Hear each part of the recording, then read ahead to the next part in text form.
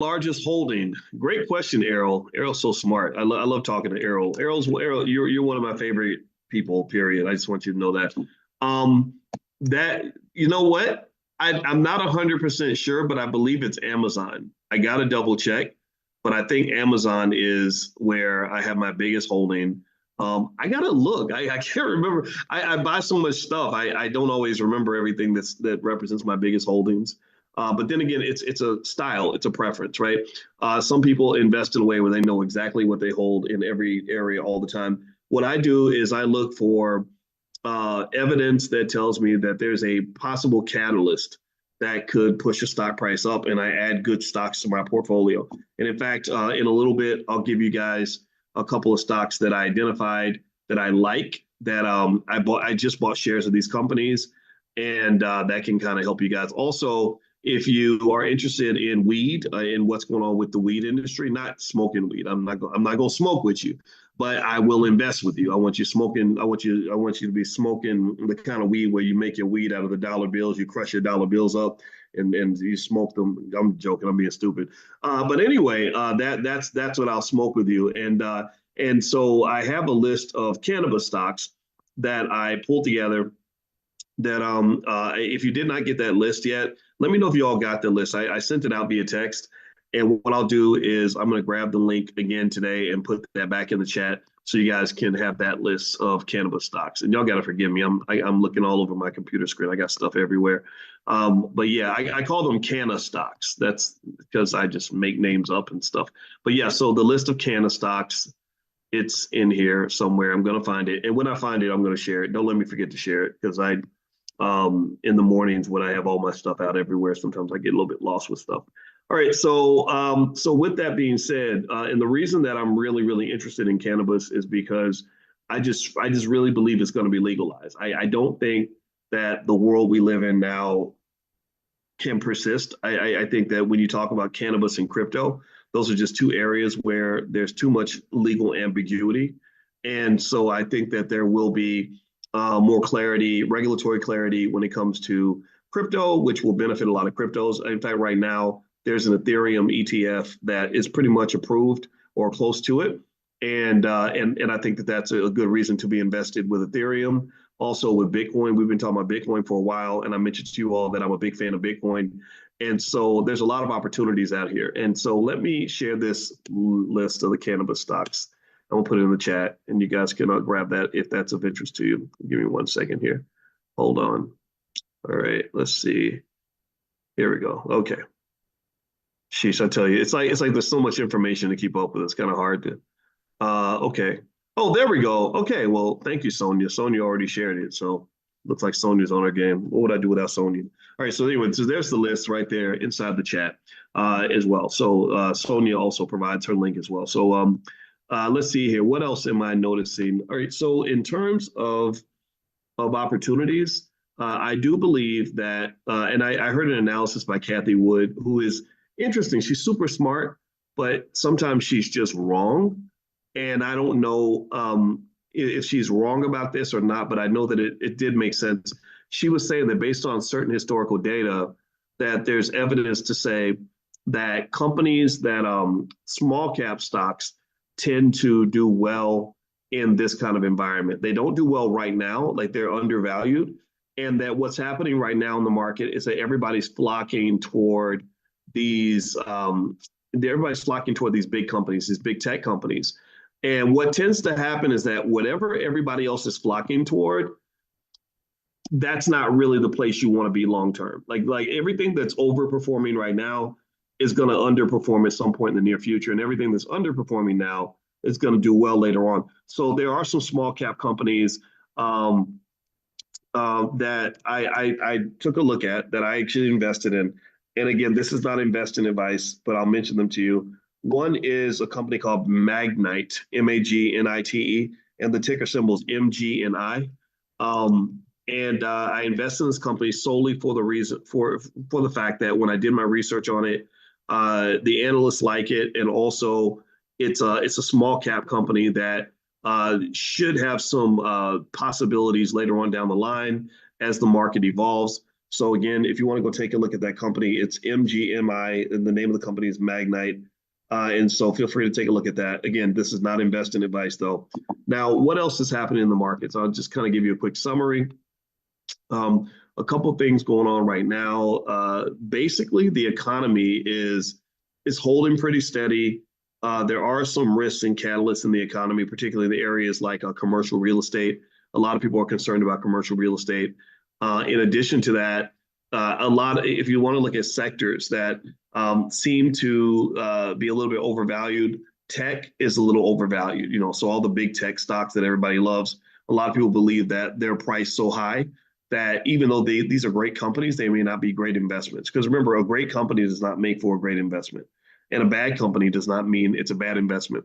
Also, the Federal Reserve is expected to maintain interest rates higher for longer, which means that these rate cuts that they've been talking about that would have been positive catalysts for your stocks, they're probably not coming for a while. They may do a rate cut in the summer, but for the most part, they're not going to likely do the rate cuts that everyone expected to see, right? And also, some people believe that GDP is going to slow down a little bit in the third quarter of 2024. They're not predicting a recession, but there could be. I mean, they're supposed to be. The economy's done so well that at some point you've got to slow down. You've got, that which goes up has to eventually come down. And so you can expect some sort of economic downturn to occur in the near future. All right, so what I want to do is look at some of your questions here. Let's see, the first question I see comes from Genia Ardrey. She says, I have P&G stock with a holding company. Should I leave it there or move it to another platform to build in order to buy, sell options? Well, if you're talking about buying and selling options, Procter & Gamble is not a stock that we talk about much in the Prime program. Right? So, in terms of options, you'd have to have a lot of shares of Procter & Gamble stock, I expect, to be able to generate a decent income from options. However, if you wanted to move assets over to pursue a particular strategy, you can. But what I do is I sell my options and stuff like that, and that's how I generate my income. But I don't put more than, say, 20%, 15, 20% of my portfolio in that direction. Because you got to remember that every type of investment involves risk. The stocks that give you the most income tend to also have the most volatility. That's why the options market is so active. So in my view, I wouldn't sort of get overly enthusiastic when you see the money come out. I mean, it can be nice though, if you're able to kind of stomach it and just kind of ignore the things that should be ignored, then it does work. I sat with a student this morning who every week he generates about $3,000 a week on his options. And but he was a saver. He saved up over $100,000, and so he's able to put that money in that portfolio and just use that as his income driver. So he doesn't have to work if he doesn't want to. So this is an easy out. And those that are interested, if you don't know about the Prime program, a lot of people like it. So feel free to go to drboyceprime.com if you want to take a look at that. It's a really great way to make money. Let's see. Jennifer says, did Dr. Boyce host a private Q&A for Prime members this morning at 10 a.m. Central? No, I did not. Was that, did that pop up on the schedule or something? Did you get a notification or something? Because sometimes Zoom does weird stuff like that. It'll send out stuff announcing that I'm going to do something and I know nothing about it. So if that happens, we've got a great support team. You can email support@theblackbusinessschool.com and they will take care of you. They'll make sure that, that everything that should be a certain way is done a certain way.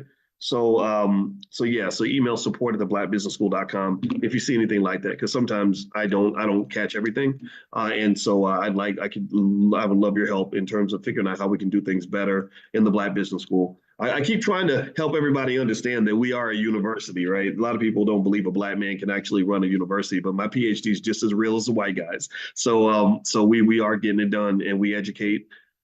We educate people on Black wealth better than any institution in the country. There's no HBCU, there's no white university, Harvard, Yale, Stanford.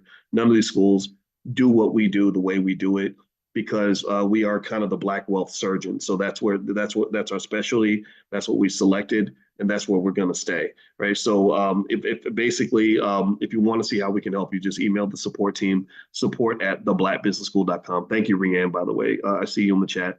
Rianne is on our team. She's in the chat right now. She can answer questions and help you out. And the ticker symbol for the stock I mentioned earlier is MGNI. MGMI, I just bought shares of that stock this morning, and this is how I want you to get into the habit of buying stock. I want you to not make it a big deal. Don't overthink it. Just get in there and buy consistently. And when you see stocks that appear to be good opportunities, just buy it. Just do it. You know, just like you go to the store and you buy bread, or you go and you buy a pair of socks. When you buy a pair of socks, you don't sit and spend 6 weeks wondering if you should own socks or not. You just do it. So buy stocks the way you buy socks. Man, look at me. I got bars today. So buy stocks the way you buy socks. And that is literally my best advice for you and I don't give it investing advice. So let me just take that word back, but you get what I'm saying, that this is how I do it. Just you find stuff that you think is a good buy and you invest it. Because here's the deal. Look, Magnite, the company I mentioned earlier, they provide technology solutions to automate the purchase and sale of digital advertising inventory for buyers and sellers. It features applications and services for digital advertising sellers, including websites, mobile applications, and other digital media properties. Okay, so Magnite, the ticker symbol is MGNI, Mary, Gary, Nancy, Ignition. Basically, think about this. So this stock is $12.60. Okay, now here's the thing. I'm going to tell you right now that I bought this stock this morning. I bought a couple $1,000s worth of this stock. If you ask me 2 months from now, hey Boyce, do you own Magnite? Did you buy any shares of Magnite? I won't remember. I'm going to literally be like, I don't know. Let me check, because I buy anything that looks good. And here's why I don't overthink it, why I don't let it stress me out. So let's say that you buy a few shares of the stock, and let's say that it doesn't go up at all. Let's say that it drops by 40%. Well, what else were you going to do with that money anyway? I mean, maybe you could have bought a different stock, but you don't know. You can't predict stock prices. There's a whole theory called the random walk hypothesis, and I've told you all about this, that says you really can't predict what a stock is going to do. You can make a guess. You can kind of look at sectors and kind of figure some things out, figure out what the risk profile is, but you really don't know. You don't know. So stop trying to know things that you can't know. And stop listening to people who tell you they know things that are really unknowable. This again, I'm not a financial influencer. I'm a financial scientist. So I can tell you that the financial science, the research says you can't predict. So stop stressing yourself over things that you can't control and things you can't possibly know. Here's what you do know, though. You lean on what you do know. Here's what you do know is that people who consistently buy stock have more money than people who don't buy stock. Do we agree on that? Give me a yes if I've convinced you of that, if you understand this, if you believe me. This is what the research says. Again, I'm not a financial influencer, I'm a financial scientist. This is what the science says. That's what you do know. So, and what else do you know? Well, you do know that if you save all your money or put it into some sort of asset, you're going to have more to show for it than if you take it to the mall and buy a bunch of clothes. Do we agree on that? That if I buy this stock at $12.60 per share, and I put my money in this stock, even if the stock goes south 5 years from now, and let's say it drops from $12.60 to $9 a share, at least I'll still have some money left over. What happens if I go to the mall with that money? And this is the thing. People will avoid investing because they're scared of losing a little bit of money, but will go take that same money and go shopping, which means you're going to lose all your damn money. There ain't hardly nothing you bought in 2017 that you're still using right now. Probably not even your car. So why not try? And here's the third thing. Here's another thing you do know. I can name 20 things that you do know, and then I can name a bunch of stuff you don't know. But here's another thing that you do know. You do know that keeping your money is better than giving it away, right? We do know these things, right? We do know that if I keep my money, I'm going to have more money than if I give my money away. So when you buy stock, what you're really doing is you're putting your money into what they call a store of value. A store of value is like putting my money in a bucket. And if I put my money in a bucket, another thing I know, this is another thing you add to the list, is I know that if I buy this stock, sure, it might go down. But also if I buy this stock, it might go up. And I know that I don't know if it's going to go up, but at least I know that if I'm in the game, I have a chance to win. If I'm not in the game at all, I have no chance at all. So I buy this stock not because I know it's going to go up, but because I have a reason to believe that there's a good chance it could go up. I also know that if I save my money, I'm going to have more than if I give my money away. And then also I know that this stock might double or triple or something. And then because I'm in the game, that's how you win the game. Do you understand? Like when I show you all this stuff, let me show you. This is exciting. I saw INSM, and it's fun. Investing, the fun side of investing, it's okay to have fun, is when you get these like Christmases in July kind of thing, or these like really exciting surprises. So let me show you the big surprise for today that really just is going to make my wife want to give me extra kisses today on her birthday. Today's her birthday. And I love my wife a lot, and she's just sexy as hell. She's 50 years old. She wears the same size she wore in college. How about that for a miracle? And she ain't on Ozempic, and she don't smoke crack or nothing. So she actually did it the right way. She actually went to the gym and busted her butt. So shout out to all the hardworking Black women in the world. You deserve the best of us. So here's what happened today that is going to make my wife give me extra kisses when she wakes up. Look at this stock. This is INSMED. The ticker symbol is INSM. It's a pharmaceutical company. I bought these shares because I felt that there was some possibility this stock would go up. It was what I call a pregnant stock. And by pregnant, I mean that the number one driver of stock prices is information. Information is everything. That's why Martha Stewart is doing TV shows with Snoop Dogg, because she traded on inside information. And y'all remember what happened to Martha Stewart? Does everybody know that? Let me know if you remember what happened to Martha Stewart. Martha Stewart went to prison because she traded on inside information. And basically the idea is that to maintain fair and orderly markets, you have to make sure everybody has the same information, so that when that information gets released, it moves prices.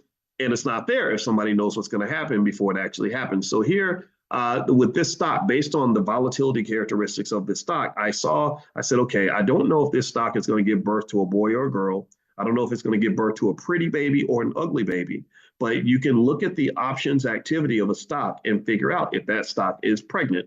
So INSMED was a stock I pointed out because it looked pregnant.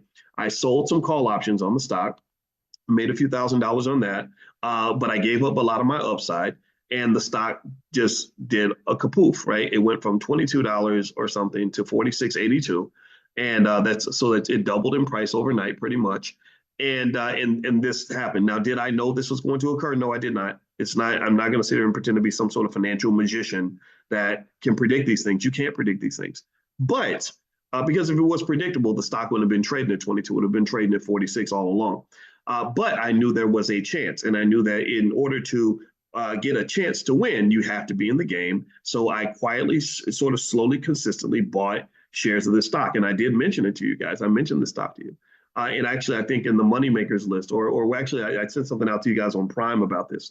So here with this stock, it's up here. Now, here's what I did at this point. What I did now was, because of my particular style of investing, my goal is to not be greedy. I don't need to make every single nickel. I'd rather protect a dollar than risk a dollar to go try to make a dollar, especially when I'm already way ahead. So just like a basketball game, if you notice, a basketball coach plays a different strategy when he's winning than he does when he's losing. So because I'm the coach that's 30 points ahead in the game, I'm not trying to shoot a lot of 3-pointers. I'm not trying to get 60 points ahead. I want to protect the lead. So, but at the same time, I want that upside. I want it just in case the stock keeps on running. I want to be a part of that. I want to still be in the game so I can have a chance to win. So what I did was I was going to sell some call options on the stock at this price, but the stock moved so much that when I looked for the price of the calls, there was no market for the calls on the stock. Now that might have changed, but when I looked this morning, I literally looked. The current price is $46.74. From what I understand, yeah, you can't, at least not on Robinhood anyway. Maybe on the other apps it's different, but you can't sell a call option on this stock with a strike price above 40, which is just interesting to me because I'm curious to see when that's going to change.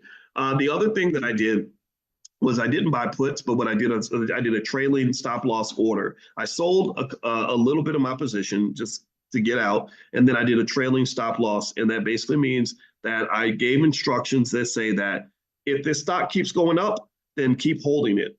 But if it drops 10% above its previous high, get me out. I'm out. I don't want to keep losing money because there's nothing that's really connecting me to this company. There's no reason that I see to want to be a long-term investor. I've done well. I'm happy. I want to put my money into other stable securities. Also, with the market being so strong, I'm stockpiling cash because I told you guys, as I always tell you, winter is coming. Winter is coming. Sunny days don't last forever. Winter is coming. There's going to come a day where you're going to start seeing a change in the headlines. You're going to start seeing all these announcements that the market is going south and it drops again. The Dow has the biggest drop, 2-day drop in history, whatever. You're going to see that bad news. But the good news about bad news is that bad news really ain't bad news unless you want it to be bad. The good news about the bad news is that bad news can actually be good. So it can be bad, not bad meaning bad, but bad meaning good. Shout out to Run DMC. So basically, when you start seeing those negative headlines, if you are prepared and you have the cash available, then you can go ahead and take advantage of those opportunities because there are people like the Warren Buffetts of the world who just sit back and they stockpile cash. They're just loading up the gun. They're just loading up the gunpowder, putting the bullets in the holster. Or, well, you know what I mean. Don't put bullets in a holster, but you get the point. And they're just kind of getting ready. They're ready to cock and squeeze whenever the market dips. Warren Buffett's sitting on $170 billion in cash, and he's not using it because he doesn't see anything worth buying. But I guarantee you that if the market starts to dip, you're going to see Warren Buffett make some major acquisitions. Now, here's one thing I wanted to mention. I see your question, Anthony, on doing a class on how to do trailing stops.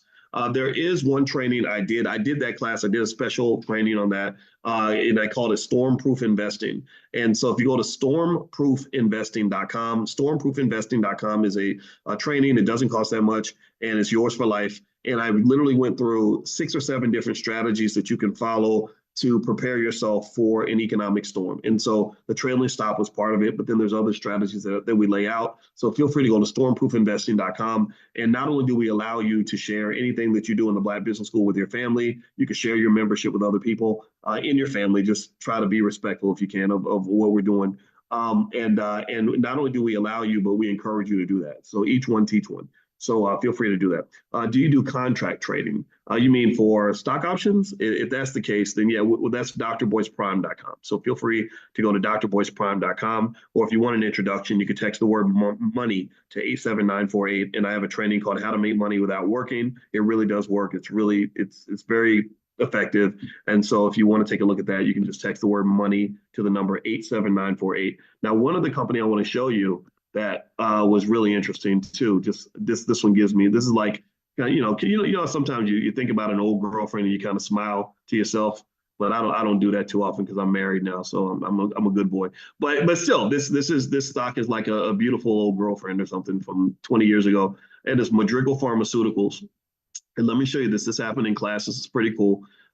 This stock was trading about 60 something, and one of the students in the prime class came to me. James Wilson was actually teaching his whole entire church how to trade stock options, which not trade stock options, but generate income from stock options. That's very different from trading. There will be 3 categories of investing, in my opinion. There are long-term investors. There are traders, which, it's very stressful, very tough to make consistent income. And then there are income generators. Income generators are more on the conservative side. You're not buying risk, you're selling risk. So he's teaching his whole church how to increase their income with stock options, because you have all these people in the church that have, that $40, $50, $80,000 or whatever in home equity or in their 401k, and they want to activate some of that money and generate income from it. Maybe they want to quit their job. And so he's showing the whole church how to do it. And I just love that. So anyway, James came to me with this company and he saw that the options premiums were really high. And I said, okay, so you got a pregnant stock on your hands. Something big is about to happen. So what I did with this stock was I bought a bunch of shares. I not only told them that I like it, but if I like something, I'll invest right along with you, right? I'm in the same game you are. So I bought a bunch of the shares. I sold options on some of the shares, but I didn't sell the options on all the shares because I said, if this stock does take off, I want to be a part of that. I want to be a part of the party. So this stock literally went from $67 per share up to $290, and it did that like overnight, just like that. And so it was like Christmas in July. I don't know how much money James and his wife made, but I'm willing to bet you it was quite a bit because it was how they were positioned. But I don't mean to talk about anybody's personal business. And I made some money too. And so sometimes these things happen. But the thing about it, though, in my opinion, is that in terms of investing strategy, you don't want to think of the market as a casino. Some people, sorry, the company's Madrigal Pharmaceuticals. Good question, Stephanie. You don't want to think of the market as a casino. You know, a lot of people sort of invest where they're hoping to hit it big, almost with a lottery kind of mindset. And I don't think that that's a healthy way to invest because you usually don't hit it big like that. And then sometimes you can hit it bad. And really, the reason we created a whole department called Black Financial Therapy is because sometimes when we hit it bad, we don't know how to handle that. And so, really, I want to encourage you all to make sure that you understand that emotions are a big part of investing. You know, you can feel the euphoria when you make money, but euphoria is very dangerous.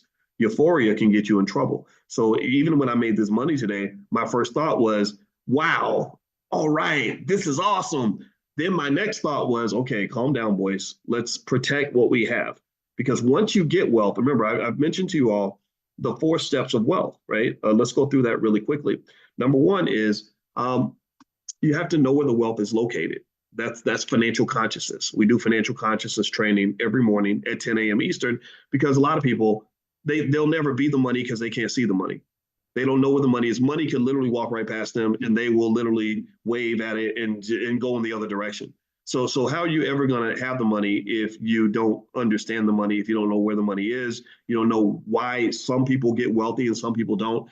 That is an awareness that you have to have. And if you ever want to be wealthy, and you'd be amazed how many people talk about, I want to make money, get money, ride or die for money, you know, money over bros and hoes. And, you know, like I die for money. I love money. Well, if you love money so much, then why don't you understand it? Why aren't you studying money? You should be studying the thing that you love. I love my wife. I study my wife. I watch her. I pay attention to what she likes, what she doesn't like. I understand who she is as a person. So the things you love are the things you're going to study.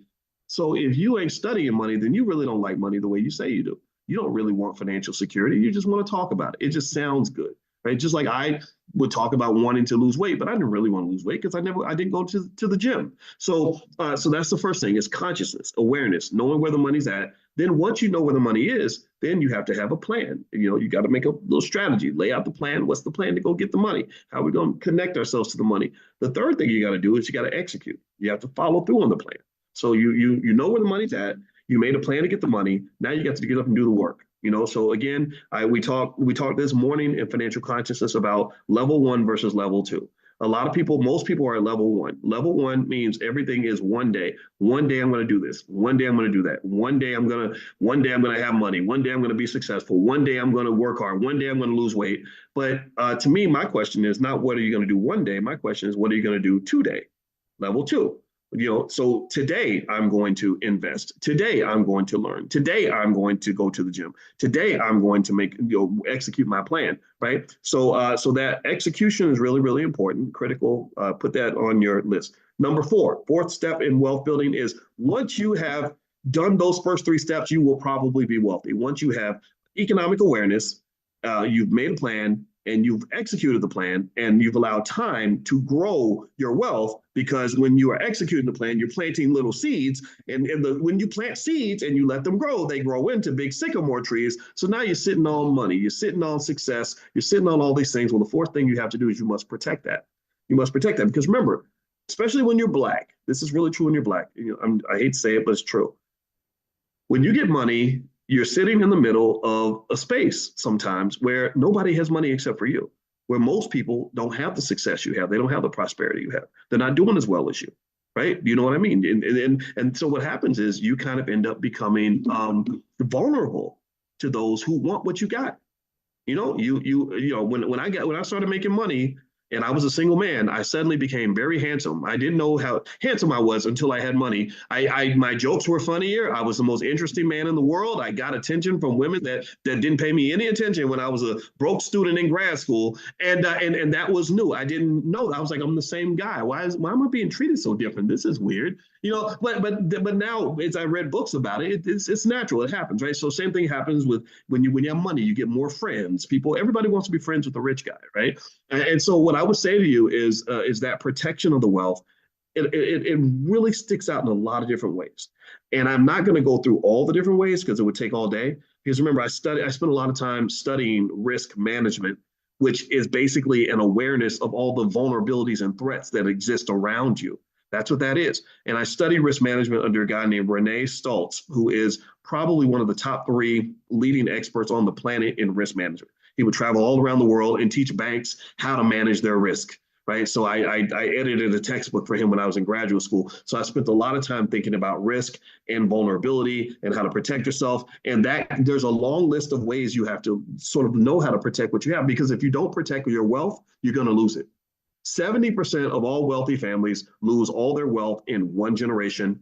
90% of all wealthy families lose all their wealth in 2 generations. So why in the hell would you work your ass off for 20, 30 years, bust your butt, grind into the ground to build all this wealth, and then you hand it to your kids and they just literally take the ball and throw it out of bounds. like a basketball game. You work really hard to get the ball down the court and you pass it to your teammate and they throw the ball out of bounds. Or you are a football team and you work really hard and you grind it to run the offense and get all the way down to the 18-yard line, and you set the kicker up for a great field goal and he just kicks it he goes wide right. Like, that's got to just make these guys so mad because they work so hard to get to that point. And that's what I see when I see families that work hard and grind and push and do everything you got to do. You make a plan, you execute the plan, and then you pass the ball to your kids, and your kids are not trained to protect the ball, so you lose everything. So in this case, that doesn't just exist on a macro level, it exists on a micro level. So on a micro level, when I had this win, when the stock doubled overnight, I'm like, woohoo, this is great. My next thought was, how do I protect this? How do I protect this? And that's when you go into defense mode. Now I went from playing offense. We got down the field. Now we're going to play some defense. So you got to defend your positions. And so what I would encourage you to do is this. Right now, the market's doing really well. Right now, it's raining money in the stock market. And if you've missed this, I feel bad. I hate that. I hope I can convince you to go take a look, because the money is everywhere. But it ain't going to always be everywhere. Winter is coming. Bad things are going to happen. So what you do is you buy your umbrellas when the sun is out. You never buy umbrellas in the rain, because when the rain comes down, everybody's buying umbrellas. So the price of umbrellas goes way up. So you buy your umbrellas in the sun. So when I'm in the middle of the sun and I'm feeling good about this win, first thing I do is try to protect that win by shaving some shares off the top, maybe looking at some put options, maybe some stop loss orders, all that other stuff. Okay. So again, if you want to take a look at that training where we spent the whole day going through that, it's free. Well, it's not free. I'm sorry. It's a very low cost and it's yours for life though. Just go to stormproofinvesting.com. That's stormproofinvesting.com and share it with your whole family. You don't have to just, it's not just yours. It's anybody in your family you want to share it with. Also, someone was asking about the options training. Yeah. If you go to drboyceprime.com, that'll get you there. So Rianne, I see someone mentioned that the links aren't working. Can you talk to that student for me, Rianne? So I see Rianne also put text the word money to 87948 for the training. So it's about an hour-long presentation I did on how to make money without working. I know you're gonna like it. So feel free to text the word money to 87948, and you can also go to drboyceprime.com. Okay, I think you're in there. Is Rianne? Rianne, are you still in there? I assume Rianne is in there. So let's see here. Okay, thank you, Rianne. Yeah, it looks like Kevin has a question too. So maybe y'all can even talk offline or get an email address and share information that way too. So help each other out. All right, so let's answer some more questions here. Kevin says, is the method that Boyce uses to pick his stocks, which he presents in Stock Market Tuesdays, more oriented toward fundamental analysis or technical analysis? You know what, Kevin, I use fundamental analysis. Technical analysis is not really so encouraged amongst financial scientists. If you go to academic finance, when I was working on my doctorate, if I'd said that I believe in technical analysis, there's a good chance I might have got kicked out of my program. But there are some caveats to that. There are some exceptions for sure. There are some areas of technical analysis that actually do hold true. Which technical analysis, in case you all don't know, it's kind of like when you're looking at charts and you're looking at these bands of trading and and resistance levels and stuff like that. And I'm just going to tell you, if you went to MIT, with some of the best financial scientists on the planet, and you said that's how I trade stocks, there's a good chance that a lot of them would not take that seriously. But I don't think that that's completely accurate. Just because that's what they believe doesn't mean that's 100% true. Part of my dissertation was actually on a type of technical analysis that focused on reversals and momentum. So sometimes it makes sense if you think about how human beings operate. It kind of means, when the prices go up, there's a good chance they're going to kind of get pulled down because people take their wins and they make adjustments, they sell their shares and stuff like that. And so, yeah. But I'm more of a fundamental analysis person. And really fundamental analysis long term, in my opinion, is more effective as an investing strategy for one basic reason. It's very rare that you're going to find a good company with good fundamentals that knows how to make money, where that investment in that company isn't going to lead you to make more money over the long term. If you look at almost any company that has growing revenues, growing net income, growing market share, just a good, solid, quality business, quality management, all that, and you invest in that company over, say, a 5 or 10 year period, you're usually not going to lose, right? And definitely not if you do it in a portfolio, right? Most investing really should be done in a portfolio. You should not be, according to financial science, you should not be focused on any individual stock. Okay. So I don't really get caught up in individual stocks. I look at them as collectives, as groups. So that style of looking at stocks, that fundamental analysis, is consistent with how Warren Buffett invests. If you listen to Warren Buffett talk, which I think everybody should, I like that guy a lot. He's accumulated his $200 billion in cash pretty much by investing in quality businesses. He's not into the technical analysis, none of that. He just tries to figure out, do you have good management? Do you have good product? Do your customers like you?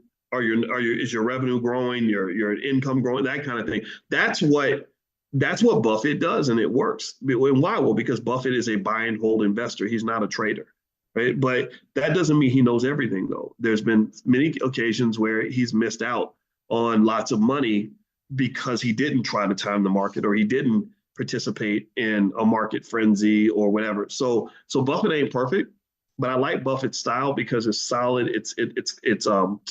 It's conservative.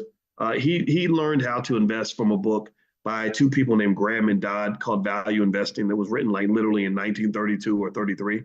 But him and Charlie Munger are pretty old, so they're probably teenagers or something. I guess for them, that was the hot, hip, cool new book that was out there. Okay, so has Boyce bought anything so far? Yeah, MGMNI. There we go. Thank you, Joni and Margaret. Okay, there we go. So yeah, it's MGNI. That was the stock I mentioned earlier. There's another stock that I actually bought today. Let me see here. What was the ticker symbol? Was RCKT, and it was a pharmaceuticals company. Let me see. I'm going to read about the company and tell you guys more about it. Okay. And these are more long-term investments. So just so you know, these are investments that I believe will do well in the next 5 to 10 years. I'm not talking about stuff that's going to do well tomorrow. Okay. So let's not get caught up in that casino mindset. So yeah, Rocket Pharmaceuticals, it's a clinical stage biotech company which engages in the development of gene therapy treatment options for rare and devastating pediatric diseases. So just based on my research, that's a company I decided I want to take some ownership in. So there we go. All right. So let me answer more questions. And by the way, that list of cannabis stocks that I mentioned, or I call them canna stocks because you say that other word too much. I don't know, if I put it in an email or something, they'll think I'm selling drugs. I like those canna stocks. I'll share that link again for those of you that didn't get it. I can't even find the freaking link. Just get on the text list. Make sure you're on the text list. Text the word morning to 87948. Or you can also email support@theblackbusinessschool.com. That's support@theblackbusinessschool.com, and they can get you the list because I can't. I got too many screens open and I'm confusing myself. So, all right. So yeah, and I know y'all didn't come here to listen to me be confused. Okay. So Jennifer says, what are the pros and cons of using margin to buy stocks? The pros of margin, Jennifer, is that margin is debt. Debt is an economic accelerator. Debt is something that will push you faster in whichever direction you're going. So if you're going in a good direction, debt will make more good things happen for you. If you're going in a bad direction, debt will accelerate the pain and the badness of your situation. So debt is like driving a super fast car, and it's going to get you to your destination faster. But if you drive it sloppily, it can crash and get you killed. So I'm a fan of debt, especially if it's used responsibly. Most millionaires and billionaires have used debt to get to where they are. If Elon Musk did not have access to debt, then he would not be the guy that he is right now. He would not be the billionaire that he is today. So debt can be a good thing. Don't let anybody tell you that debt is always bad. But at the same time, um, people that tell you that you're a sucker if you don't use debt or you're stupid if you don't leverage to the hilt, those are people that have a gambling mindset who've never experienced the kind of devastating losses that can occur if you go too deep in debt. So debt is something that has to be used very carefully. But I do trade on margin because I like margin because margin is basically access to capital. Access to capital is sometimes more important than actually having capital. If you gave me a choice and you said, Boyce, which would you rather have? $10 million right now or the ability to control Warren Buffett's money for 6 hours. I would rather be able to control Warren Buffett's money for 6 hours because I could make far more than $10 million in 6 hours with Warren Buffett's money. Or maybe it might take a day or something, but still, it would be far more than $10 million. The ability, so this is why I mentioned to you all, say it in the chat for me, please, because I have to keep repeating this to make sure we know this. What's the most important thing that a young person can have that's more important than a college degree? Somebody answer in the chat. I know some of y'all know. I know Errol knows the answer. What's the most important thing that you can give your children that will set them up for life? More important than a college degree, more important than a good job, more important than a nice car or a $20,000 prom. Right? It's a capital base. It's a capital base. And I need everybody to understand what a capital base is. A capital base is a collection of assets that you have that are available to you that allow you to generate the income you need to live your life. And because if everybody had a capital base, you wouldn't have to go to work every day. You wouldn't have to go get a job. The reason you have to get a job is because you don't have a capital base. Which means that you have to depend on someone who does have a capital base for you to get the income you need. So you have to ask them to help you because no one made a plan for you.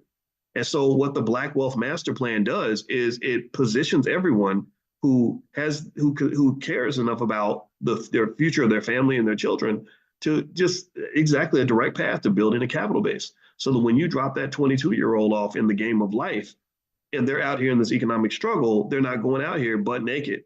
If they go out here butt naked with no, financially speaking, of course, if they go out here butt naked with no support and no capital base, they're going to have to beg a capitalist to pay their bills. They're going to have to sell themselves into slavery. And this is the biggest problem people have. The biggest stressor that Black people have is who they work for every day and having to get up and do something they don't want to do. That's not connected to your passion. That's eating up all your time, taking you away from your kids, make you do things you don't want to do. Even medical doctors are in a trap too. We think that, if I go and become a doctor or a lawyer, then that's going to liberate me in a certain way. Well, no. I mean, if you go to school for 12 or 13 years so you can make the income of a surgeon, which let's say that's $500,000 a year, a capital base will be better than that. If your parents saved up for you and got you 1,000 shares of Coinbase stock, you could sell options on Coinbase stock at the age of 21 and make more money than a surgeon. So what would that take to build the capital base? Well, 1,000 shares of Coinbase stock only costs about $240,000, and Robinhood will loan you half of that money. So you come up with 120 grand, which is far less than what a house would cost. You can make almost as much money as a surgeon without a college degree.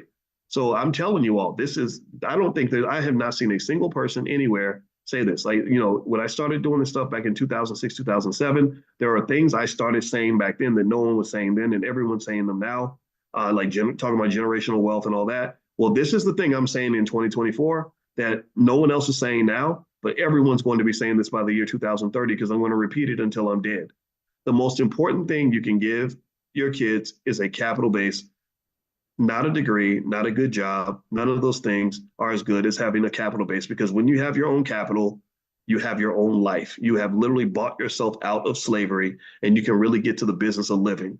Donald Trump was 28 years old, not chasing corporate jobs. He was not paying off student loans. He was not struggling to pay for an apartment. He was 28 years old, purchasing a $400 million building. I don't like this man at all. I'm not putting him on a pedestal. I don't care what your politics are. But shit, when rich people are doing stuff on that level, when they're playing above the rim, I would encourage you to pay very close attention to how they got to that level. So get past your emotions. Get past this Democrat Republican nonsense. Figure out how they did it. Reverse engineer that. So capital base, capital base, capital base. There you go. I hope that sunk in. All right. And if you don't, if you want to get started on that, I should give you, just to give you the resource, go to blackwealthmasterplan.com. It's free. It's the $5 a day plan. That'll help you build that capital base for your child. Blackwealthmasterplan.com. All right. So let's keep going. Okay. What are your thoughts on APLS? I got it when you mentioned it. Okay. APLS. Let's look at that stock. I think I still own it somewhere. APLS is Apellis Pharmaceuticals. Okay, it's had a rough month, 16% decline. I think it's a great company for long-term ownership. If you're trying to do an option strategy with it, it doesn't work so well for options, but I do like it as a long-term investment. And remember, when I pick the stocks on what Dr. Boyce is buying, these are stocks that are expected to do well. Like you got to hold them for a while. They're not, it's not like instant microwave food. It's the kind of stuff you got to leave in the crock pot for a while to really make it work. So some of these stocks may not show their strength for a year or 2 or 3. So don't buy a stock now and then try to see how it's doing 2 weeks later. That's not really how investing ends up working out. You make these investments long term. And by the way, if you want to take a look at the, I do the stock picks for what Dr. Boyce is buying. If you want to go take a look at some of that, I think you can go to drboycestocks.com, drboycestocks.com. So every week I research and curate a list of about 5 stocks that I like as long-term investments. So go to drboycestocks.com if you want to take a look at that. All right, so let's see. ASGG says, what do you recommend for beginners like me, single mother with 2 kids under 7? Blackwealthmasterplan.com. That's a great place to start. So there you go. That's the $5 a day plan. And anybody can do it, even if you don't have a high income. $5 can't even buy you a value meal at McDonald's, but they are coming out with the $5 value meal again, though. And the franchisees are complaining because they said we can't possibly sell our product for $5 because that's not enough profit margin. And so literally I set the $5 a day plan because I had a lot of people that I got tired of hearing their criticism. I call them the Negro naysayers. These are the people that create a problem for every solution. They don't know what they're talking about, and they'll sit down and argue with a PhD all day instead of hearing what I have to say. And a lot of these people have never taken a class in finance. They don't know. They're living in their mama's basement, and they'll say things like Black people can't afford to invest, and investing is only for rich people and white people and all this other stuff. And so to break that myth, I created the $5 a day plan. And I said, so if you think Black people can't afford to invest, I just asked, can Black people afford to buy chicken? And of course, the answer is yes, because we buy all the chicken. And so I said, okay, so because I said, look, if I take a Popeyes chicken restaurant and put it in the poorest, most depleted neighborhood in America, there would be a line out the door, around the corner, and down the block by that afternoon, full of people that shouldn't even be eating fried chicken, but they're going to go get it. So if we can afford chicken, then we can afford to invest. So I did $5 a day. And if you don't know, some of y'all know this, but repetition is important because I want this to become part of the culture. So basically, after 10 years of taking $5 a day or $35 a week, or you could do $150 a month, whatever pace you are comfortable with, you do that in the S&P 500 based on historical averages, you have roughly $29,000 liquid. That means you're not poor anymore. So after 1 decade, you're not poor. You're out of poverty in a decade. A decade is not very long. A lot of y'all been in bad relationships for a decade. There's a lot of things. I know people that have been thugging in the streets for a decade. I know people that did a decade in prison. People that have had horrible jobs for a decade. So a decade is not a long time to sacrifice. So you're out of poverty in a decade. After 20 years, you have $100,000 liquid, roughly, give or take a few thousand. After 30 years, you have close to $250,000. After 40 years, you have close to $750,000.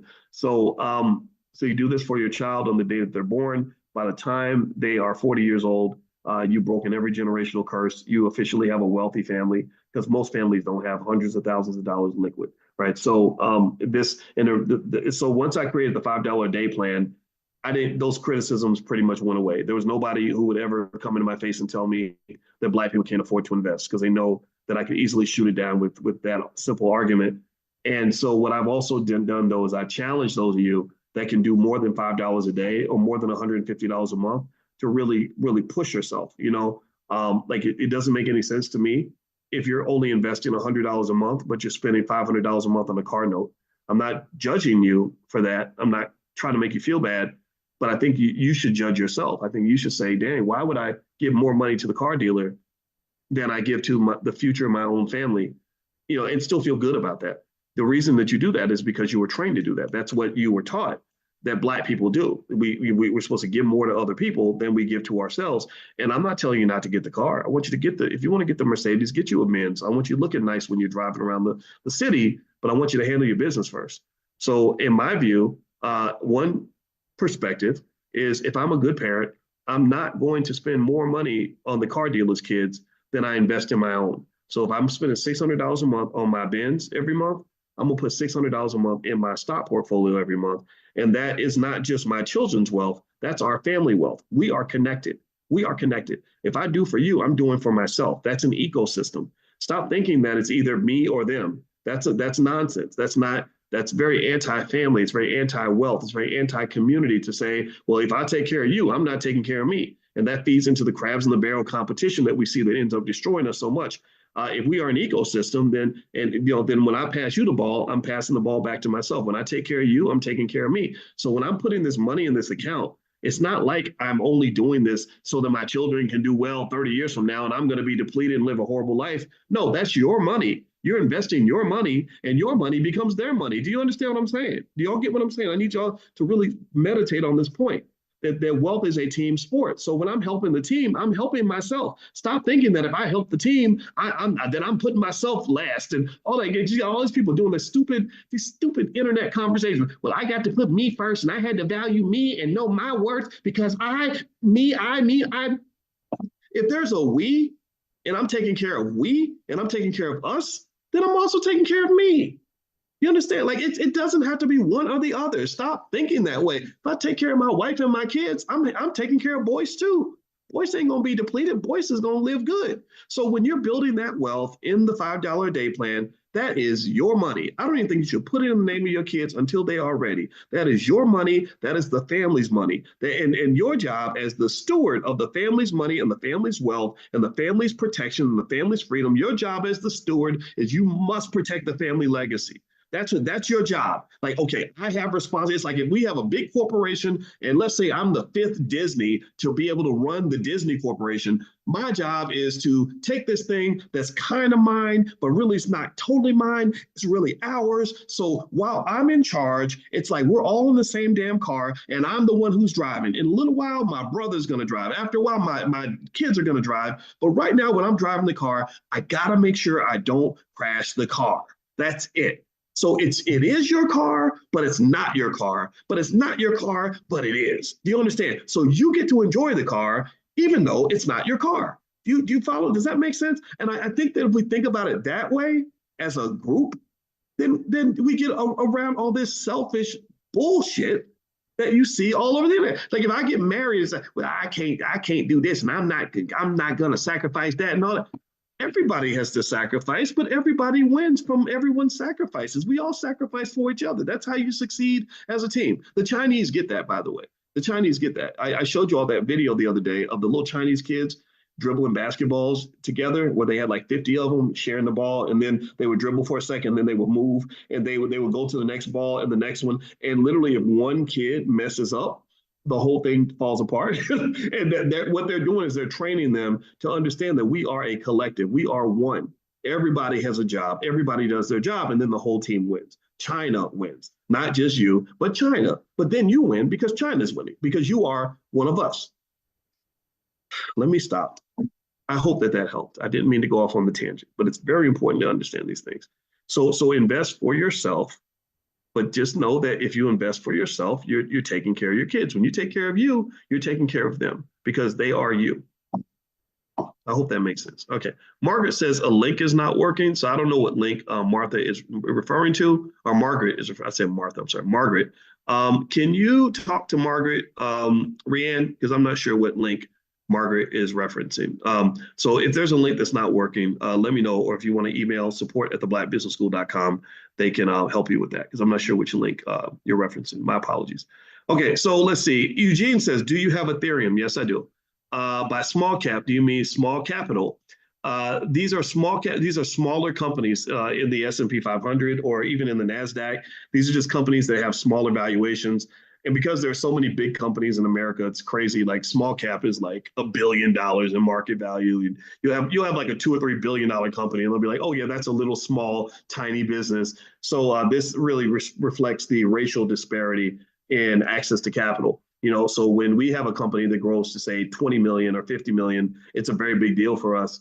But in the whole scope of things, in the white community, if a company is $100 million company, nobody cares, nobody pays attention. They look at that almost like a small business. So this is why conversations about things like reparations are so important, in my opinion. Can you repeat the stocks? I lost connection for a few minutes. Sure, Lawanda. The stocks that I mentioned earlier are MGNI. I can give you the tickers. MGNI. If somebody could type these into the chat, I'd appreciate it. MGNI. That's Mary, Garrett, Nancy, India. And then the second is RCKT, and that's Robert, Cat, Kitten, and Tiger. In case you're wondering why I don't remember the phonetic alphabet as much as I took a break from flying. I was doing my flying lessons up until about October and November last year, and then the convention kind of got me caught up, and I haven't flown since then. I feel kind of bad about it, but at some point I want to go back out there. All right, so let's see. Ricky says, Dr. Boyce, when selling options, if the option isn't used, the seller of the options makes money on the premium purchase from the option. Yeah. So Ricky, that question is more so for options class. So today I want to focus more so on stocks. If you want to see examples on kind of how to handle different situations, if you log into drboyceprime.com, you'll see that I've done a ton of trainings on it, and you can take a look at some of those. And then also you can leave questions for me. And I'd rather kind of separate the two because I don't want to talk over anybody's head for those that don't understand how options work. So that's a little bit of a detailed sort of question, but I'd be more than happy to answer it during Prime class. Okay, so Jania says, to make sure I understand, P&G isn't good for options, so it's not necessary to move from a holding company to accumulate 100 shares of trade options. Yeah, I don't think P&G is great for options. It's a great long-term investment, but not so great for options, in my opinion. Donna Stroud, what is the recommended trading platform to use for someone new to options? We use Robinhood in class, but there's others out there. There's Tasty Trade. You can do stuff on Schwab and E-Trade, stuff like that too. Let's see. Is buying stocks and holding a good plan? Yes, it is a great plan. In fact, that is a plan everybody should follow 100%. Let's see. Are you still in development on the investment course for baby boomers? Gerald says, yes, we're actually almost done with an estate planning, legacy building training. And I mentioned to you all, we do money in the morning. And because some of you had specific questions about specific areas, I said, okay, well, let's create something. We created something called Money in a Minute. And Money in a Minute basically solves one problem that I was thinking about, is that sometimes when we want to go study something, it requires a lot of time and a lot of work. You got to sit down for 30 minutes or an hour. And sometimes that causes us to delay or even procrastinate on these things. So I said, okay, so in Money in a Minute, maybe what we can do is have something that you can sign up for at a reasonable cost that we'll text you the lesson out every day. So we'll give you like a 90-second bite-sized lesson on some concept related to that topic that will allow you to learn within the flow of your day. So Money in a Minute is what we're creating. And it happens that Money in a Minute, the acronym is Miami. So I think the URL is going to be something like drboycemiami.com, which is kind of cool, right? So yeah, so Money in a Minute, one of the first programs we're going to do options. And we're also going to do legacy building, estate planning. So this is more so for boomers, because boomers actually are part of the greatest wealth transfer in American history. They're passing trillions of dollars mostly to their wives. The men are giving it to their wives because women live longer than men. So this is going to be very empowering for women in that space, because women are going to just have a ton of money. So we got to be nice to the ladies. And then in a few years, the women will pass on and pass the wealth to their children. So the Gen Xers are going to be the richest in America in about probably a decade or so. But yeah, we'll be Gen Xers, because a lot of the boomers, I hate to say it, but time passes and you know what happens when time passes. But we love y'all. We want you here forever. All right. So Kuana says, if you had $5K to invest today, which stocks do you like best for trading options? Yeah, I like those stocks, Riot and Marathon. Yeah, those are good ones. Those are ones that I actually trade on myself. Chet, give us that name again, the risk management guy. His name is Renee Stultz, ReneStultz. Renee Stultz, Stulz. Feel free to look him up. Smart guy. Let's see. I sold call options on INSM. Now this jump. Do I have to wait until it expires? No, you don't have to. Well, you don't really have to do anything. You could wait till it expires, or you could buy the option back, but they're going to be very expensive to buy back. But that's only if you are under the assumption that the price is going to keep on going up. So it's up to you to decide how to respond to that. Let's see, Michael. If you sell 10,000 in stock options or 1,000 contracts with $10 stock, how do you buy puts to protect it? Is it put option contracts or put contracts? How many would you buy? If I have 1,000 contract or 1,000 shares, I would buy 1,000 puts. 1,000 contracts is actually 100,000 shares. So I think you mean 1,000 shares, which is 100 contracts. Or sorry, 10 contracts. Sorry about that. So 10 contracts is 100 shares because every contract is 100 shares. Sorry, let me say that again because I think I said it wrong. 10 contracts is 1,000 shares because each contract is 100 shares. So you have 10 of those, and that's what you would do with that. Kevin, is it a good or bad idea to buy a bond fund on a day when the stock market is going up? Can you explain why or why not? I think bond funds, stock, or really any kind of fund like that, I would think of it more longer term. I don't really, I mean, sure, if the prices drop that day, that it could be a buying opportunity. But if you're a long-term investor, 5 years from now, you won't remember what happened on May 28th, 2024. You won't care. You won't, because there's hundreds of other days, thousands of other days that will occur between now and then.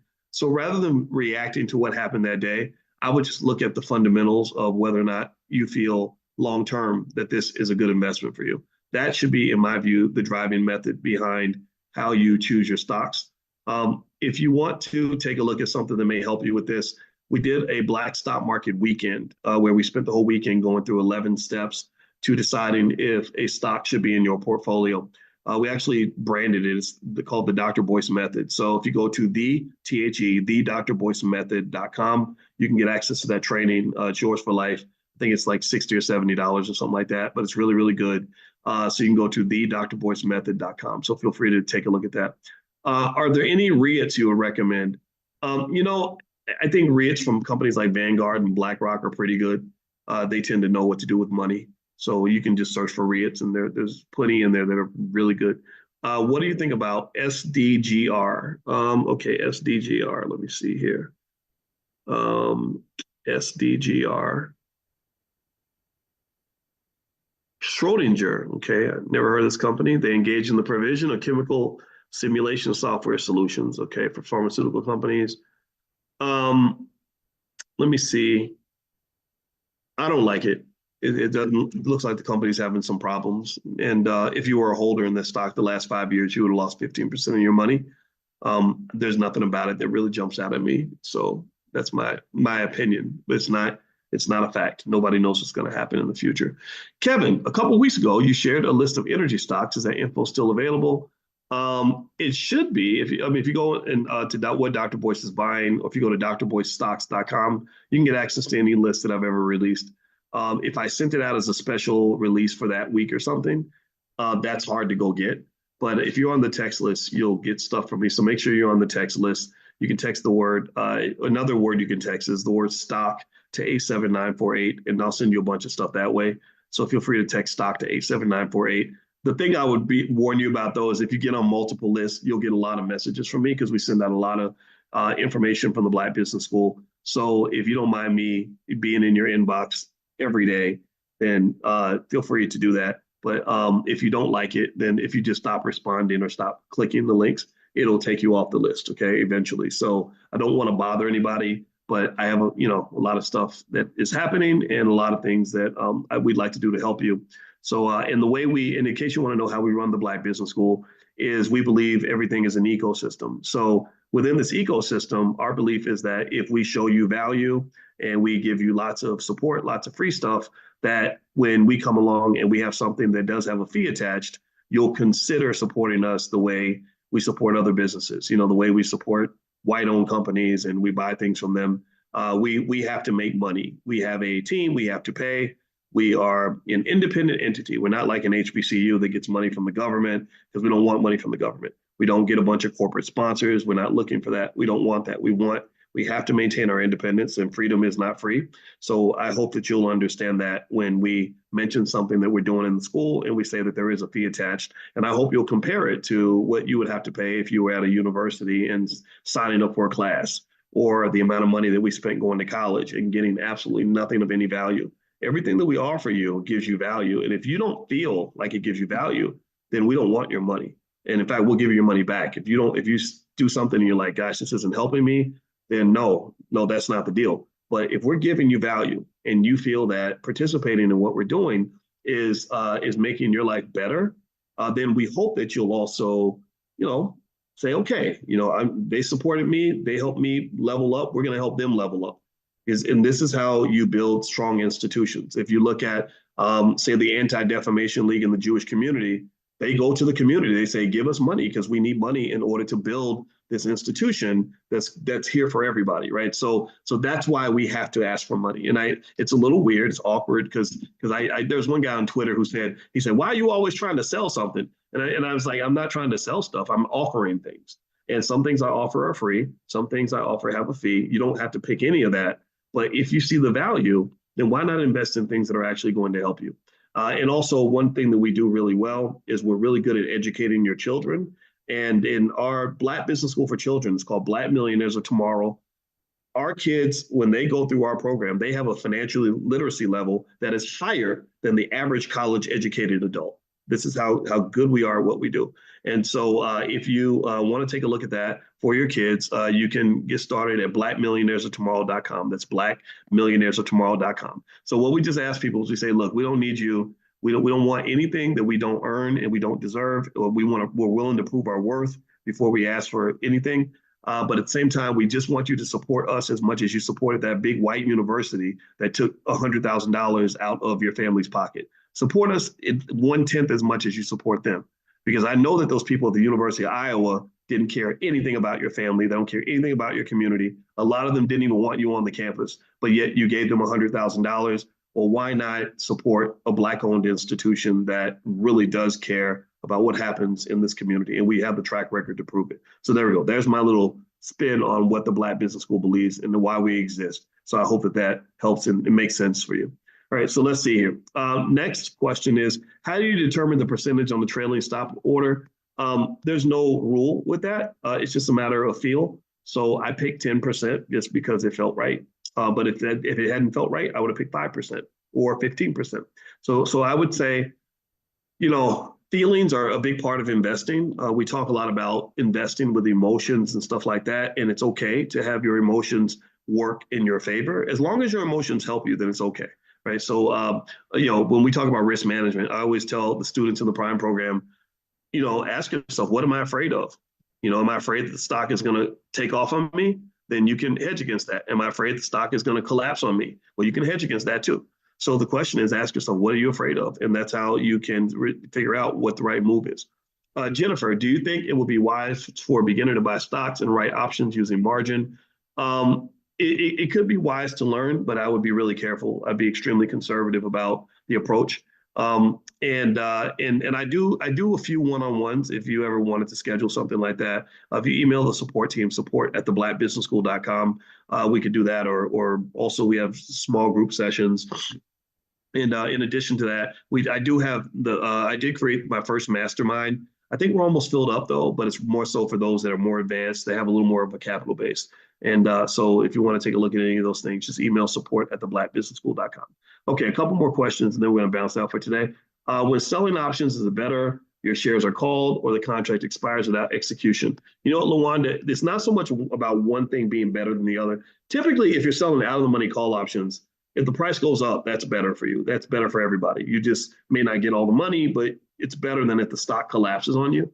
But the benefit obviously is that if the stock doesn't hit the strike price, then you can sell that same contract and keep generating that income every week without making any adjustments. So there's a win no matter what. And the thing about investing, in my opinion, is the goal in becoming a good investor is not so much just sort of knowing how to win all the time. It's sort of knowing how to find the bright side of any situation. If the market goes up, that's a bright side. The stuff you own is doing really well. The market goes down, that's a bright side. You can buy stuff really, really cheap. So, and then also sort of knowing how to manage your risk so that when things happen, you're not going to get surprised or broadsided. It's so knowing investing is about knowing what you're getting into, not being able to predict everything because that's pretty much impossible. It's just sort of knowing what you're getting into and knowing how you want to be positioned based on what you think personally is going to happen. Let's see. How do I feel about LVMH, Moet Hennessy? That company is owned by Bernard Arnault, who I believe is the richest man on earth. And Bernard Arnault, he does exactly what we talk about in the Black Business School. He has all of his kids that they're all going to run his company. Like it's funny, you got LVMH, the Moet Hennessy company, where all these Black people love it. Rappers rap about it. And what they're doing is they're sitting around constantly plotting and planning for the next generation. And why can't I find it? Why doesn't it pop up in Robinhood? Let me see here. Maybe I don't know. That's kind of strange. Let me see. It's on the NASDAQ. Okay. So let me see here. I like the company as a good long-term investment.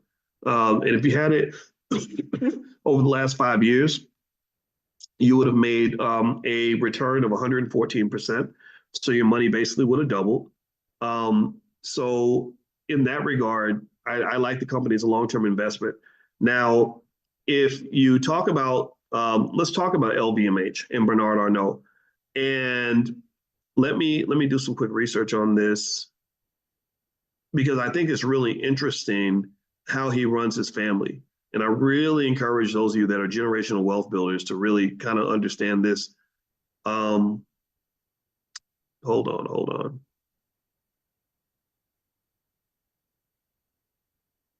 Because he has his kids running parts of his business. And he meets his kids. He has a monthly meeting with them, and they all sit around and he talks about different parts of the business. So he understands his role as a wealth builder and a generational wealth builder to be the teacher of his own children. He teaches them, how to run the company and how to do things. So let me tell you about some of his kids. So he has a kid named Delphine, or daughter. She runs Christian Dior, and so she has a lot of experience. He meets with all these kids every single month to make sure that they're ready. His other son, Antoine, runs communication and environmental issues for LVMH. He's also the CEO of Berluti, one of his brands. Alexandra she now has a big role at Tiffany. Frederic is the CEO of Tag Heuer, Tagheuer, which is their watch division. And then there's Jean Arnault, who oversees marketing and product development for Louis Vuitton's watch division. So what he did was he sent his kids to business school and all that, I believe. But once they came home, he said, I don't need you out here serving other people. I need you serving the family business. And he did what the Rothschilds did. I talked to you all about the Rothschild family. And the biggest thing the Rothschild family did was they taught their children how to operate on a code of conduct. He taught them what was important. He said, this family is what matters. This name is what matters. This is what you protect. This is what you defend. This is where you bring your best energy and your best resources. Now, I want you to compare that to the Black community. Most of us, unfortunately, are trained to say, go to school and then you can get a good job and then you can go represent a white guy.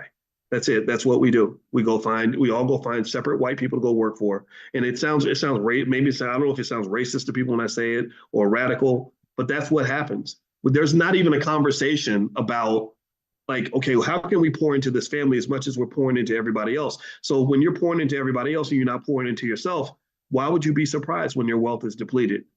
Your best and brightest, your best resources, your best everything go somewhere else. The minute you get a Jackie Robinson, you sell him to the major leagues. But the right mindset is that when you get a Jackie Robinson, you hold on to him for dear life. You fight for control of that asset. You don't give it away. You don't sell it as soon as it has a certain value. You maintain ownership. That's what you do. That's what the Negro League should have done. They should have said, no, we won't sell this guy for $1 billion. This is the tentpole for this league and future growth of this league. If you want to do business with us or with Jackie, you're going to have to deal with us as an independent entity, Maybe we arrange games. We'll go play the Dodgers and the Dodgers can come play us. You share your audience with us. We share our audience with you. We do a partnership. We're not going to do an acquisition, because when you do an acquisition over a partnership, what you're doing, if you're the Negro Leagues, is you're selling not just the assets in your possession, you're selling the rights to those assets. You're selling all your options too. Just like if I have a little, if I see, and it's about vision. This is why we do economic consciousness training. I have to keep reminding this so you'll understand why the class has such a weird name. There's no other economic or financial consciousness class I've ever seen anywhere, but it's important because your consciousness, your vision determines how you make economic decisions. So if I look at a 7-year-old girl and all I see is a 7-year-old girl, then I don't have any vision.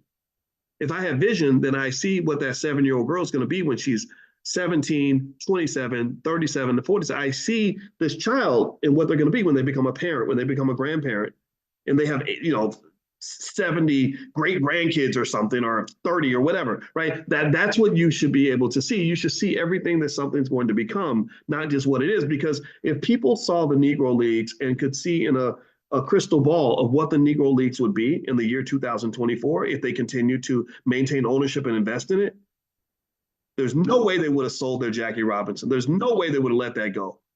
There's no way. I think we let go of things when we cannot see the value. And that's where consciousness comes into play, because consciousness requires you to really be able to use your imagination and see things that don't exist yet, see things, see potential. Do you follow me? Does that make sense? I hope that makes sense. So I like the story. I like Bernard Arnault. I like the way he runs his family. I like the way he understands the importance of investing in the future of the family name. I like the fact that even though he's worth over $200 billion, it seems to me like he can see what his company is going to look like 100 years from today. He sees what his grandkids and great grandkids are going to be able to contribute. And that company is going to be $1 trillion company in about probably a couple decades, maybe less.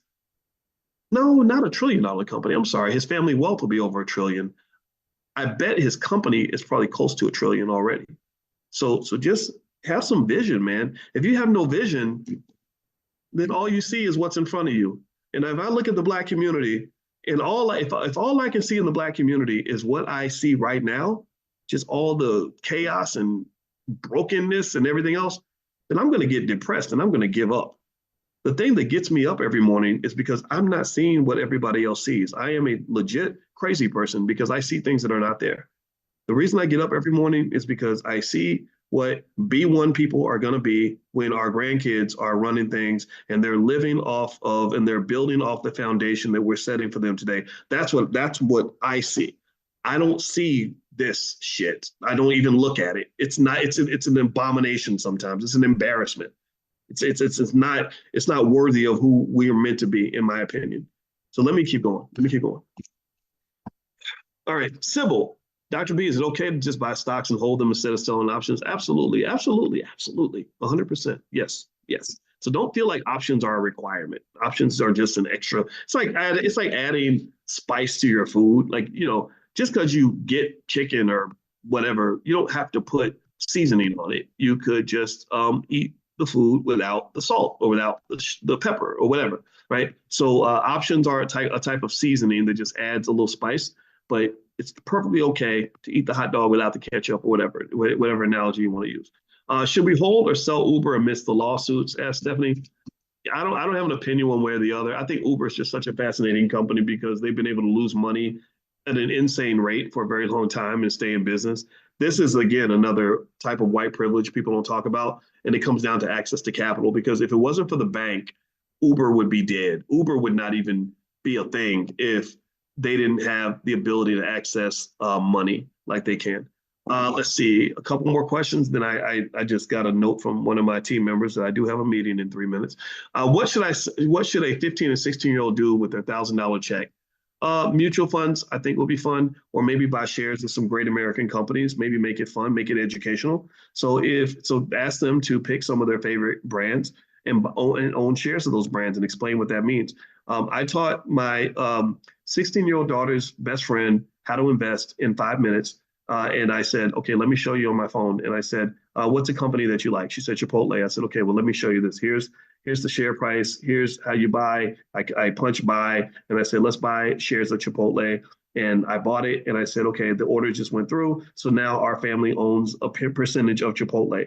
And I got the best reaction. She said, whoa, that was so cool. And I loved hearing that. That made me feel good because, when you get old, you be trying to be cool. And it never works. We always look old. And so to be cool, like to be the cool dad was kind of fun for me. So the point is to say that when you teach these things to your kids, make it part of the flow of just your regular life. So you're in line at the drive-thru at Starbucks, impress your kids and show them how you can buy ownership in Starbucks while you're in the drive-thru line. They're never going to forget that.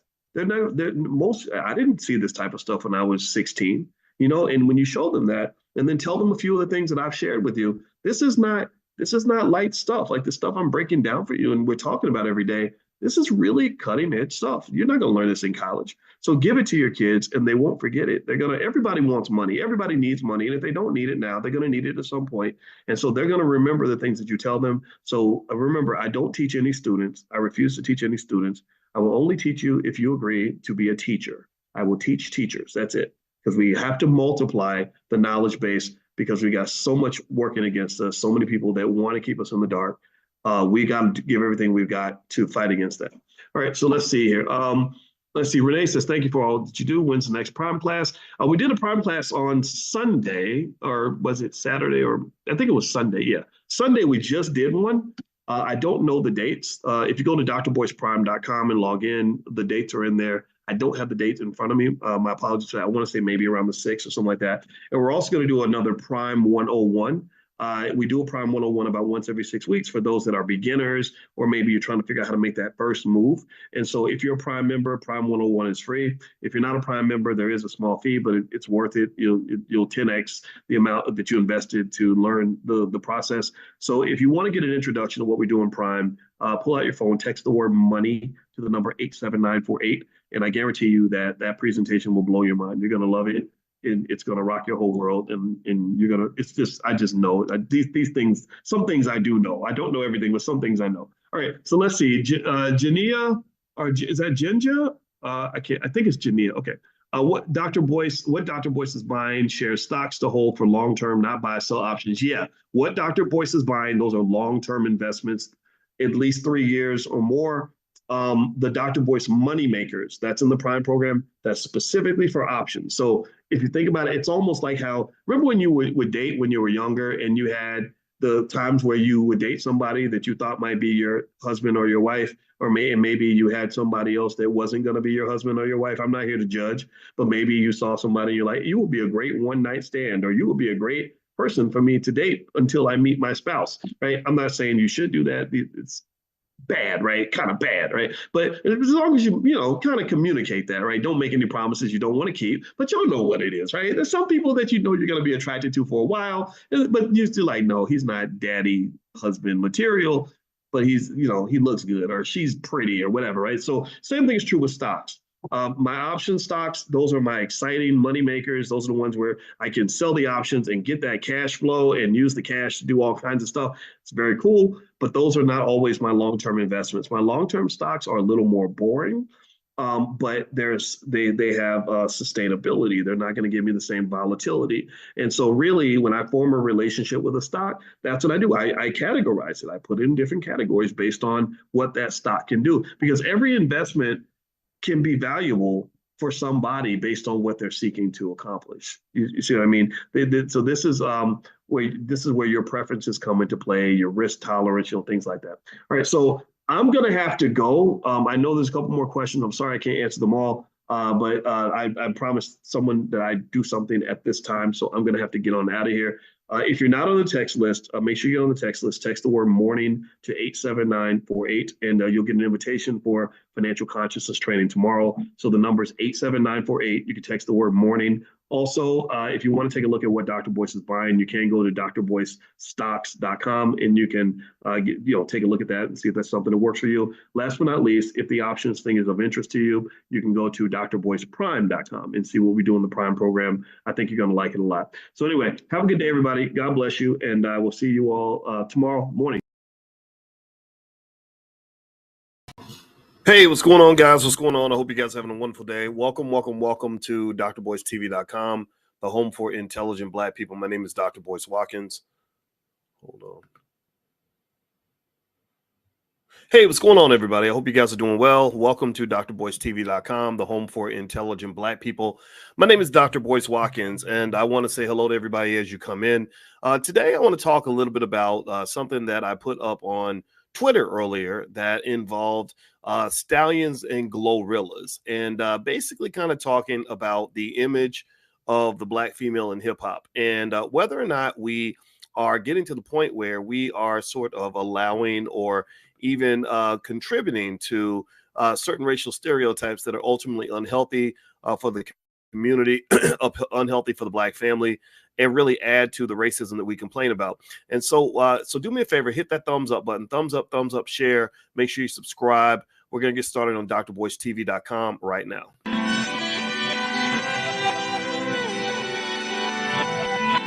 Here we are, clan the isms, cataclysm, great. Our people out here struggling, trying to make it in this state. Everybody out here doing it, but we the ones who late. Now family, we the ones who gotta delegate. Get that money in the power, never be fake. Stick to co-sign for 3. What did he say? Create jobs, support our own. Educate the same and buy back your home.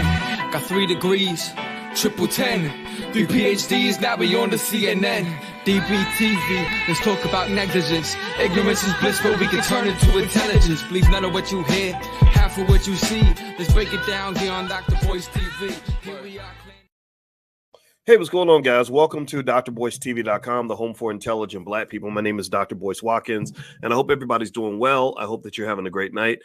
Sometimes on Saturday night or Friday night, I will just go live and I will talk about some of the more interesting things that I see in the Black community. You guys know my background is I'm a finance professor, but also I love to talk about things that relate to economics. This is something that I love to do, and I love to pick topics. That's a fun challenge for me, is to find a topic that you think has nothing to do with economics and to show you that it's always about the money. Now, do me a favor, hit the thumbs up button, thumbs up, share, subscribe, shout out what city you're from, put a B1 in the chat, B1 if you're Black first. Black first means we put our community at the top of the priority list. I want to say hello to my name is Corey and DDS, brother. Thank you for watching the chat. I appreciate you. Let's see. Kashif says, love this guy. You are greatly appreciated. Dot man, you are greatly appreciated too. Thank you so much. Trey J, Phil X, good to see everybody. And feel free to put the name of your city and the name of your business. Yoshika, the wonderful Yoshika Garner. I love seeing your name in the chat too. It boosts me up with confidence, girl. All right, so here we go. Let's jump into this conversation. I'm gonna jump right into it. I had a little bit of a debate on Twitter. My Twitter is Dr. Boyce Watkins 1, Dr. Boyce Watkins and the number 1. And I hope that if you have a Twitter, you will follow me on Twitter so that we can participate in these conversations, because I think they need to be had. So here was the conversation we had today. This had to do with a question I asked. I just asked the question, and of course it drew a reaction. I knew that it would, and it was about rappers. It was kind of about this idea that I can't help it, but I see these rappers, 2 beautiful women. One is called Megan Thee Stallion, and the other one's called Glorilla. And I thought about, well, what is a stallion and what is a gorilla? A gorilla is a big, brutish, hairy, hyper strong animal. And a stallion is actually, in case y'all don't know, how many of y'all knew this? Give me a yes or no if you knew that a stallion is an adult male uncastrated horse. Did y'all know that? How many of y'all knew that? How many of y'all know that a stallion is an adult male uncastrated horse? Did y'all know that? And so it's not just a horse, which that's bad enough. A horse is a horse, of course, right? It's not just that it's a horse. It's that it's an adult male uncastrated horse. That means it's big, strong, masculine. And also it is hypersexual. It wants to, right? That's what an adult male horse does. So it's not just a male horse, Sarah. It's an adult male uncastrated horse. So apparently from the definition I've seen, and maybe I'm wrong, tell me where I'm wrong, but if you are castrated, you're no longer a stallion, right? Stallions, if you think about Rocky Balboa, he was called the Stallion because the stallion was like, the alpha male. So I wanted to dig down this rabbit hole, and I knew that my comments were going to offend some people. And because there are people who, unfortunately, we will worship anything that white people put on TV. We will look up to anything, no matter how toxic, no matter how unhealthy it is, no matter how embarrassing or how bad the racial stereotype is, no matter how insulting it is to our people or to our women.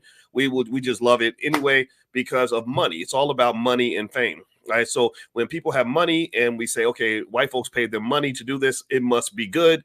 And this is a problem that we have. This is a problem that it's my job to kind of bring up as a finance guy, that all money ain't good money. Making money to embarrass yourself or embarrass your community ain't good money. Now, this is no disrespect to these rappers. They're very, very talented. I listen to their music.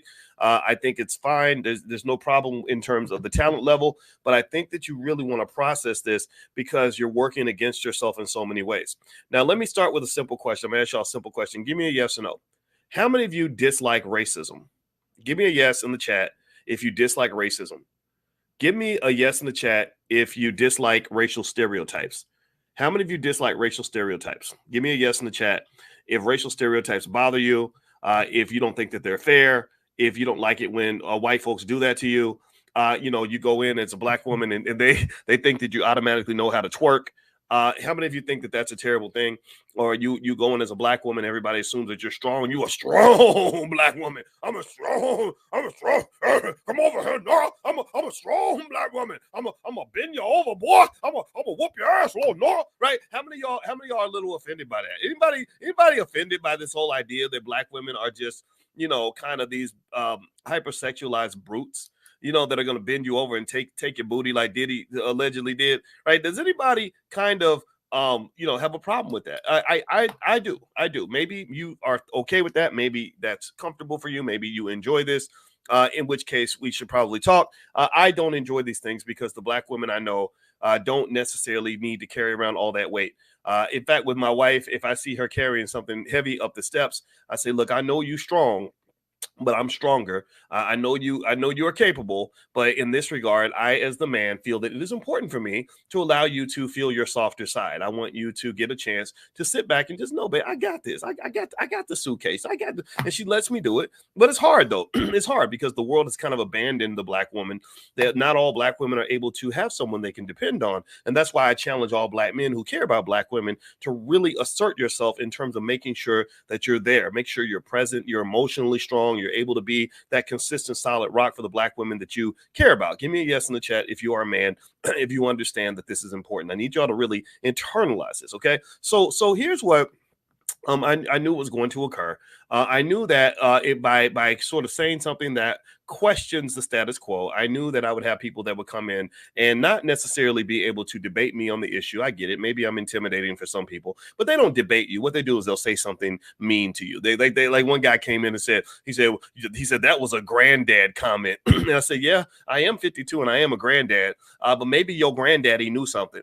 Maybe your granddaddy wasn't a dumbass. Maybe your granddaddy actually knows a couple of things that you need to listen to. Maybe if you listen to your granddaddy more, you wouldn't be in the situation that you're in. I don't know. I'm not judging. I'm just saying that maybe we need to listen to our granddaddies and grandmothers. And I said, look, if you don't hold it against me that I am a grandfather, then I won't hold it against you that you're 25 years old who don't know shit. How about that? How about this? You don't hold it against me that I'm a 52-year-old man who knows a couple things, and I won't hold it against you that you are 29 years old with horrible credit, or that you or with no money in the bank, where you're not happy with your woman and your life ain't right. I'm not making fun of you. I'm saying that maybe part of the reason that you're struggling is because you don't listen to your granddaddy. Okay, so here's the deal. I think that in these conversations, one of the things we got to stop doing is making them into ignorant discussions.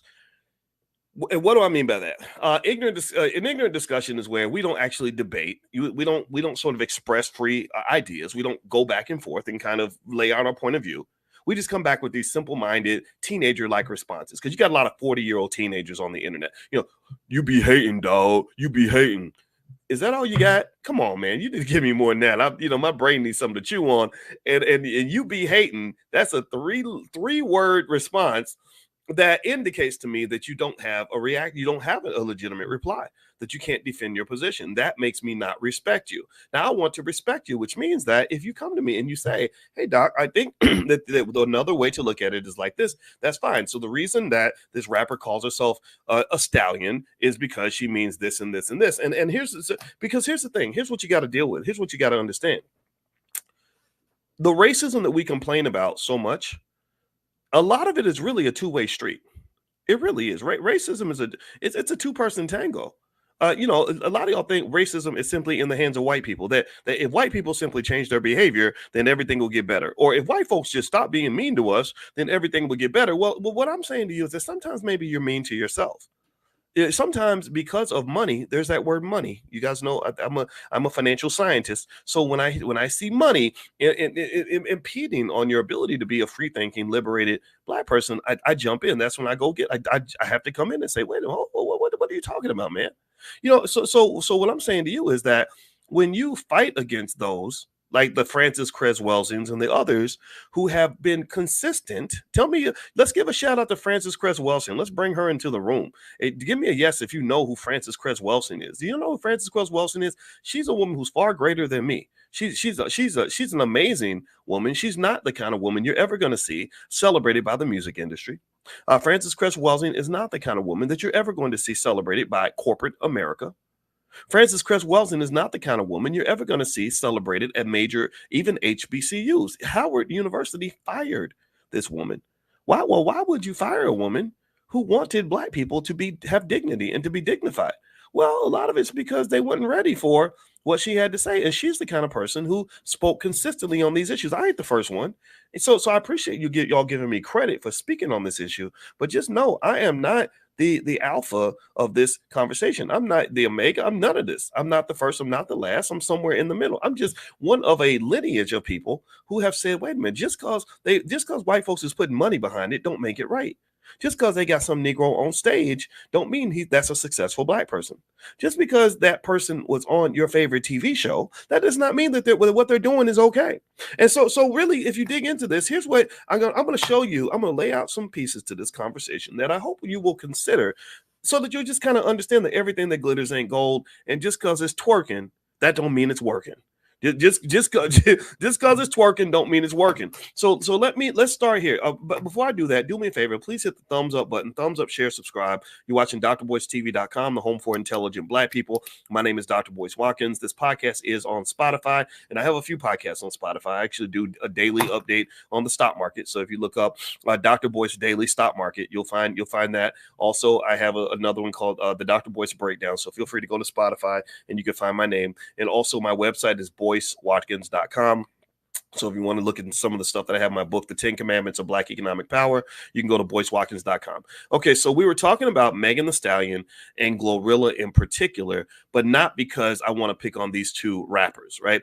What we really want to talk about is hip-hop and the continuous stereotyping of Black women and where these stereotypes may come from. So when you see imagery of women that are in a position where they are forced to be masculine and hypersexualized, the thing that you have to understand is that this is a phenomenon that is particularly preserved for Black women.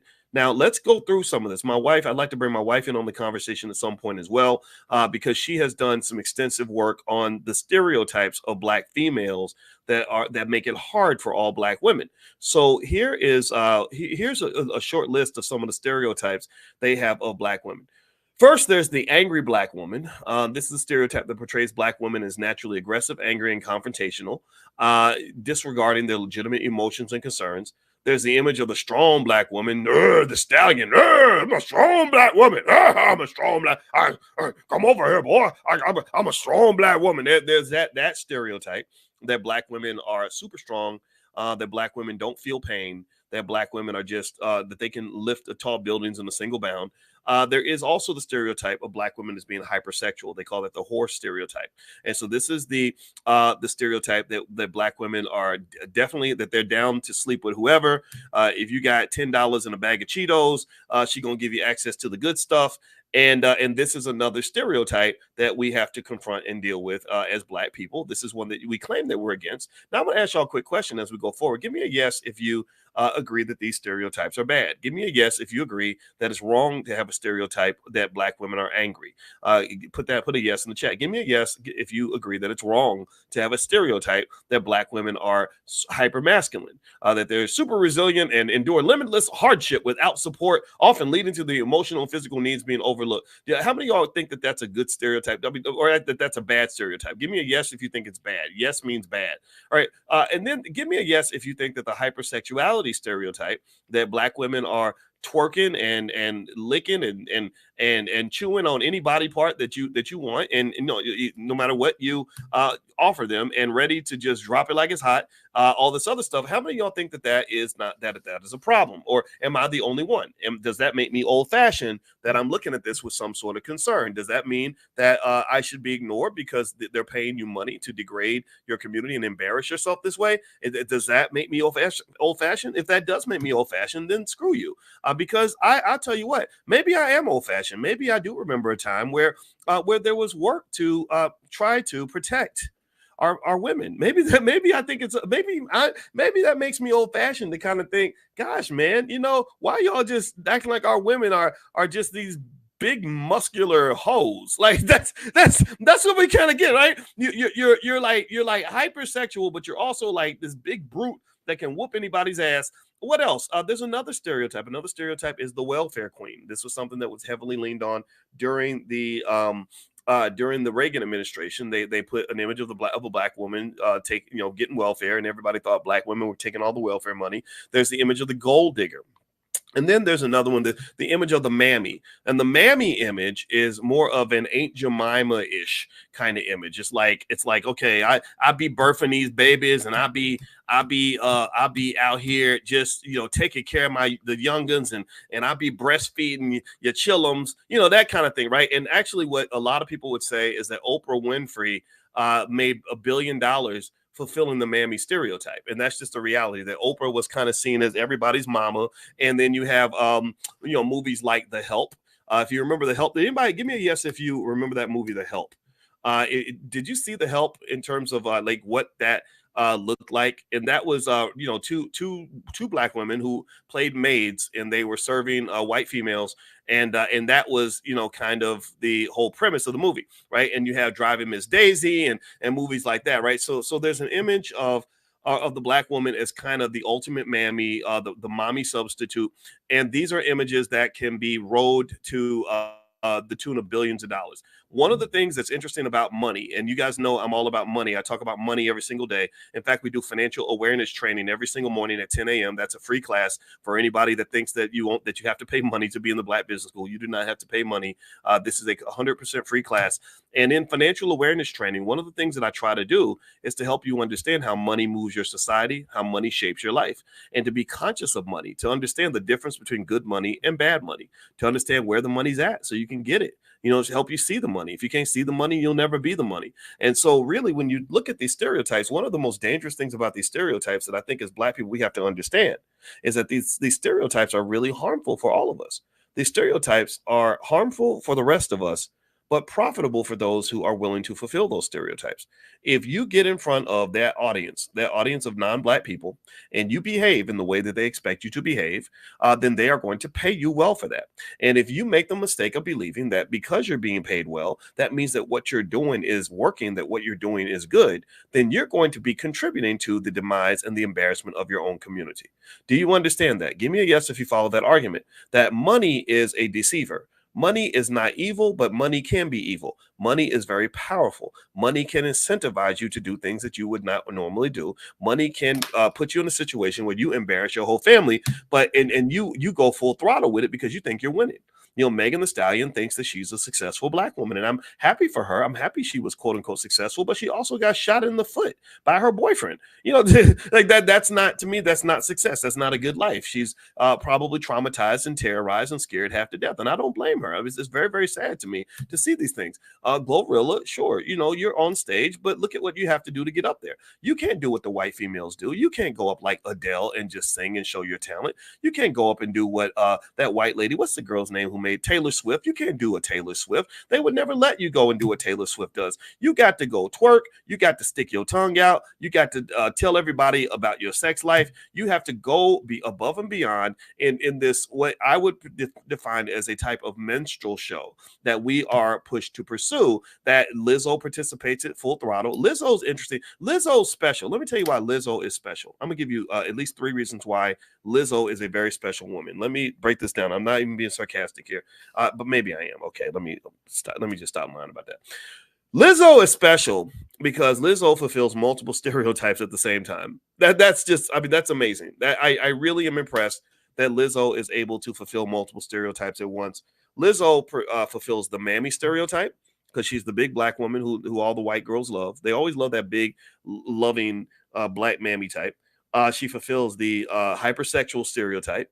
Every time you see Lizzo, she's always twerking. She's always doing something sexual. And it's very unfortunate because it's getting her sued. Did anybody see that? How many of y'all, give me a yes or no if you saw Lizzo's big lawsuit? Did y'all see that lawsuit? Lizzo's being sued for a lot of money because apparently they pay her to pursue these insane shenanigans. And the bigger of a clown, the bigger of a buffoon that she is, the more money she makes. But the problem is that you can't do those things in the workplace. When you read that lawsuit, it's really disturbing. They talked about women on the job. Imagine going to work and your boss tells you to go and push a banana out of your hootie hoo.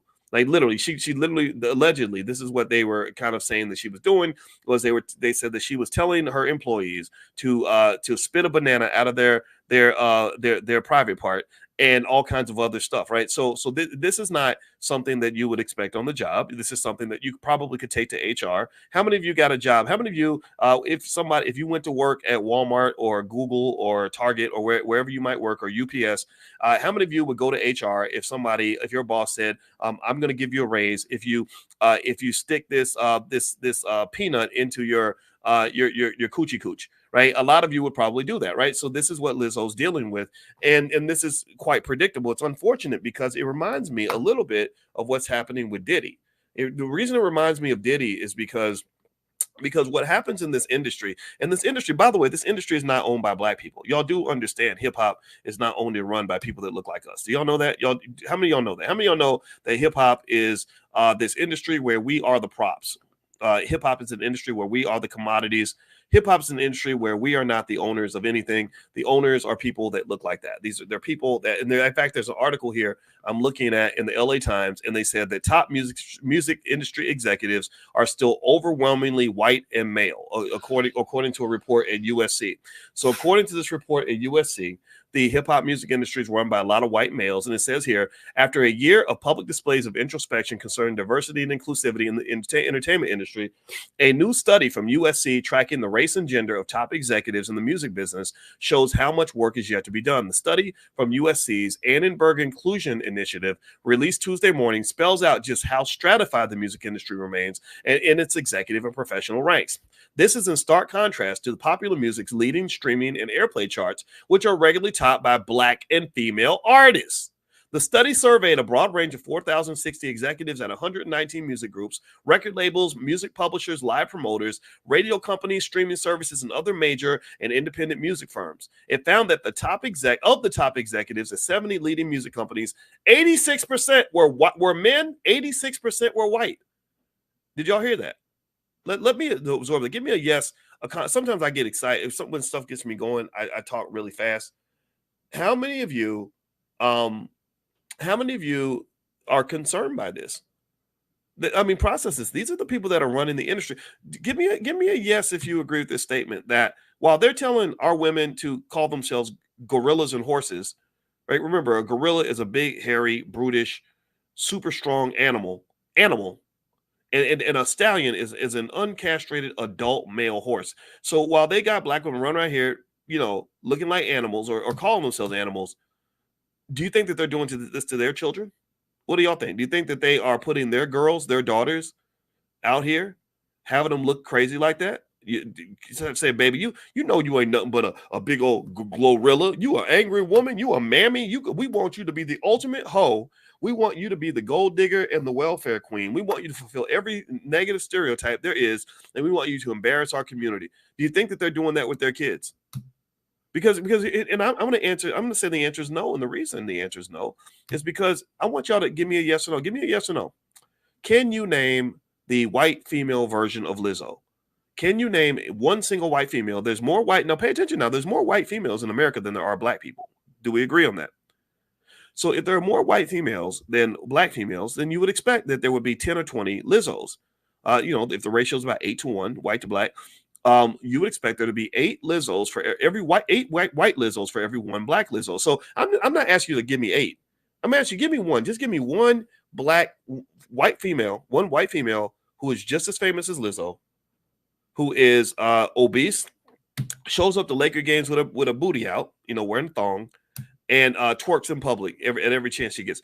I'm gonna wait. I'm gonna do the Jeopardy countdown and wait for a moment and allow you to tell me. I'm gonna give you time to think about it. Tell me one person who is the white female Lizzo. Give me a yes or no. Can you think of anybody?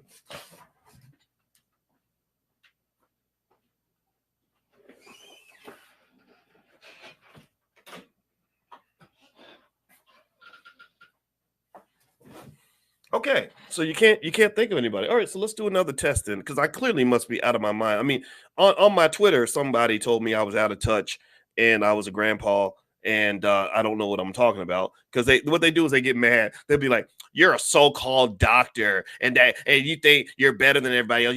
You're a so-called doctor, and yet you're stupid." I'm like, "No, I'm not a so-called doctor. I'm not a medical doctor, but I'm a PhD doctor. And my PhD, you can look it up. It's from The Ohio State University. So no, I'm not a so-called PhD. I'm an actual PhD. So just so you know, and I'm not a financial influencer. I'm a finance professor. There's a difference. Financial influencers just talk a lot. I do talk a lot, but also I've got 20 years of I got my PhD 20 years ago. So please shut up. Just shut up and listen. All right. So let me ask you this. Can y'all name who is the white female version of Glorilla? Glorilla, let's do Glorilla and Megan at the same time. So can you, and also I want you to give me a yes or no. Is there a single picture anywhere on the internet of Taylor Swift doing a pose like that? Give me a yes or no.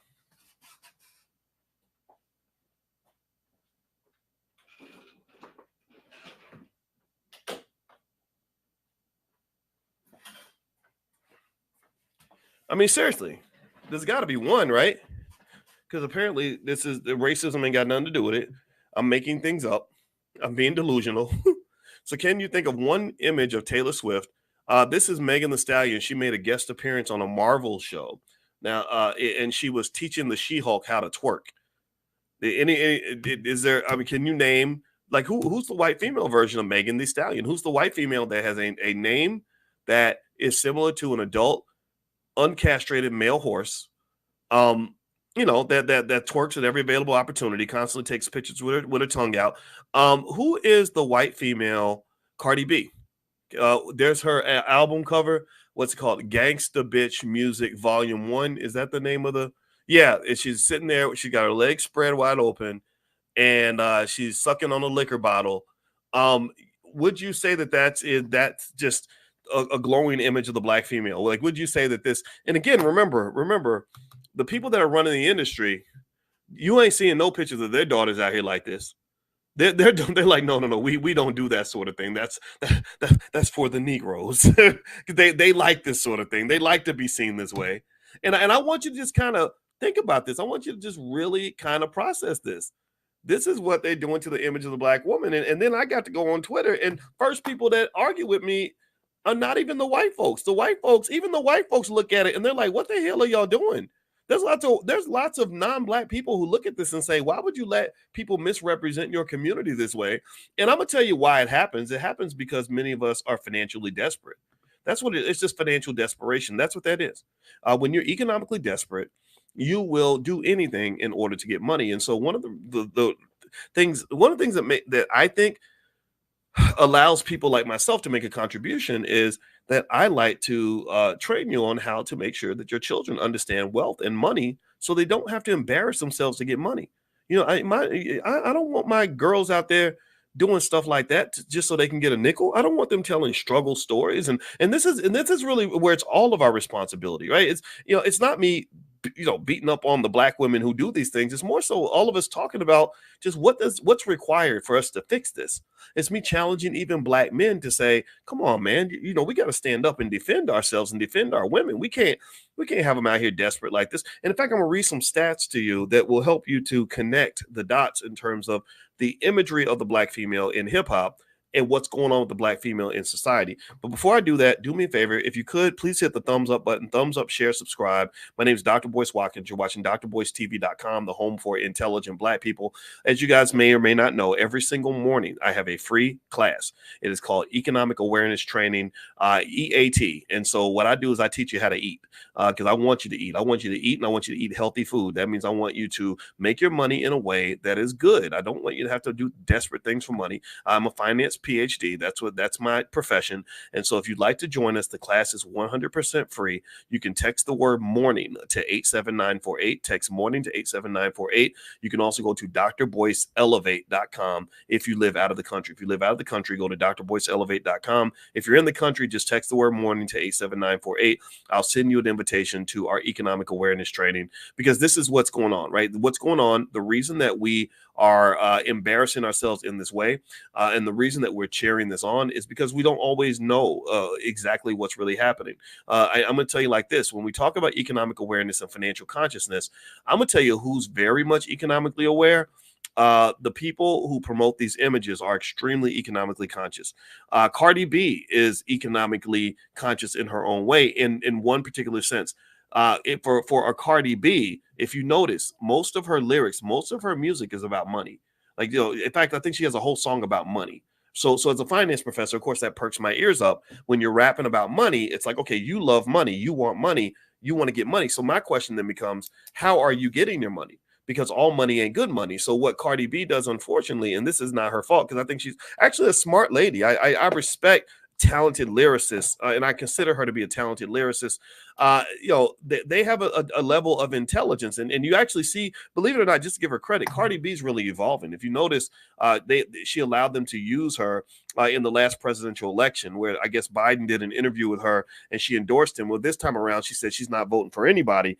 And that shows me that she spent time processing and thinking about what she wants to do politically and how she wants to use her power. So I have nothing against her, but if you listen to her songs and listen to the lyrics carefully, and this is something that I do, when I was on the Breakfast Club 4 times, I didn't go in there blind. I don't go in not knowing about the culture that I'm speaking about. A lot of people that think that because I'm 52, I don't know what's happening in hip hop. You're silly. I've followed hip hop for 30 something years. So I know everything that's happening in the space for the most part. I follow these things very closely. The difference is though, that I process it very carefully. I listen to the lyrics. I listen to the messages, because remember, these are the messages that are being given to our little girls. And whether you like it or not, with great power comes great responsibility. Whether you like it or not, these images do matter. Whether you like it or not, the way we portray the black woman around the world is the way people are going to view the black woman around the world. Am I right or am I right? Do you agree? What do you think? If you're portraying images of the black female in a way that is highly inappropriate, then people are going to meet black women and assume that this is who you are. This is the stereotype that you fit. And so with this pursuit of money, because that's all, it's all about money. That's why I'm talking about it as a finance professor, because this is all about money. When you're pursuing money in this way, in this reckless, irresponsible way, it's a little bit of a contradiction for you in one hand to say, I hate racial stereotypes. And then to say, I don't want to be mistreated, or to say, I don't want you to see me as a stereotype. But yet at the same time, you're making all this money promoting the stereotype. Do you follow what I'm saying? I hope you let me know if you follow what I'm saying, because sometimes I don't want to get too deep on people, but it's true. So if you think about the images of the black woman, let's go through them really quickly. The stereotypes. You've got the angry black woman, the black woman who's just pissed off at everybody and everything all the time, who is this unlovable creature that nobody wants to get close to because she's angry, and that's one stereotype. You've got the mammy stereotype. That would be the Oprah Winfrey. That's the one who be birthing all the babies and breastfeeding all the kids and all that. You've got the hypersexualized whore stereotype, which is that black women are just all about breeding with no accountability. They just want to be babies' mamas, and that's it. And then you have the gold digger and the gold digger / welfare queen stereotype, right? All she wants you for is your money, and all she wants to do is pick up a welfare check so she can take care of her babies all by herself. Now, let me let me throw in one thing that does happen with this, and this is unfortunate, is that when you have these images of the Black female that are sort of perpetuated through society, I think that it does give this horrible, highly inaccurate image of the Black woman as being this unlovable, unwanted creature. That, you know, that okay, she's not really a person. She is a stallion and a glorilla. And gorillas, nobody wants to love a gorilla. Like if you look at a stallion is an adult castrated, an adult uncastrated male horse, a big strong male horse that wants to have sex with everything, and a big hairy gorilla. Nobody wants to cuddle up with that big hairy ass muscular gorilla, which is the connection I made when you call yourself Glorilla. It's like, why would you want to be a gorilla? I don't get that. And then you have the stallion. Nobody cuddles up with a stallion because the stallion is going to screw you.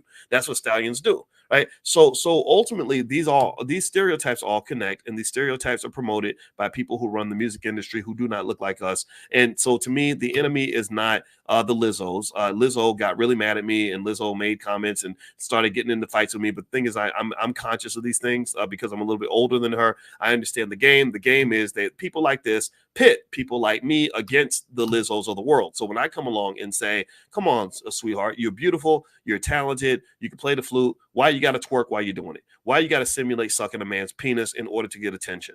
Why do you have to humiliate yourself that way? Why are you showing up at a Lakers game with your booty out where little children got to go sit on these seats with your juices all over the seats? Like, why do you have to do all that? Why the clown show? Why the circus? When I say these things, then what they do is these people get in her ear and they say, oh, there goes the patriarchy.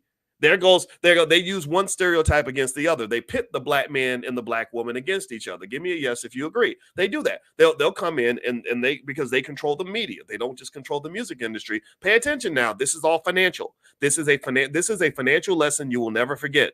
This is a financial class right now that we're having. I hope you understand how this is a financial conversation. It is their control of wealth and money that allows them to do this. So what they'll do is they'll use media. So when Lizzo got mad because I basically said, I don't understand why this lady's got to be out here humiliating herself in this way. So what the media then did, pay attention now, this is a true fact. They then perpetuated this image all throughout media, through the entire Associated Press. Thousands of publications pretty much wrote up the article as Lizzo tells off sexist Black male professor, or they didn't say Black male professor, but she tells off sexist patriarch professor when he says blah, blah, blah, right? So they're pitting me against her when I'm the one who's protecting you from all the nonsense. I'm the one who's warning you that, look, if you keep acting like this, you're going to get sued, girl. They're going to take everything you got. They're going to do a Diddy and a Bill Cosby on you. They pit us against each other when I'm the one who says, no, come on, you're better than that. They pit us against each other when I say, I know they're telling you to go twerk and sexualize yourself, but I think that you can do more than that. I think you can sing. You should be able to do what Adele does. Adele ain't got to twerk. Adele ain't out here putting stuff in her mouth. Adele ain't out here sticking her tongue out. Adele just shows up and sings. That white lady, Taylor Swift, she ain't not one single thing that Lizzo has done on stage that Taylor Swift has also done. Taylor Swift does not have to do those things. Taylor Swift can go and just be a human being and make $1 billion. Now, is it wrong for me to want that? Does that make me the villain? Or are we dealing with a world where people, because they have their money and their power and they control the music industry on one hand and the media on the other? I think that what happens here, I know. They pit the Black male against the Black female. So when the Black male shows up, this is why, ladies, this is why sometimes it's hard for brothers to step up and show support and protection. It's hard because then you get people in your ear that will tell you that I'm the enemy or that we're the enemy, when really we're the ally. Really, I mean, you really think Russ Weisenberg or whoever runs the music industry label, you really think he cares about your best interest? You really think that these people are sitting around saying, golly, I really want to see strong Black families? What do y'all think? Do you think these people sit around and think, and they have conspiracies at some point? They're planning something. They're conscious of something. They're thinking about something. When they have their meetings, they're talking about something. So do you think that in their meetings, I want to ask y'all this question. This is a consciousness exercise. Do you think that when they're sitting down, when Rothenstein and Heiselberg get together and have a meeting, do you think that they're sitting around saying, gosh, how do we reduce violence in Black communities? Yes or no? Do you think that when they get together, they sit and they say, gosh, we really want to make sure we really rejoin the black family because these children really need a father in the house? Do you think that that's what's happening?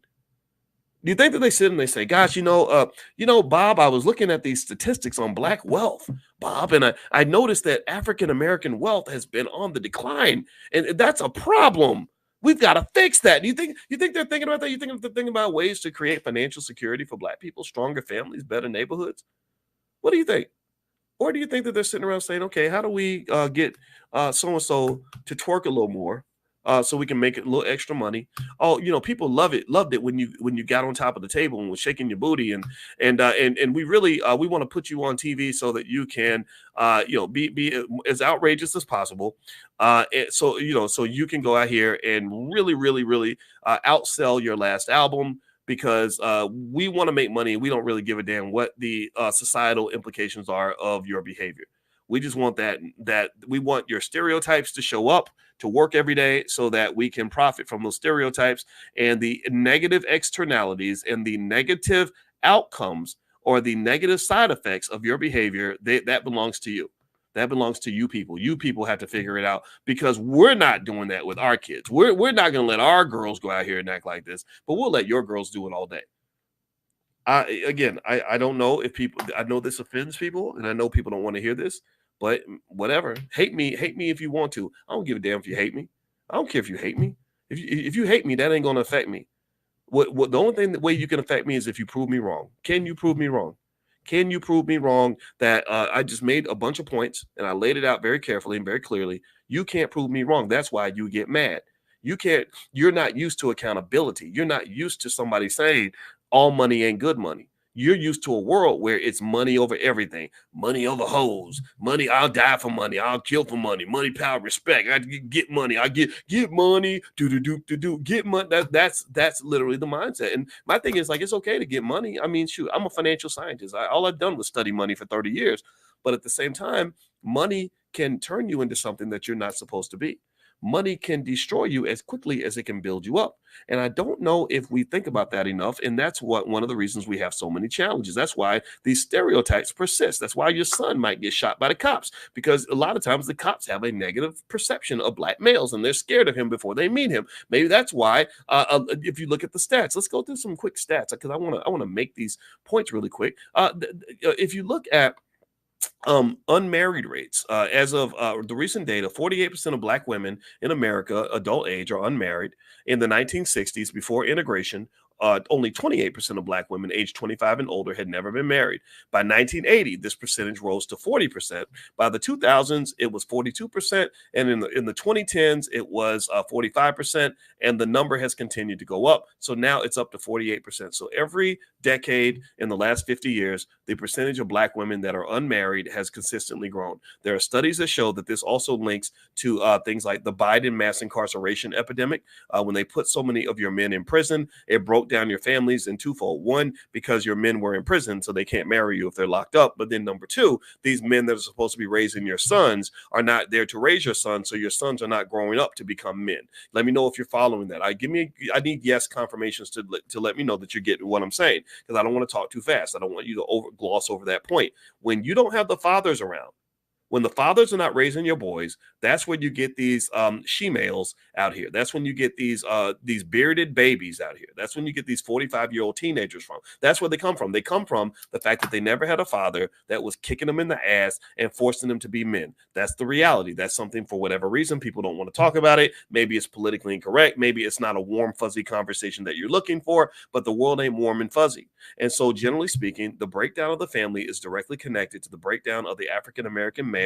A lot of this occurred through hip hop. I believe, as Ice Cube has alluded to and others, that there was a conspiracy in the 80s and the 90s to take out opportunities from the black community and replace it with drugs and guns. And then they have music that glorified the drugs and guns, which caused your men to lose who they're supposed to be, to the point where they became butt naked, crazy, ignorant and crazy and violent and ridiculous in terms of the things that we celebrated. You should not be looking up to the drug dealer more than you look up to the scientist. You should not be looking up to the hustler and the thug more than you're looking up to the person who takes care of his kids.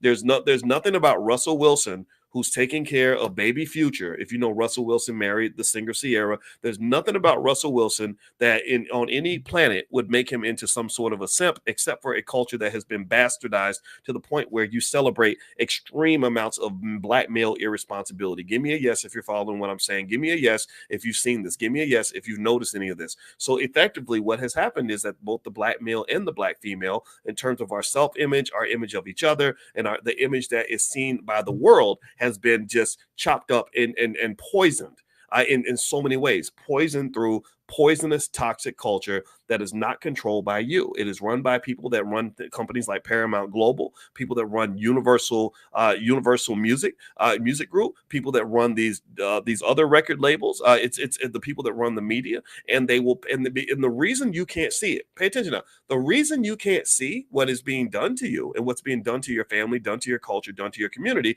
is because it's all covered with money. Money is this crazy thing that I meditate on it a lot in terms of understanding what it does and where it's at and how it works. Money has a way of putting perfume on a pig. You understand what I'm saying? Money is where they take a piece of crap and they put it and they tell you that it's chocolate cake. They take a big pile of doo-doo and they put icing on it and they put little candles on it, and you will bite into that big pile of doo-doo like it's a delicious chocolate cake, and because that's what somebody told you, and you'll be like, damn, this thing stinks, it's nasty, but damn, but then the person next to you says, this chocolate cake is so good, and you will literally sit there and eat a big pile of doo-doo that's chocolate cake because you see everybody else eating the doo-doo thinking that it's chocolate cake. But that doo-doo that they're serving you, that's not your birthday cake, bro. That's not your the delicious cake that you think that it is. That's really doo-doo. That's what it stinks and it's nasty because that's what it is. And so when you look at the culture, that's what they did with the culture. They call it the culture. And I keep telling you, I've been saying this for 20 years. I said, that is not our culture. That is not who we are. We ain't all growing up trying to be like Rick Ross and these immature, really immature, baseless, weak men with no substance. Like, that's kind of what hip hop produces. The Diddy's of the world. I've been saying stuff like that about the Diddy's long before the world decided that Diddy was a bad guy. I said, what in the world makes you look up to this guy? He talks a lot, doesn't get anything done, really, not for the black community. He's not even really the leader of anything. He's a guy who works for these people where they sell this vodka, and you somehow think that that's some sort of model of black success.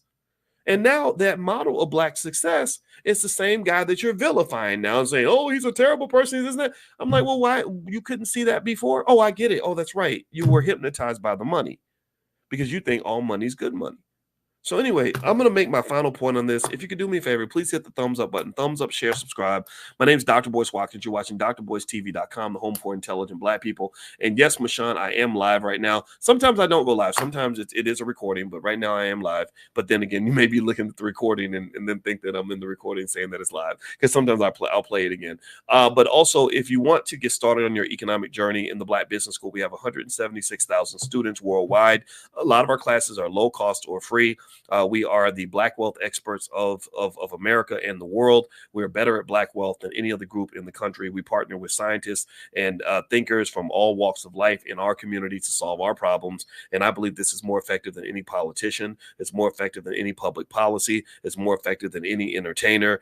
We're getting it done. So if you'd like to get started on your journey, you can go to blackmoney101.com. That's blackmoney101.com. I wrote my dissertation on the stock market. That's where wealth is being built. I can help you get started there.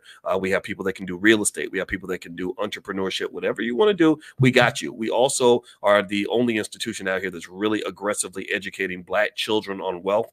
One of the secrets to wealth that a lot of people don't know, and this keeps your kids off the stripper pole and keeps them out of the streets and out of the silly situations, is that if you teach your children about wealth, or you do things like the Black Wealth Master Plan, where you invest just $5 a day for that newborn baby, well, then what happens is that your child gets to a point where by the time they're 25 years old, they are financially secure. By the time they're 25 or 30 years old, they're not out here desperate for money. They're not signing bad record deals because they can't pay the rent. They're not out here doing things that are going to embarrass themselves because they don't have enough money. The Black Wealth Master Plan, which is 100% free, is free to the community. And I keep repeating that because I know that there are people who don't believe that we can solve this problem. There are people who don't support anything that's Black. There are people who will go along with bad ideas from the white community, but will ignore good ideas from the Black community. But I can tell you it's 100% free. It's Black Wealth Master blackwealthmasterplan.com. I made an ebook on a $5 a day investing plan. And what I explained to you is that if you do this for your newborn child, if you love your child enough to invest for them from birth, if you care enough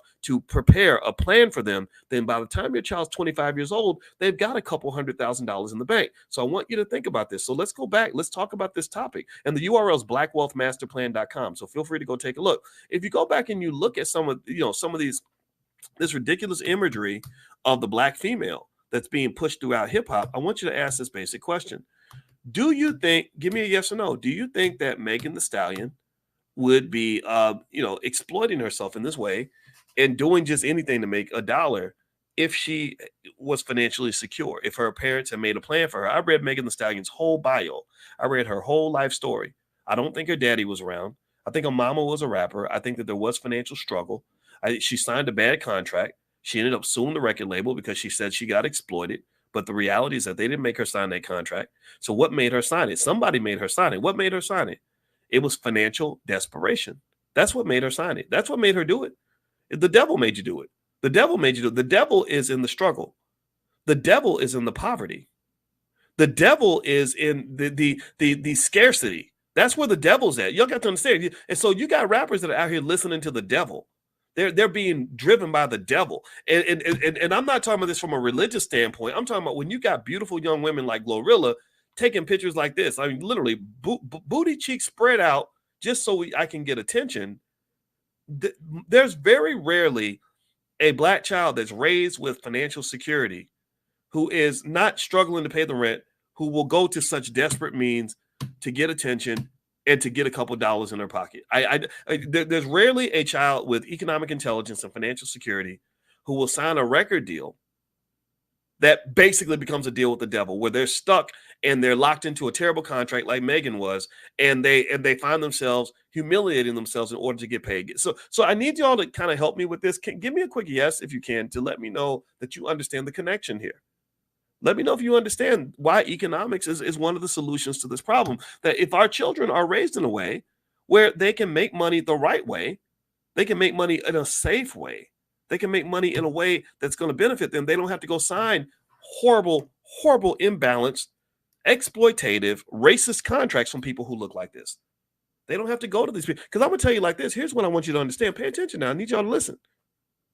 All the people that are in this picture, these music industry executives, who are mostly non-black, mostly male, I bet every nickel in your bank account and mine that not one of these individuals has a daughter who is out here twerking for money. Not one of these individuals in this picture tells their child that if you go sign this horrible, lopsided, exploitative deal with the devil contract with Universal, that's going to get you out the hood. Not one of them is having those conversations with their kids. But we think that is part of being black. We think that we're supposed to be in the struggle. We think that Cardi B, I like Cardi B, actually. There's a part of me that really likes her. Sometimes she gets on my nerves, but there's a part of me that really likes her. And here's what I like about Cardi B. You know what I like about Cardi B? This is a moment of honesty. I like Cardi B because she's honest. I appreciate the honesty. Because the honesty really is where she really tells you the things that she did for money when money was dry. She talks about how she used to do Bill Cosby's on men. She used to take advantage of men's lack of sexual discipline. And so a man comes in the club, he's trying to get some. She would lure him into a hotel room, and then they would drug him, and they would take all his money and maybe take some things that money should not buy. They would take his money, and she would get a guy to come in, and if she didn't like the guy, she'd have the guy come in and do a ditty on this man. That's what she used to do to get money. She talks about this, which is fascinating to me. I'm really fascinated by the fact that no one ever really thought to say, okay, she should probably be prosecuted or held accountable, or she should be canceled for this. Isn't that interesting though? Let's pause in that moment. Doesn't anybody else think that that's so strange? That, like, imagine if a guy said that. Like, imagine if Diddy was like, yeah, I went and I drugged and raped somebody and took all their money. Like, do you really think that would just be overlooked? Like, oh, well, that's okay. He was just doing what he had to do to survive. Or do you think that people would say, okay, let's do a deeper investigation? So I want to just point that out to you in terms of looking at some of the biases that do exist in our society. I find that really fascinating that people just overlooked that statement and no one sort of said, okay, wait a minute, that's worse than what Cosby did. But nobody said that, right? But anyway, with Cardi, if you listen to her music carefully, which I've done, she raps about money. She got a whole song about money. Money, I need money. I like money, right? And how does she know to get money? Well, she basically gets money by offering her good stuff, right? You know, I know, again, call me old fashioned. I sound, you know, somebody on Twitter said I sound like a grandpa earlier, and that made me feel kind of bad because I am a grandpa, and I'm like, dang, what's wrong with being a grandpa? Is that bad? I thought grandpas were wise. I thought grandpas know a couple things, and I'm gonna just tell you like this. I kind of feel like when you talk about money, that there are some things that really just should not be for sale. I don't know if that makes me weird or old fashioned or makes me uppity, but I kind of get concerned when I hear a person who's rapping, who's like this role model for young black girls, who's considered to be black excellence, black girl magic, and she's literally rapping and saying that if you want access to the bag, just take your clothes off and go catch STDs from random nasty ass men and unwanted pregnancy. I really kind of think that maybe as a community, we may want to reconsider that public policy if we ever want to be successful as a people, if we ever want to have the stable families we deserve. And it's very unfortunate because, again, because I am a father of daughters, when I see desperate women, unfortunately, being forced to do desperate things to make money and being told to do these things by people who control their finances, that makes me say, gosh, where's your daddy at? Because I think your daddy is supposed to protect you. So this isn't just a problem for white folks. It's not just a problem for black women. It's a problem for all of us. It's really a problem that all of us have to think about and all of us have to address in our own way. So anyway, that's my 2 cents on the topic. I'm sure I offended somebody. I always do.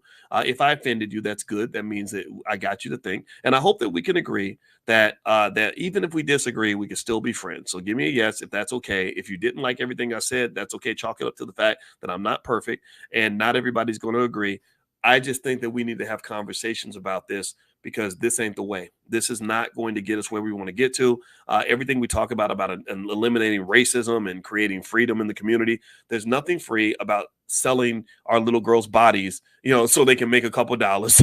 There's nothing liberating about having people embarrass themselves from our community just so they can pay the rent. There's nothing good about any of this. And I really personally think that these should not be seen as models of black success. What these are is when you see these degrading images of our people, those are examples of epic amounts of failure. That is the failure of the community to protect our girls. That is the failure of society to do what is right. That is a failure of the family, the black family. When the family fails, that's when you get people saying, okay, I'm going to go twerk for whoever can help me pay a bill because my daddy ain't around to help me.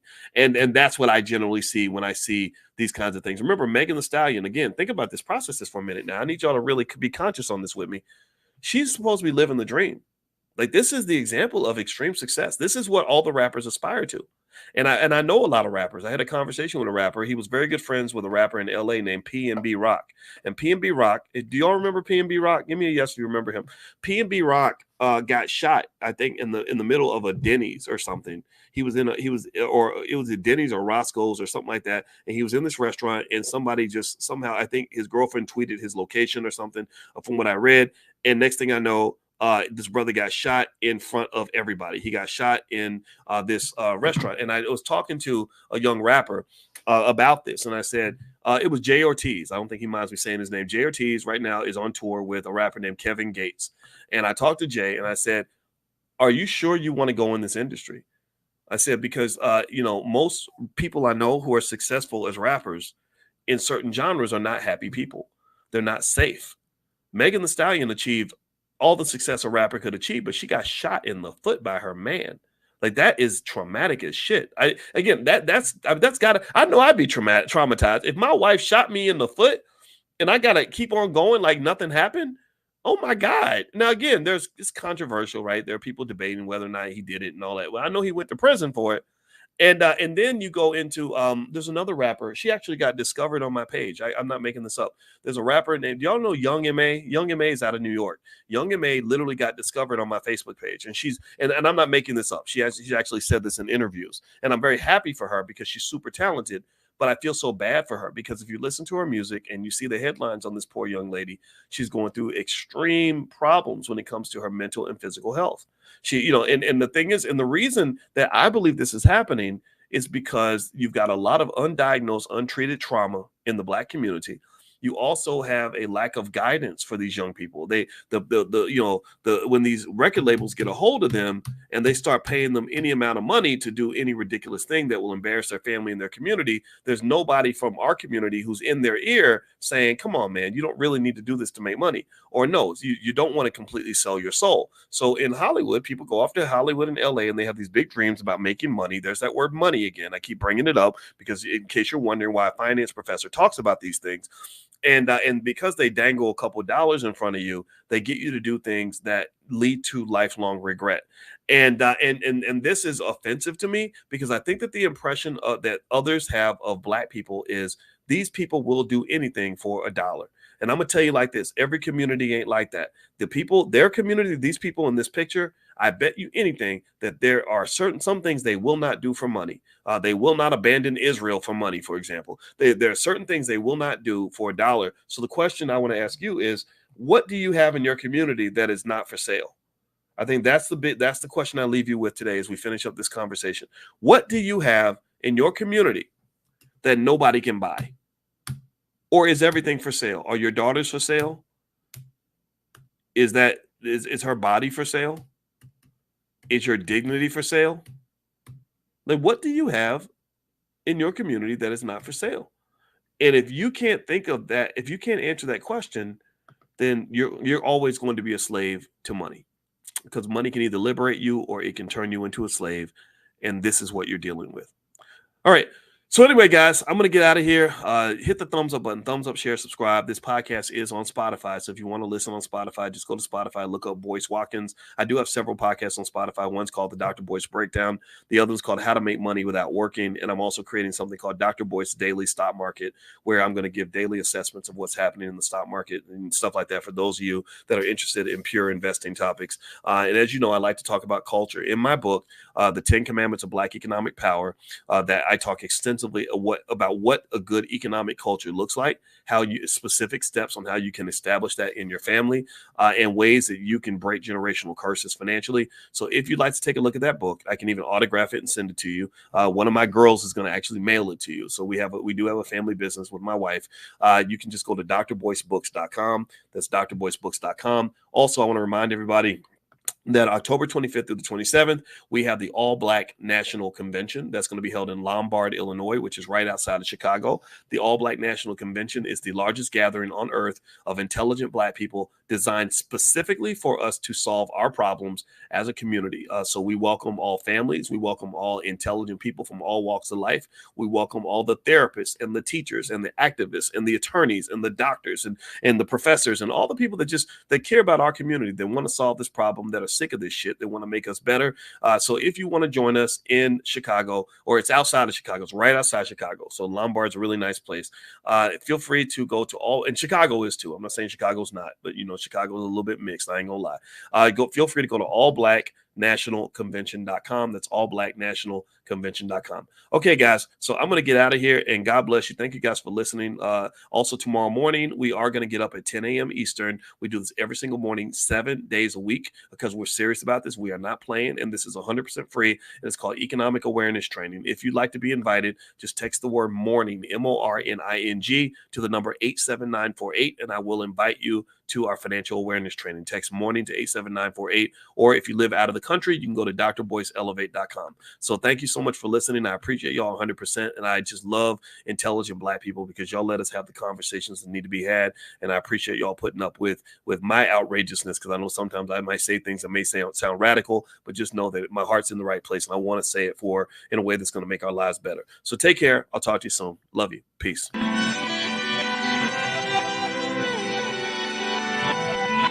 Here we are, clan the isms, cataclysm great.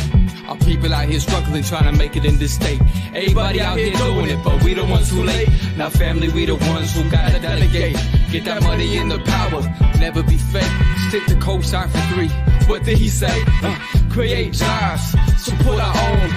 Educate the same and buy back your home. Got 3 degrees, triple 10. 3 PhDs, now we on the CNN. DBTV, let's talk about negligence. Ignorance is bliss, but we can turn it to intelligence. Believe none of what you hear, half of what you see. Let's break it down here on Dr. Demons through life and how you can work through these things. Remember when I was mentioning to you all that undiagnosed, untreated trauma is, in my view, the greatest impediment to Black wealth, because to build economies, you need trust, and traumatized people don't. Traumatized people cannot trust very well. Traumatized people also can't even trust themselves. They don't come through for themselves as well as they could otherwise, because when you have all these extra emotions you're carrying around, this extra baggage, it really makes it difficult for you to reach your fullest potential and become the person that you're supposed to be.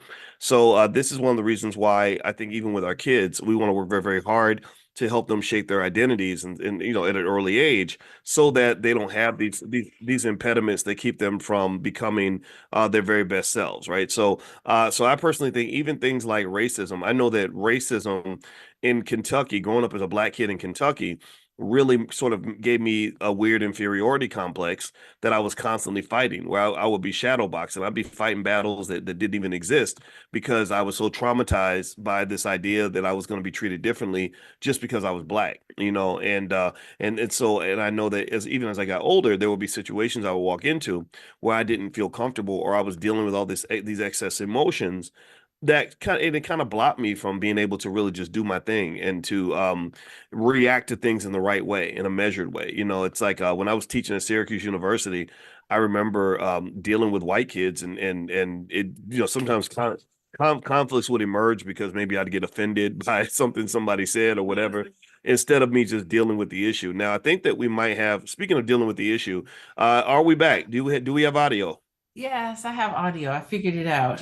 Okay, great. All right, very awesome, very awesome. All right, Okay. so babe, why don't you tell them who you are, what you do? I assume most of you all know this is my wife, Dr. Alicia Watkins, and I'm going to mention this really quickly. My wife is not just a therapist. She is a therapist that trains other therapists, so she's really good at what she does. Also, she is, and I got to give props to the Black woman next to me. I hope that's okay. She is one Well, of the few, a very small percentage of PhDs. First of all, less than 1% of the population has a PhD, and that percentage is even lower when you talk about people that look like us. But then even beyond that, a small percentage of PhDs become full professors at a university, right? So she's really rare in her field. She's one of the best around. I watch her every day in terms of the fact that she listens to therapy trainings just for fun. I've seen her read books hundreds of pages long on the subconscious mind. So she's really a great partner in terms of being able to understand what's really happening with our mindset and our money. So with me saying all that, babe, why don't you tell them look who at you are, what you you. do, and everything else? Because I have to lay it out there. I want to lay it out there because I don't want people, because there are a lot of people on the internet who sound good but don't know what the hell they're talking about.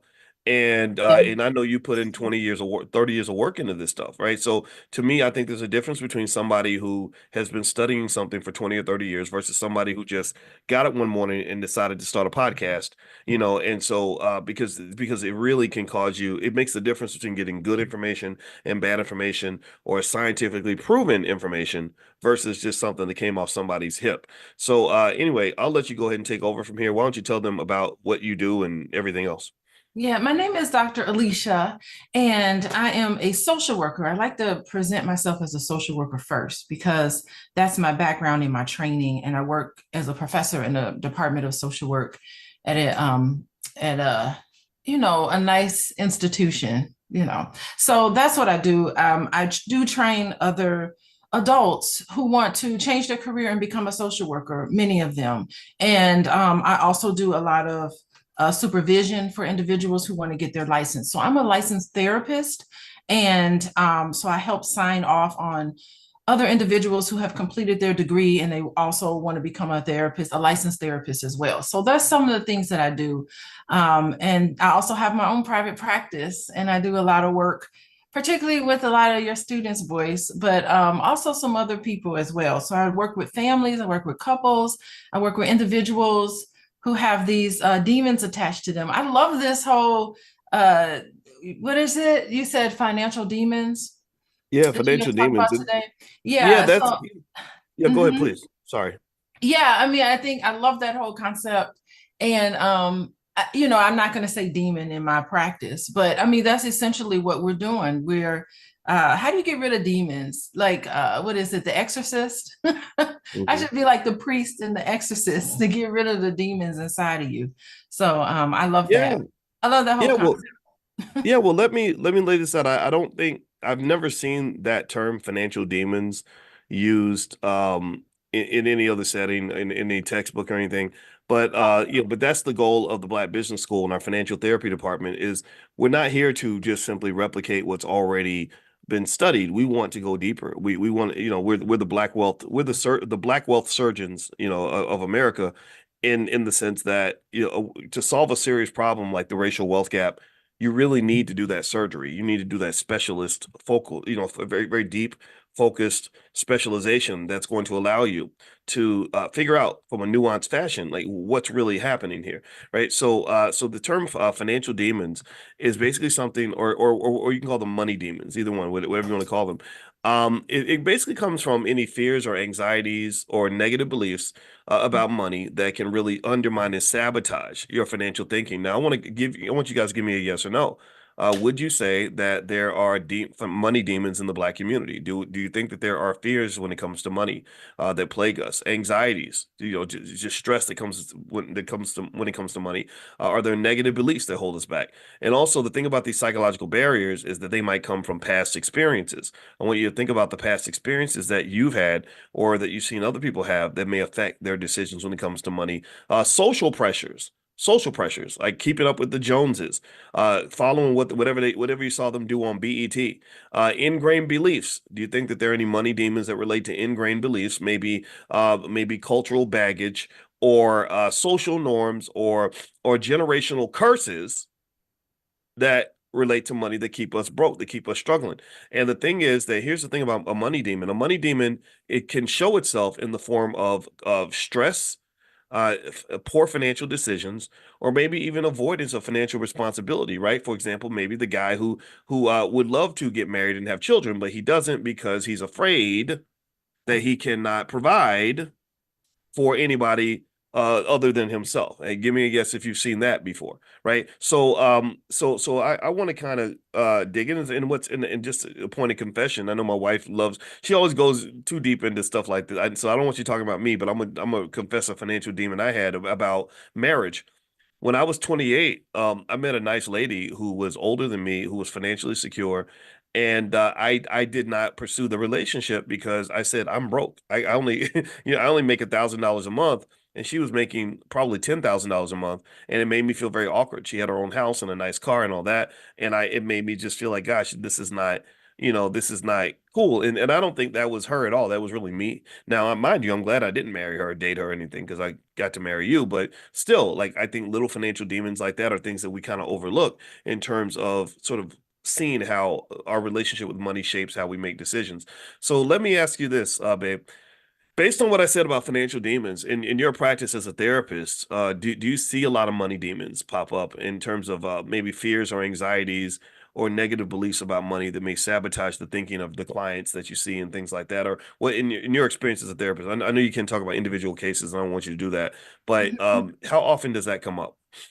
Well, financial demons is what, and other types of demons, we can take it in terms of your thoughts. That's what gets you into my office. Mm. It's the results. It's how it shows itself.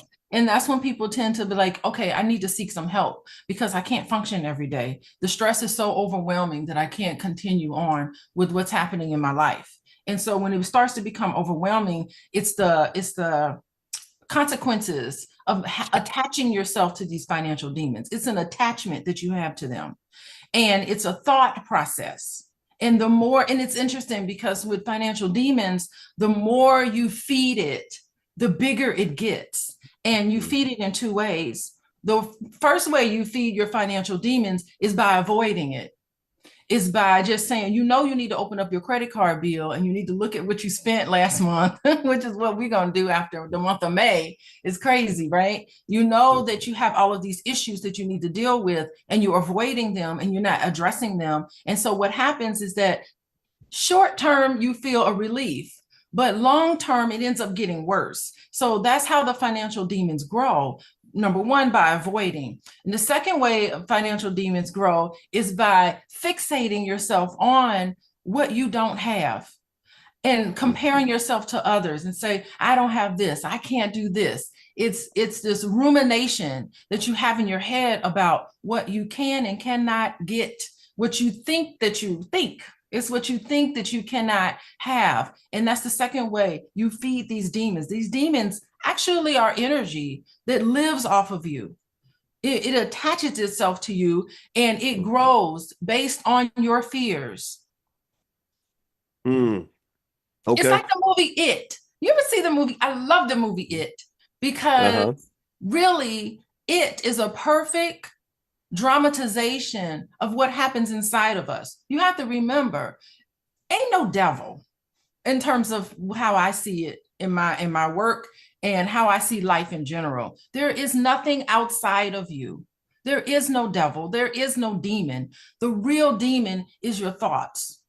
And if you look at the movie It is a representation of what happens inside of all of us when we start feeding this demon.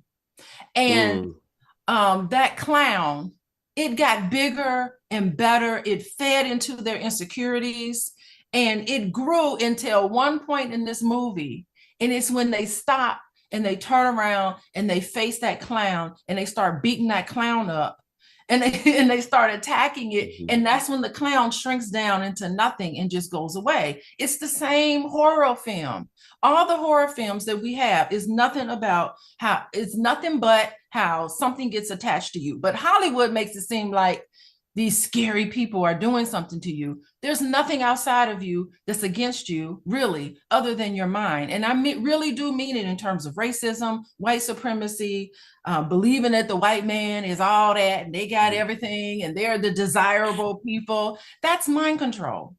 That's them feeding us the demons of this other thing is better than we.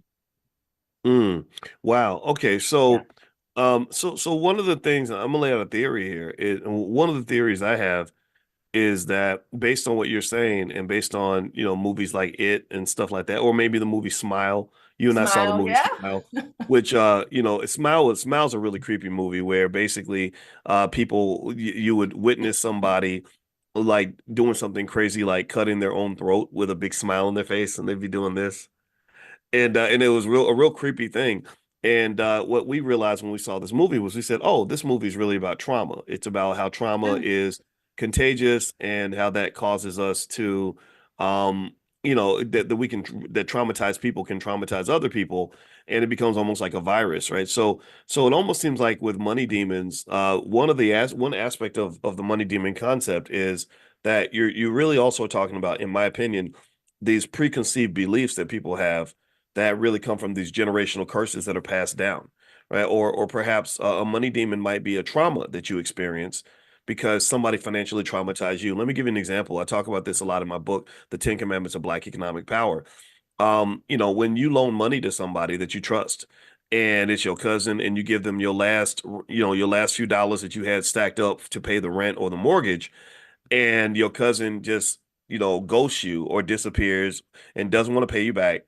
And then every conversation becomes awkward, after that. They yell at you and cut you out when you ask for your money back. And then, so at the end, you lose your money and you lose a loved one. That's very traumatic. And I think that can become a demon, because the way I see that demon manifest is people, they transform. It's like the demon possesses you now. Right? You used to be Mr. Loving and trusting, and I want to help everybody. Then you become, this is why I don't loan money to relatives. I don't care. I don't care what's going on with you. I almost feel like that's a transformation, right? Almost like a demon possessing you. I mean, what do you think, babe? Yeah, well, I mean, I just don't recommend people loan money to anybody, really. I think that you should, if someone is in a dire situation and they really need money, you probably should just think about what you're comfortable parting ways with. What's an amount? All of us right now should think about, okay, what amount of money can I part ways with where it's not going to make a big difference to me? And that's how you need to think about um, working with people who are close to you in terms of money. Just give them the money.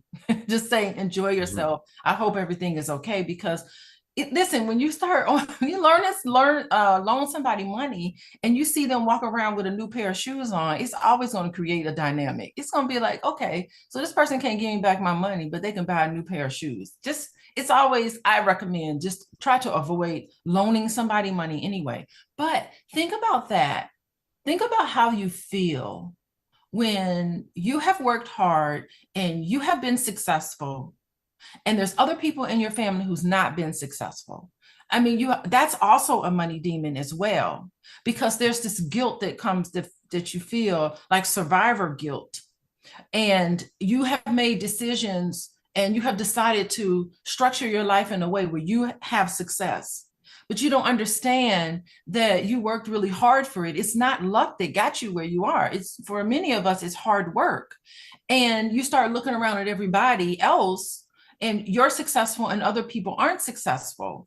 I mean, that's exactly, those thought process is also can be a financial demon as well, because you think, you know, why me? Why am I so successful and other people aren't? So that, and you see it with a lot of celebrities, and definitely you see it with a lot of, especially when you talk about athletes who grew up in the neighborhood where it was a lot of poverty, and they become successful and they bring all their friends along. Now, it's okay to deal with it that way as long as you have good boundaries there.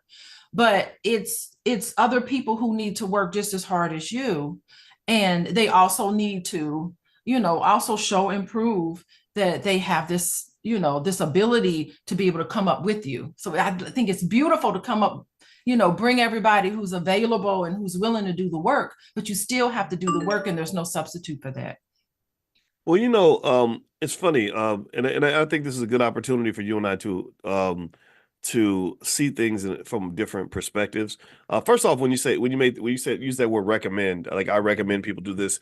One thing I always That's just my recommendation. one thing I always tell everybody is I don't give financial advice. I don't, because you have to have a license for that. But then also, I don't want to tell you what to do. I'd rather establish a framework for you to use to make decisions. And I want you to just make sure when it comes to taking risk, because everything's risky. Money's risky, love is risky, trusting people is risky. And where I believe that people tend to be the most upset, at least I am. I know the times I'm most upset is when I was taking a risk I didn't know I was taking a risk with. I was going into something where I didn't know what it was. It's like if you're dating and you're expecting a relationship to lead to marriage, and the other party thinks it's a one-night stand, then the problem is not so much whether or not a one-night stand is better than a long-term relationship.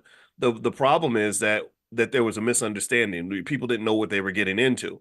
And I bring that up because when I think about loaning money is an important part of a functioning economy. You have to loan money for an economy. If the banks all stop loaning money tomorrow, the entire U.S. economy would crash in a way that was permanently damaging for the next 40, 50 years. Like if all the banks just said, we quit, we scared, we don't want to loan money to nobody because y'all don't be paying nobody back, the economy would not function anymore. You have to have lending. Whenever you look at wealthy families, when we were talking about that segment of India where they own all the hotels, 40% of the hotels in America, they loan each other money. They do. The difference is that they have a code of conduct where they have a process that they go through. If you don't pay somebody back, you don't pay back cousin so-and-so, oh, they're going to come get you for that. You're going to have to deal with that. And so to me, when I think about loaning money, I look at it as obviously you shouldn't loan money to everybody. And then also you have to know what you're getting into, right? Because that's not a personal loan. What you're talking, I'm referring to personal loans. What you're referring to is like business loans, and I think that's different. You should make a different. I do agree with that. I agree with that. You're right. You're right. But Yeah. what I will say too, though, is here's where I'm going to definitely agree with you about loaning money. Why you should be skeptical about it. Remember this: most of us are pretty much products of our habits. Our life is a manifestation of the choices you make, the habits you have, and the way that you think. Like if I weigh 400 pounds, you can look at me and pretty much guess what my eating habits probably are, right? Most of the time, right? It doesn't make, I'm not dissing anybody, but that's just true. Or if I'm in really great shape, you can look at me and see, or if I live in a big mansion, you can see that I probably did something financially that got me in that mansion. So when you see a person, and how many of y'all, give me a yes or no, give me a yes in the chat if you can think of a relative who always has financial problems. Give me a yes if you know, if you think, I want you to think about that cousin who always is behind on the rent, And who's always go up to them. Don't go up to them and say you got financial demons or money no, no, demons. no, no, no. Don't I'm say not that saying to that. No, no, no. people. But let me finish this. Let me finish this in that. Let me finish this Uh-huh. analogy, and then I'm gonna hand the ball back to you, babe. I want you to give me a yes if you can think of that cousin who's always behind on the rent, who's always an inch away from being evicted, who's always got a trauma story, a scary story, who's all and doesn't even know that their role in the process. It's always somebody else's fault. It's always temporary. It's always just this one time, right? And so really, to your point about not loaning money to people, you got to understand that it was their bad financial habits and choices that got them to where they are right now. So, by definition, to some extent, at least 8 times out of 10, when you make that loan to that cousin who's always struggling financially, that is a bad loan because that person in your mind should have bad credit because you can see that they're making bad choices. So your odds of really getting your money back are probably much lower than you think. But maybe you can't see that because they sound so convincing when they tell you it's just this one time. I'm gonna pay you as soon as I get my check on Tuesday, and it's really Uncle Rerun's fault. I don't have any money. So my point is to say that that's where I agree with you. That maybe in that situation, again, it's not me telling you not to do it. It's me saying make sure you know what you're getting into. So if I know I'm loaning money to a deadbeat or who doesn't know that they're a deadbeat, I'm not going to tell them they're a deadbeat. They're already feeling pretty bad. I don't want to make them feel worse. Then I might loan that money knowing that it's a gift. So you say, hey, I need $1,000 by Tuesday. I might say, okay, here's $150. Here's my contribution because I'm not prepared to give you $1,000 or $500 or some number that's really going to set me back. And I think that's where the trauma, and you can give me your thoughts on what I just said, babe. But I think that's where the trauma kicks in is where you loan that person an amount of money you're not comfortable giving away, and you need that money back, and then they don't deliver, and then you're scared. Now you're the one who's financially unstable because you were climbing up a ladder. You reached down to pull them up, and they pulled you off the ladder. So now you're freaking out because now both of y'all in financial trouble. That's what I've seen happen many times. What do you think about that? Yeah, that's so fascinating that okay, so I'm gonna put I'm gonna speak from the position of the lender, of the person who has seen the heartache in another individual. They've connected to that and they've decided that they need to be the hero in somebody else's story. Mm. They themselves feel like they need to be the hero in someone else's story. So in that sense, the loaner, the individual with the money, is in an up position. And then they feel like I can help this person out, not really to help that person out, maybe, but also it is a feel-good moment for them. So there's a lot of individuals who use their money and their position of power, not necessarily to help that person, because sometimes you cannot help somebody by opening up your checkbook. Sometimes when you look at situations and you see somebody in these dire situations, you cannot help them by opening up your checkbook and just writing a check. If you could write a check and help people out of their misery, it would be so much easier. It depends on how you look at the situation and how you assess the situation, because sometimes other people's sort of issues is a way where you can jump in and be the hero so that you can feel good. So you really do, it's a dynamic process. You really do need to think about what is driving your behavior, that you feel like you need to save everybody. And ultimately, Nobody can save anybody. And I hate to put it that way. As a therapist, I want to say that I can help save everybody, but I really don't think I can. I know that what I can do is I can help people. I can give them the map and I can give them the compass of how to have a successful relationship, how to be healthy in their interactions with other people. But it's up to them to use all the evidence-based practice that I know, because that's what I operate on as a therapist.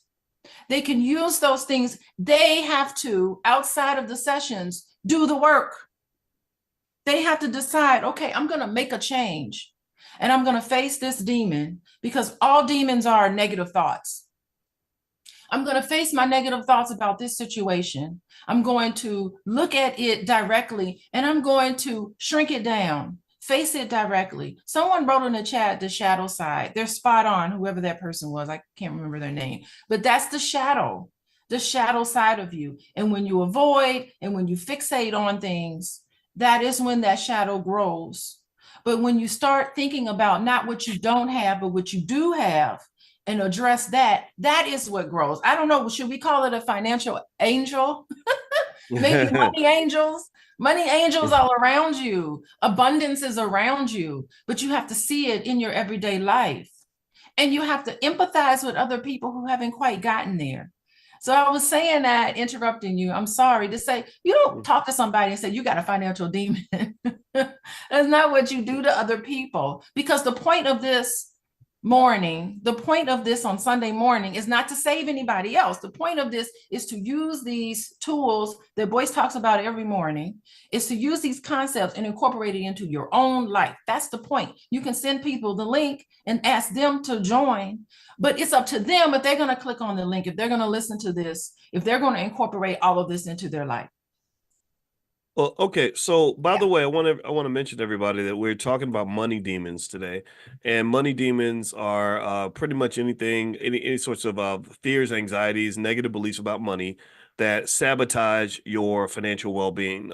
In fact, let's do a quick poll. I want everybody to give me a yes if you can think of at least one money demon that you may have that keeps you from reaching your goal. Give me a yes if you have one fear that's really held you back. Give me a yes if you have maybe some anxieties that hold you back.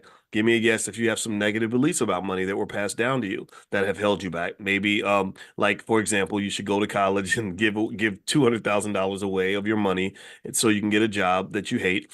Again, I'm not saying that this happens to most people, but this is one belief that maybe should be adjusted a little bit, not because college is bad, because I don't think it's bad, but because maybe that isn't giving us what we want. Also, I want you to give me a yes if you have some sort of psychological barrier that maybe comes from a past experience that involved money, maybe a past trauma, maybe something related to society pressures, pressures in terms of what you do with your money, how to use your money. In fact, I'm gonna lay this out, babe, and I want you to kind of take this in the direction of one limiting belief about money that plagues a lot of people. Have y'all? I don't know if y'all have ever heard me talk about this, but I brought it up a long time ago. One time on SNL, they did a segment called Black Jeopardy. And my wife is laughing because she knows how it just irked me so bad. And they had Leslie Jones, the comedian, and she was on this show called Black Jeopardy. And in Black Jeopardy, I remember they had two black people and a white guy. I think the white guy was Tom Hanks. And so if you remember, in the show Jeopardy, what they do is they ask you the question and then you give the answer. So the question was something like, they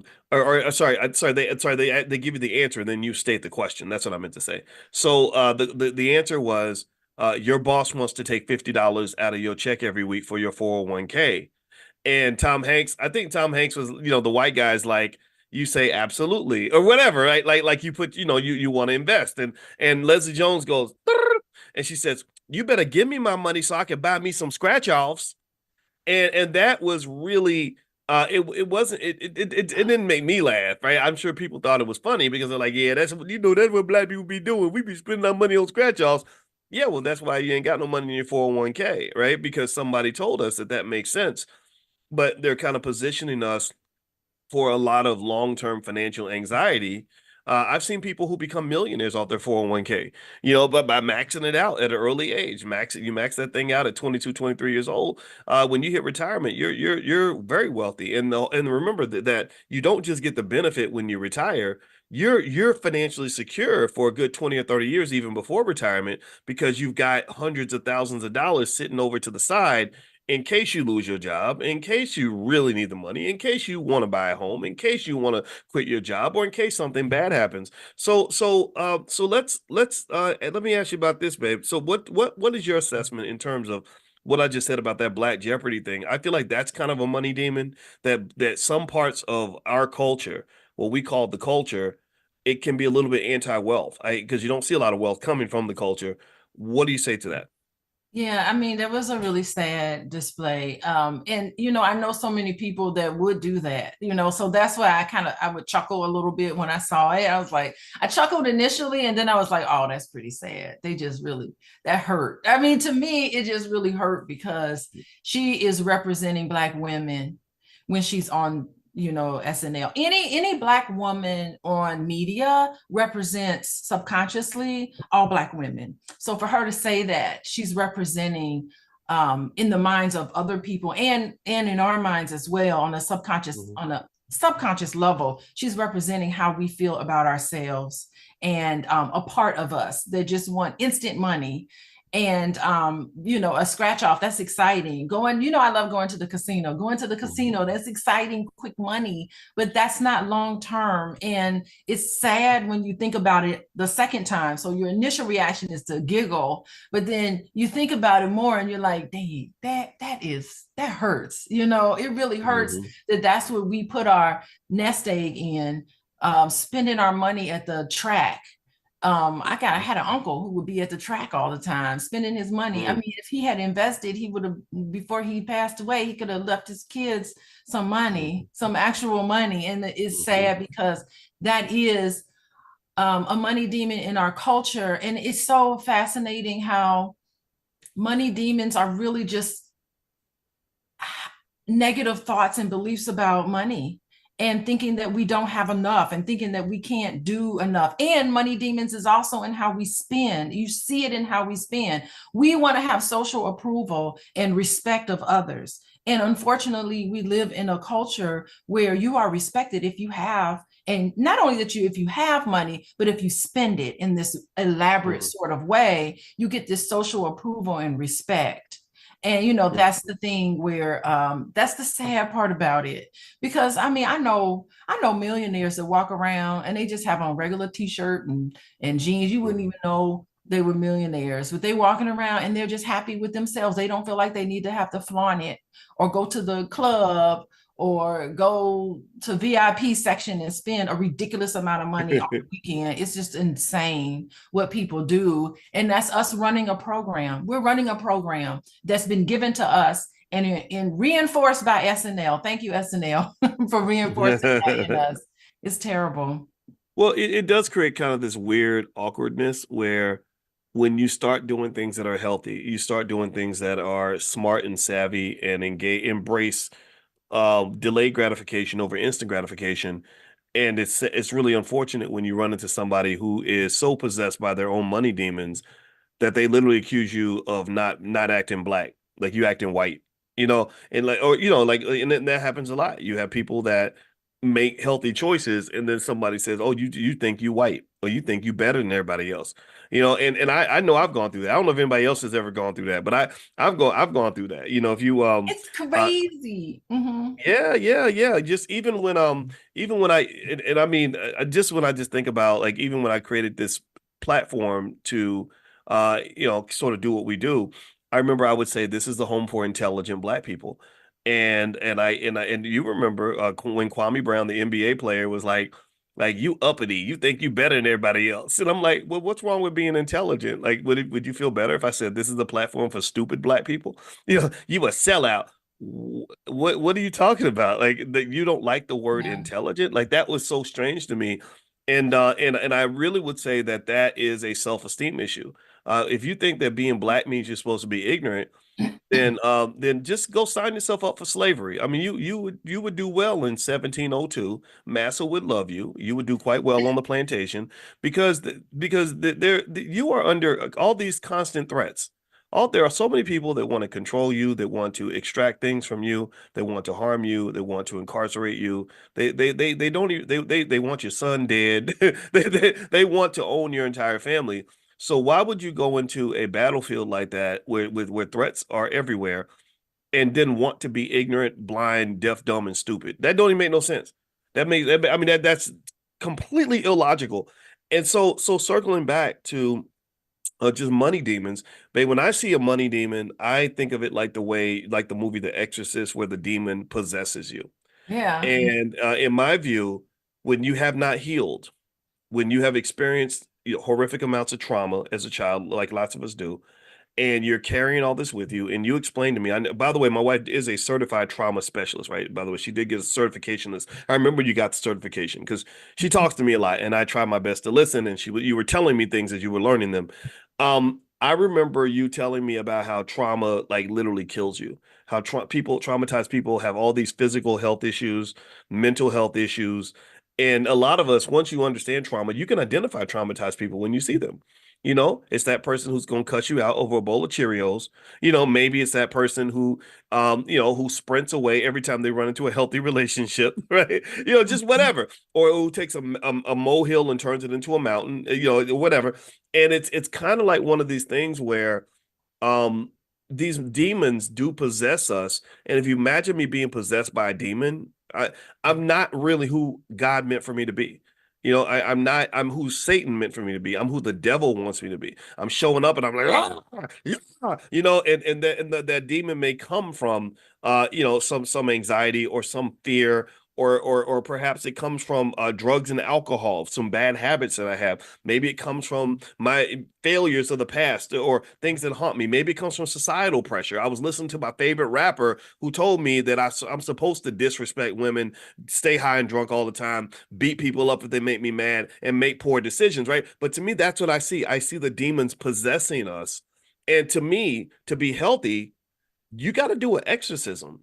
You got to exercise. The more you exercise those demons out of your body, I think the better you are, like the healthier you are and the better of a human being you are, for not just for others, but also for yourself. What do Yeah, you think? it's so crazy. You're talking about the financial demons.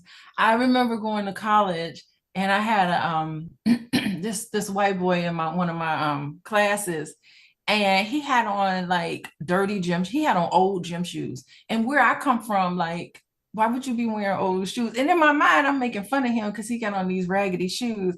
But as I got to talk to him, I'm like, this man is wealthy.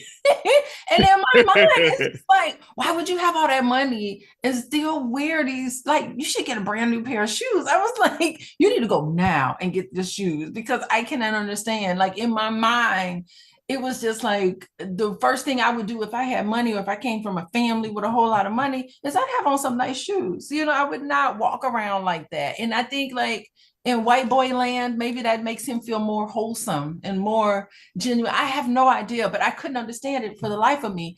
And I'm just looking back on that. I'm like, what was wrong with me back then? But that was where I came from, And so I think the best way to get rid of the financial demons is, number one, to recognize that it's there. Most people don't understand how they don't reflect on what they do and how they spend their money and what they feel like it's important. So I really do think that we need to reflect. We need to reflect on instances and become very self-aware, be able to connect the dots. Because listen, Boyce just talked about trauma, and I just want to say something about trauma. Trauma is not because a bad thing happened to you. That's not trauma. Trauma is when something happens to you and you disconnect from how you feel, and you disconnect and you can't connect your current behavior with what's happened to you in the past that's triggering you. You don't understand that. That's when it shows up as trauma. So the best way to get rid of the financial demons is self-awareness and insight, is being able to understand. You can do the exorcism on yourself. Basically you do. I ask questions like, tell me what happened. Why did you react so strongly to this? What was it reminiscent of? And you have these conversations in a place to process all of these unfortunate things that happen to you so that you don't disconnect from it and you walk around as a traumatized person and spending your money impulsively on these things meant to cover up the pain that you feel inside. Mm. Well, and it is that covering up the pain makes Mhm. sense, particularly when you consider that money is a drug. Money, receiving money makes you feel good. Not having enough money can create anxiety, just like a drug. Or the If you belief that you don't have enough money. say it again? Oh yeah, The the belief. belief that you don't have enough money. There we go. And it's like if you imagine how a crackhead must feel when they can't get no crack. There's a lot of Oh, anxiety attached to that, right? but let me tell you, nobody is better at getting money than somebody who's on drugs. They are really good at manipulation. Yeah, yeah. Excellent at manipulation. They are. I mean, I have seen just remarkable performances from people who are on drugs, manipulate others to get money out of them. They make it's their entire life. As soon as they wake up in the morning, they're like, how am I going to get my next fix? Who am I going to call? What sad story am I going to tell so this person can give me some money? Ooh, what do I need to do? And they execute. Nobody has more clear vision and execution than a drug addict. It is really remarkable what they do. Well, So, I'll tell mhm. you, it's you are right. I mean, when I think about the financial crackhead though, like just the person Oh, yeah. um that has various financial addictions where money is used as a way to ease certain pain, it makes you think about the study by Professor Andrew Lowe at MIT where he talked about how money affects the part of your brain that is also affected by cocaine. And so to me, I'm also thinking about it in terms of just this idea that that making certain choices that may not be healthy for me allows me to heal pain that exists because I'm carrying these demons around and the demons have to be fed. So the demon might be a gambling addiction. The demon might be fear or anxiety. I think other demons, one demon that plagues a big part of the community I've noticed is scarcity. Scarcity, when you talk about scarcity thinking versus abundance thinking, a Mhm. person who thinks in terms of scarcity is going to fight you over resources. They're going to compete with you when they could collaborate with you. They're going to hate on you when they should be congratulating you. Because why? Well, because they see whatever you're getting, whatever you have, whatever you're doing as a reflection of why they don't have what they want. Or you getting something means there's less of it for them. You get a good man, she's upset because she can't get the same thing you get, or you're doing well and making money. Well, now your success reflects on my lack of success. So to me, an abundance mindset might come from I would argue that a less traumatized person is more likely to have an abundance mindset and to say, look, there's enough for everybody. I want to see you win. I'm happy for you. And I've seen this just even in terms of just even business. When I would think about collaborating with someone, it's mutually supporting each other. But then I see them and I'm like, wow, this person's really competing with me. Like they feel that they can only be successful if they tear me down or something. And I just think that to me that's a demon. The scarcity mindset. Remember, Europeans brought that scarcity mindset to Africa. And you saw what they did to Africa. The Africans were open and trusting. They said, look, there's plenty of fruit, there's plenty of There's gold, an there's plenty of abundance in Africa. right, Yeah. there's plenty of lumber, whatever you want. We got it. And the And Europeans that are like, becomes part of your culture. I mean, mm, just think about how the Europeans came in and just invaded Africa. mhm. It's because think about Europe. It's a cold rock. Nothing grows in Europe. Nothing's colder. I mean, I enjoy Europe for the culture and everything, but I just do not. That place is it's cloudy. It's always cold in my mind. Like I've never been to a beautiful tropical, beautiful vacation Mm. in Europe where the weather was great. Like the people are great and the culture and everything, but the weather is just not always take a jacket. You could be in, Mm. January. I mean, July, June, you're going to need a jacket in Europe. So, I mean, that part was just kind of unusual for me. And then I start thinking about the climate and how everything is just so nourishing, the soil, everything. Like you throw a seed somewhere, it's going to grow and there's an abundance. So that's what's put into our culture as Black people. And I really do think that we need to actively work on getting back to who we are as originals. I'm talking about as indigenous populations. You know, I spend a lot of time sitting with the indigenous mindset, and I love spending my time meditating and focusing on the music of indigenous people. Nothing is more uplifting than listening to music and sounds that heal the body, that not tear us down. So, you know, all day yesterday, sorry, boys, had to listen to my indigenous music that I had to play, but it's positive. It's beautiful. It tells you you can do it. And all of that has an effect. It all has an effect on how you see life. So I love taking out time in this westernized society and sitting with Native American tribes and listening to the indigenous, because I know that's who I am originally. I'm so connected to it that I know it. I'm getting off into this woo-woo, boys. So it's okay. It's okay. So if you have a question for Dr. Alicia, put your question inside the Q&A section, and we're gonna go through the question. Make the question short if you can. That way we can get everybody's question. Also, Alicia's website. She sees clients on an individual basis. She sees couples. She also sees families. So if you'd like to go take a look at what she does, you can go to coachingwithdralicia.com. That's coachingwithdralicia.com.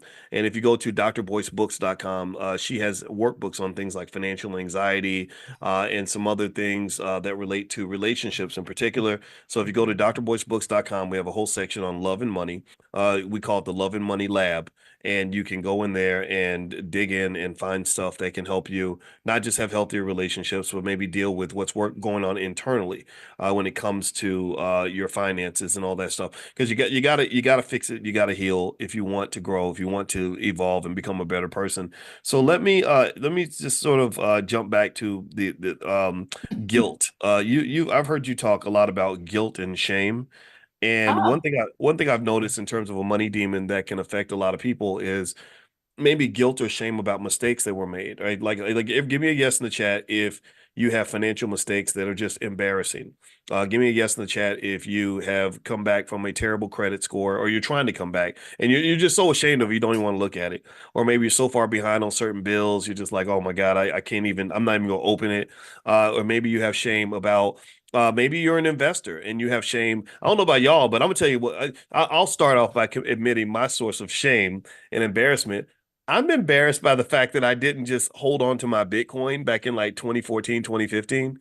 I think I sold it and then I made all these adjustments, and I'm like, boys, all you do, all you do is sit on it. Just you were doing too much. Right? So I make mistakes. We all do, right? And that mistake I made was more so driven by some of the things that I talked to you all about, which was basically, I think as the market was moving, I said, okay, well, maybe this Bitcoin thing isn't going to work out. But I know people, starting with my wife, who literally bought the Bitcoin in like 2015 or 2016 and didn't even look at it for 6 or 7, 8 years. And then next thing you know, I think you made $100 investment. It turned into almost $1,000. And that is the best way to invest. So that's a source of shame and embarrassment I no, have. I feel guilty because I couldn't find my password. I had to reset my password to go back into my account. It had been so long since I've been in there. Yeah. And I think that there's just a lot of there is a Yeah. lot of shame because you maybe for a lot of us you start off struggling financially. You don't always know what to do. You make mistakes for emotional reasons, maybe because you have a short-term temporary problem and you handled it in a way that had some long-term implications. Maybe your student loans leave you feeling a little bit guilty and angry because of whatever. So what about guilt and shame? Tell me about that in your practice, and when you confront that when somebody's just feeling really guilty and bad about mistakes they made in the past that they can't go back and fix. How do you even approach that? Yeah, I mean, well, guilt and shame are two different things. And from a clinical perspective, guilt is basically when you do something wrong and you feel bad about that particular act and you work to try to correct it. So suppose my scenario I like to give is, suppose you are there's an office building and you work at this office, and everybody's coming in and out of the parking lot and everyone's parking. So if you drive into this parking lot and you hit somebody's car as you're pulling in, you hit the side door, it's a little bit of a dent.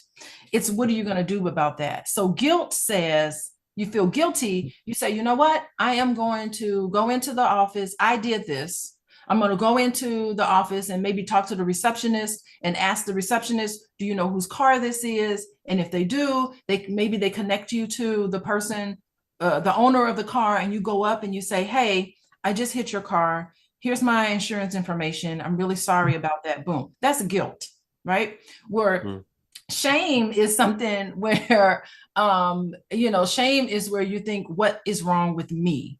There's something wrong with me. Maybe that's the first time you've hit a car or something, or maybe you've hit a bunch of different cars and then you're just like, oh my God, there's something wrong with me. Why am I getting to these car accidents?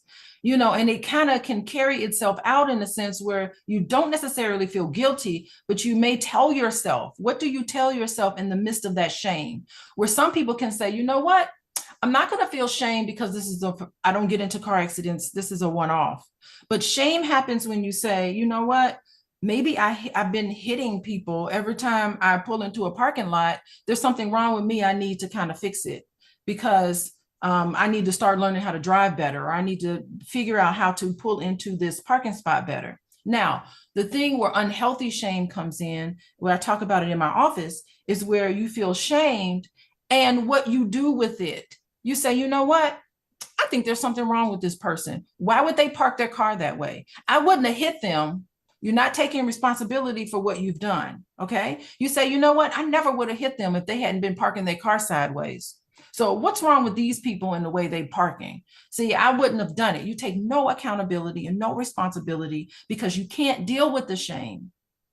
It's too powerful for you to deal with that shame because it's tied to so much insecurities.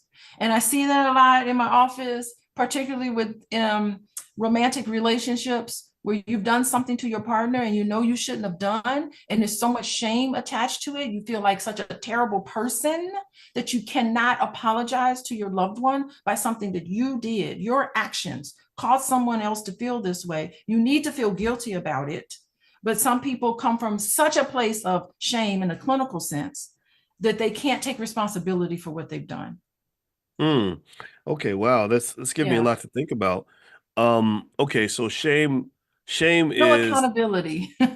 okay, so the shame might appear as me sort of creating a belief that something's wrong with me because I did something for which maybe I should feel some sort of guilt.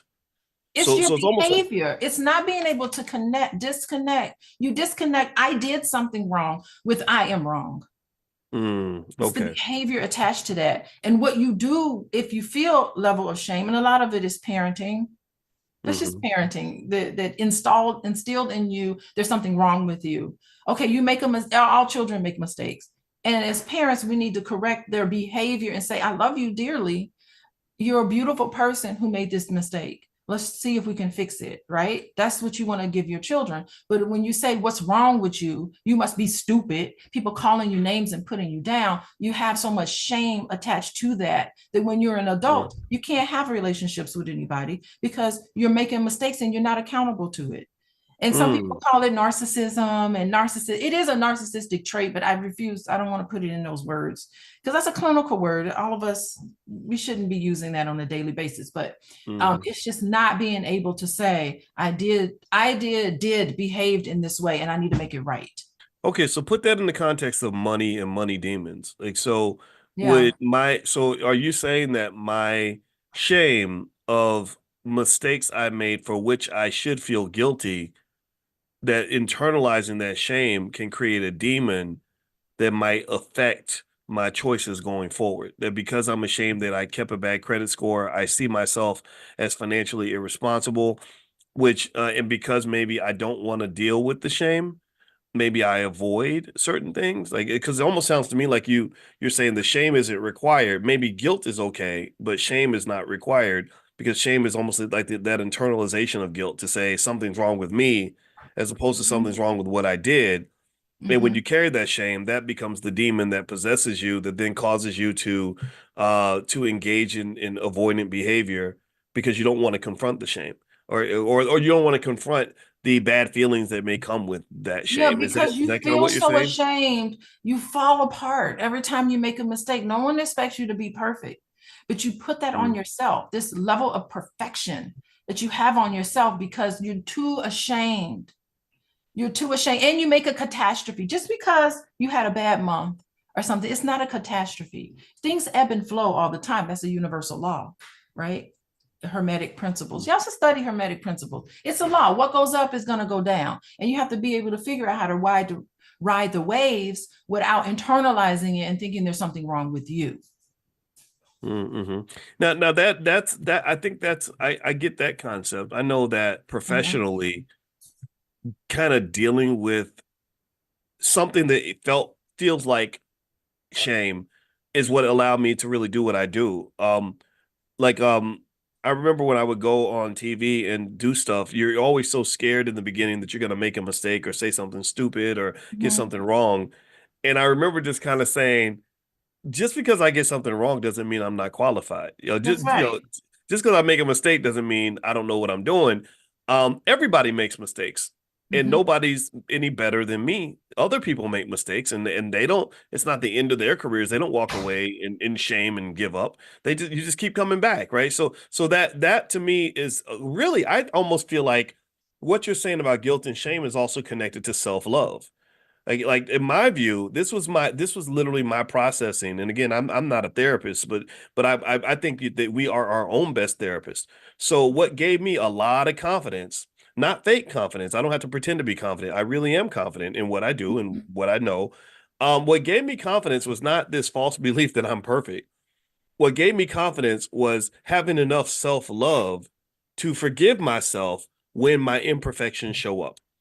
When my flaws pop out and I do something stupid and I say, oh man, dang, I really messed that up. It's all right. We're going to go right back at it because I love Boyce. And if you love something, you'll never give up on that thing. You'll never give up on that person. And you apologize. You're good at apologizing to Boyce. You can say, oh gosh, I'm so sorry. How can we make this right?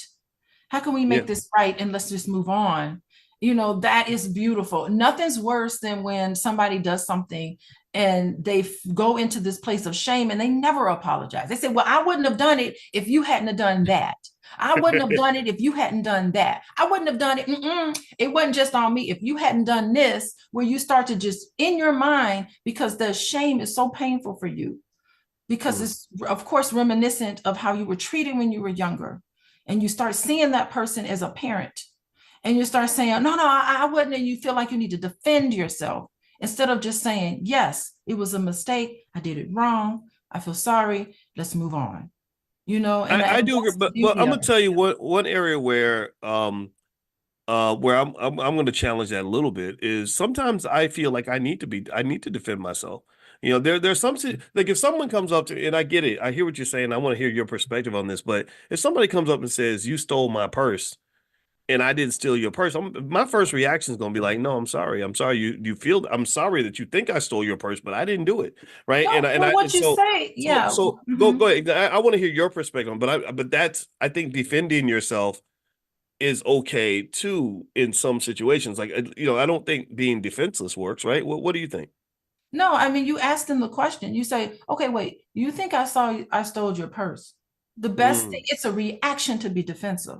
All of us get defensive, but you have to stop yourself and you have to say, okay, what information do you have that makes you think I stole your purse? What information did you gather to make you conclude that I stole your purse, and hear that person out?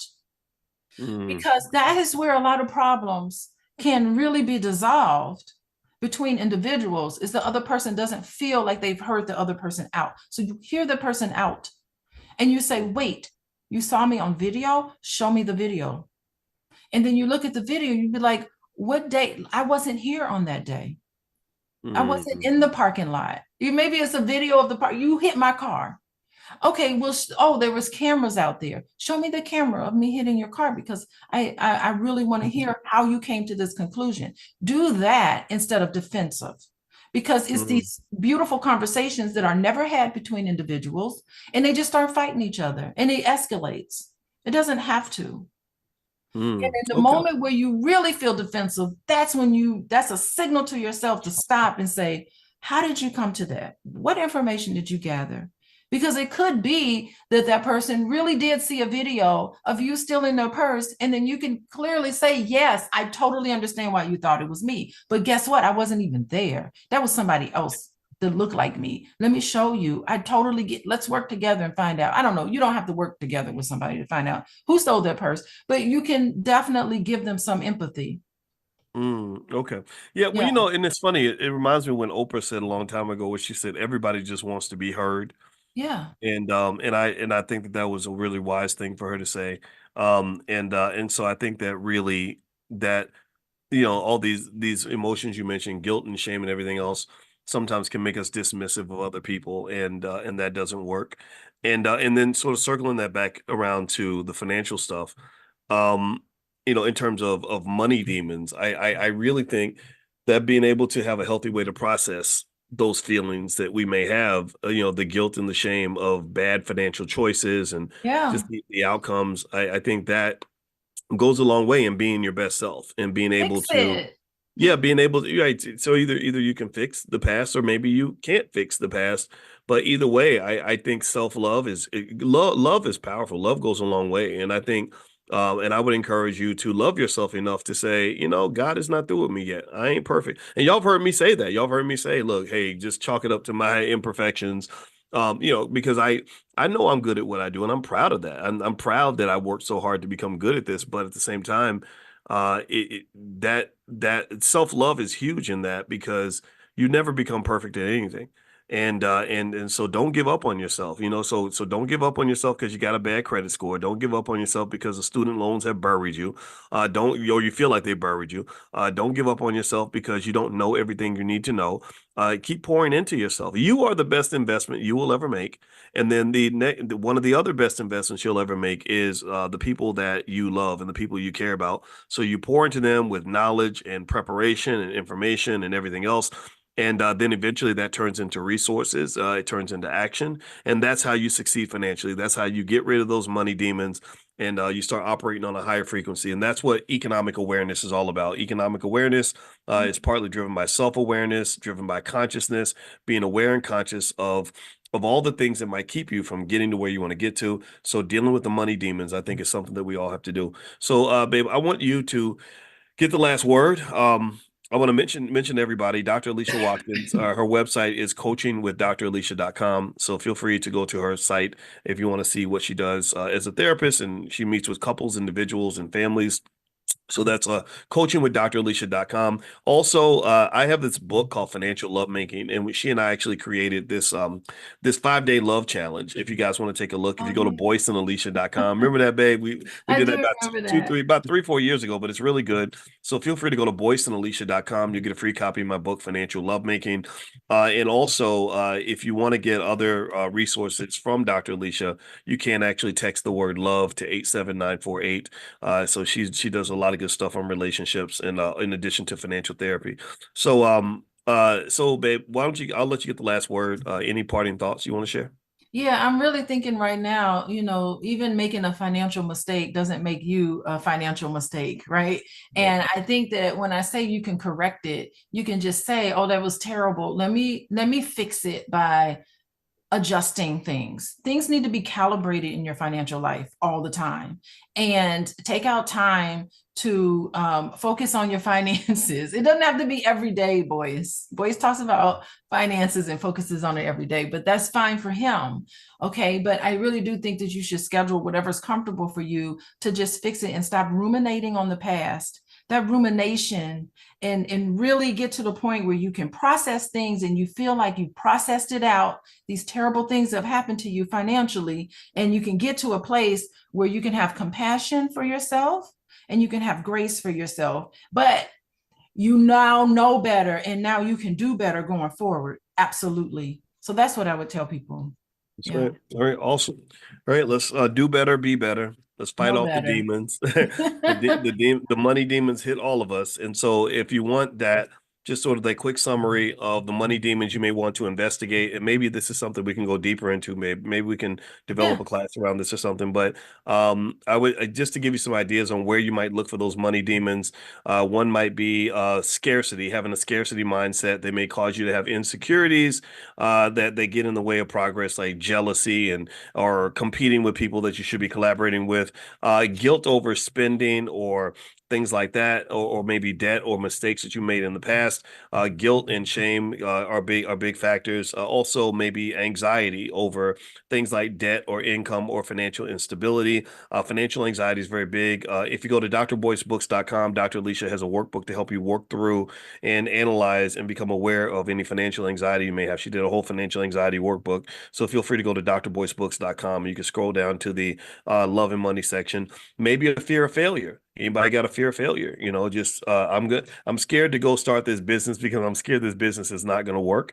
Well, I get that. Everybody feels that way, and it's really hard to imagine putting a lot of time and money into something and having not work out. It's tough, it's embarrassing, and you don't get a lot of support. You don't have a lot of people in the family saying, go, go, go. You have a lot of people sitting back saying, I can't, I'm just waiting for that Negro to fail. When they fail, I'm gonna sit back and I'm gonna tell them why they did. And it's always the people that ain't doing nothing that do the most talking. So having a process to sort of get to that point is, I think, a really big deal. And actually, if you want to look into like a business that you can start that doesn't fail, again, go to drboyceprime.com. Those are a lot of Prime members are in this class right now, and you can say something in the chat. Drboyceprime.com. I think that whole idea of starting your business by selling stock options is really, in my view, the most effective, most superior way to starting a business, or the most superior method I've ever seen, because the business is highly liquid. It doesn't require any work, and you start making income from day one. You just need a capital base. So if you want to go take a look at that, feel free to go to drboyceprime.com, or if you text the word money to 87948, I'll send you a free training called How to Make Money Without Working. It is highly, highly efficient. It is literally how I make my money. Errol's, and I see Errol, James, I see you all. So yeah, so feel free to just talk to the other students that are in the class. I like that better than the other method, because the other method was you throw a bunch of money at it, you work your butt off, you wait a year or two, and then maybe you make some money, right? And that's really a hard way to get ahead. So to me, I was like, oh gosh, I should have been doing this when I was 20. So teach this stuff to your kids so they can do it when they're 20 instead of wasting 20 or 30 years like the rest of us did. Other areas where a financial demon or money demon might show up might be maybe you avoid making plans because you're having trouble dealing with instant gratification versus delayed gratification.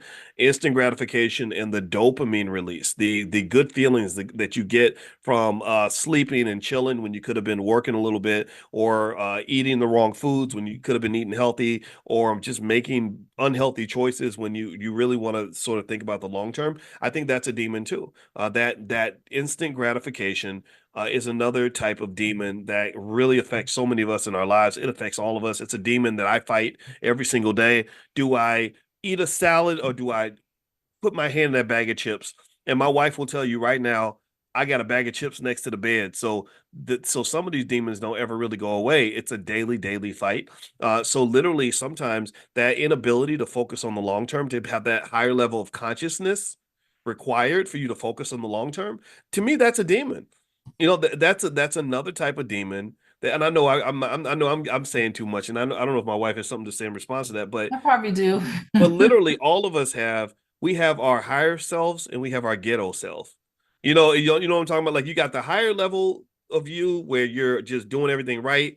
You're getting up in the morning, you're handling your business, you're making plans, you're getting it done. And then you have the other side that's just lazy and don't want to focus and doesn't want to do the right things, doesn't want to even eat right, doesn't want to save, wants to spend, right? So really, this is why I actually started doing this money in the morning financial consciousness thing, because what I realized is, I said, if we wake up every morning and we commit ourselves to being our best selves, that gives us a much higher probability of success. Because remember, being the best does not always mean that you're always at your best. Like I'm pretty good at this financial thing. Some people would say that I'm one of the best, but I ain't always at my best, and neither are you. None of us are. So my goal is every morning to convince you to find the best version of you and make sure that person shows up for work every day. And that's how you're going to win. That's how you're going to succeed. That's how you're going to overcome all the demons, the cultural demons, the psychological demons, the emotional demons. That's how you're going to fight the battle. And the battle never ends, but you will win because you're built for this.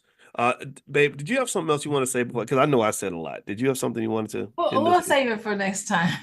Okay, all right. I Well, I'm don't gonna want to say get into a loop with you. all right. Well, I hope that you will give Dr. Alicia a digital round of applause, digital thank you. I know she's my wife, but I'm sorry. I'd like to give my wife props Thinking for how hard about. she works. She elevates me because she's super disciplined. She's in that. She got me to join the 5 a.m. club, and we get up every morning and go work out. And I'm inspired by her work ethic. And I always tell people, some of these sisters out here just kicking butt, taking names. And so you're a wonderful ally in this game of life. So thank you very much for joining me, babe. I really appreciate your time. And also her website, one more time, is coachingwithdralicia.com. And so if you want to see what she does as a therapist, feel free to go there. And or if you want to get some free material from her, you can actually just text the word love to the number 87948. And there's some stuff that we can send you out that way as well. All right. So have a good day, everybody. I'll see you all tomorrow morning at 10 a.m. Eastern, every single day, 7 days a week. We do money awareness, financial consciousness training each morning. So make sure you're on the text list. To get on the text list, text the word morning to the number 87. And I'm not really here to discredit or to make anybody feel bad about that. But I said, I'm going to tell you, I think that some of it may relate to the fact that in our society, we're not trained to prepare. And I said, the thing about having the life that you want, and I said, look, I don't care. I'm not here to tell you all what profession you should want to be in. I'm not here to tell you whether or not you should want to where you want to live or what kind of person you want to be. I said, I assume you just want to be happy. Like, and I don't think you're going to disagree with me on that. I said, so the thing about happiness and getting what you want out of life and being where you want to be is that typically that doesn't happen by accident. Right. Typically, that happiness, that fulfillment, wealth, whatever it is you want, whether you want to have a great relationship, you want to be in great shape, you want to catch the bus on time to get to school, whatever it is, it usually comes down to preparation. And I said, so I guarantee you that 99% of the time, when you run into situations in life where there's something you want and you can't get it, I guarantee you that more preparation will get you where you want to get to. I said, so for example, I'm not a broke man. Now, remember, I'm not the dad. I'm the bonus dad, and I'm a proud bonus dad. I love being the bonus dad to these kids. I said, but think about it. I said, I got money, your daddy got money, and your mama got money. A lot of black people ain't got no money. A lot of black people don't have a lot of money. I said, now, if you want to know the secret for how all of us got money, it's because we prepared. It's just simple preparation. I said, when we were in our 20s, all of us were saving, we were investing, we were preparing because we knew that one day we'd get a little bit older and we'd want to have resources. We'd want to have what we need to be able to provide for you and to do the things we think that we're supposed to do. So what I was really talking a lot about was just these basic ideas of preparation, temporary sacrifice for long-term gain. Some people may call this delayed gratification. That's another term that might be used for this. And I don't believe that any of this is encouraged in society. I don't believe that in our society we really challenge people to really prepare for the future or to do the things that are preventative. An ounce of prevention is usually worth a pound of cure. For example, I always found it really interesting how because we try so hard not to judge people or make them feel bad about their choices, someone will go to the doctor and be clearly doing things that are killing themselves, like clearly eating the wrong food, clearly not taking their medication, clearly coming in, morbidly obese, in horrible shape. And the doctor I don't think they're even allowed to even say, I think you really need to change this. Or if you keep doing this, bad things are going to happen. We just sort of deal with the issue and don't say anything that might remotely make them feel bad about their choice.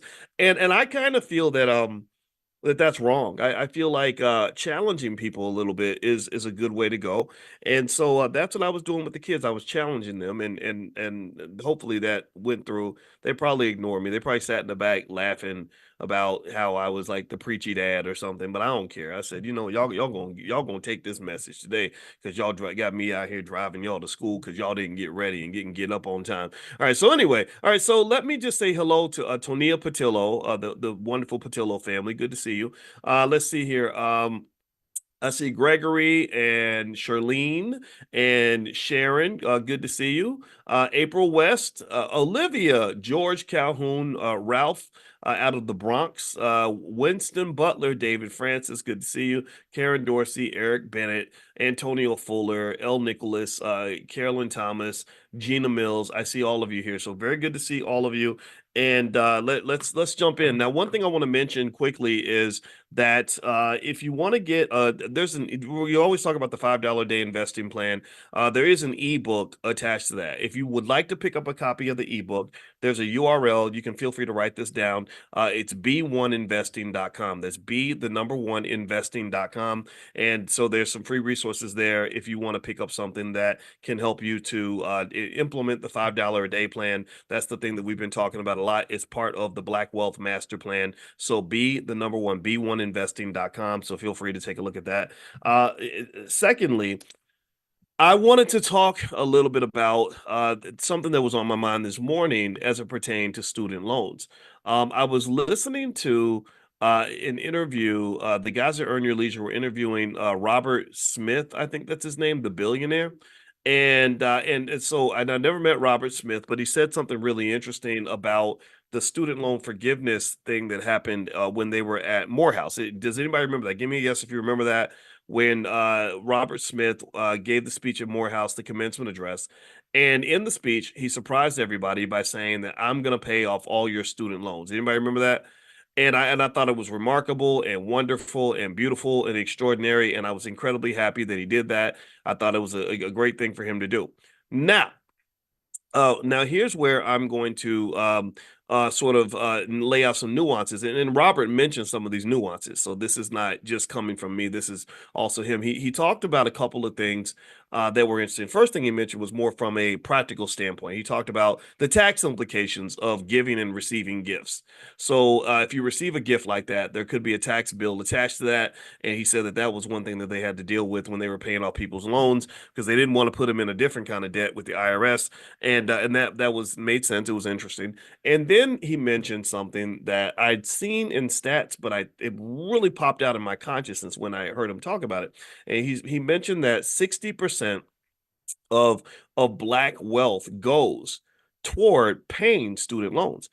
60%. Now, I knew the number was big. I'd seen some data on it. I didn't know that it was 60%. I did not know that 60% of the inheritance, your children's birthright, 60% of the wealth, the very scarce, rare wealth in the Black community goes toward paying student loans. And I understand exactly how the economic trap works. The trap is very simple. You tell Black people, hey, the way to get better in life is to go and give all your money to these big universities run by white people, and they're going to give you these skills that are going to help you get better jobs, which is going to somehow miraculously lead to you becoming wealthier. And it doesn't work like that because jobs are not a pathway to wealth. It's hard to really work your way to wealth because most Americans cannot operate at enough of an economic surplus to actually engage in the wealth building process. To actually build wealth, you have to have a surplus, which means that your income has to exceed your expenses by enough that extra money can become part of your nest egg, part of your stock, your nuts you stored for the winter that you then are able to deploy to various forms of investing to let your wealth grow. Now, I'm going to add to what Robert said and mention something that you may have heard me mention before, that half of all Black college graduates default on their student loans.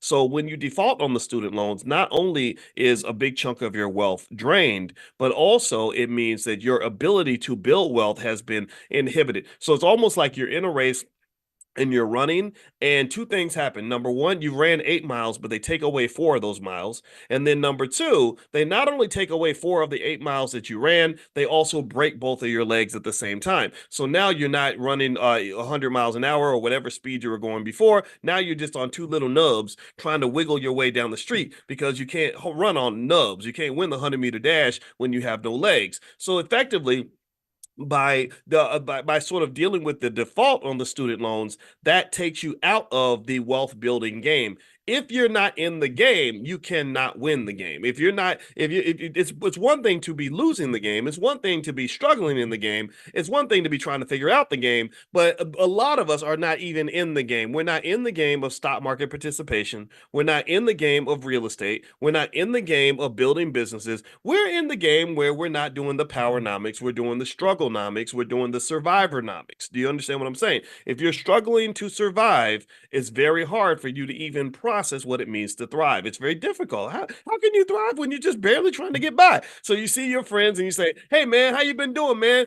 "Oh, nothing, man. Just making it, just surviving." Anybody ever hear conversations like that? You know, those struggle conversations. And I'm not making fun of it. A lot of us have those conversations. Sometimes I would pretend to have those conversations just so I could fit in. But then I was like, I don't really want to fit into like a culture that's not really winning. But I would do that. You know, I'd see my friends and I'd feel a little bit guilty because I was like doing kind of good. And I had, you know, I'd been busting my butt. And I'm talking about when I was like 29, 30 years old. And I'm making six figures or whatever. I was doing better because I'd been busting my butt, working really hard. And, you know, and I was raising this weird family where we were really big on like personal responsibility. I'm not gonna, I'm not making fun of anybody else's family, but me and my sister reflected on that. I said, yeah, our parents kind of just told us like everything is your responsibility, even if it's not. Everything is your fault, even if it's not. Everything is your doing, even if it's not. That you are the number one driver of your position in life. So we never really grew up hearing that that there were limitations because of racism or that somehow the government was going to save us or anything like that. It was more like, yeah, white people can be mean.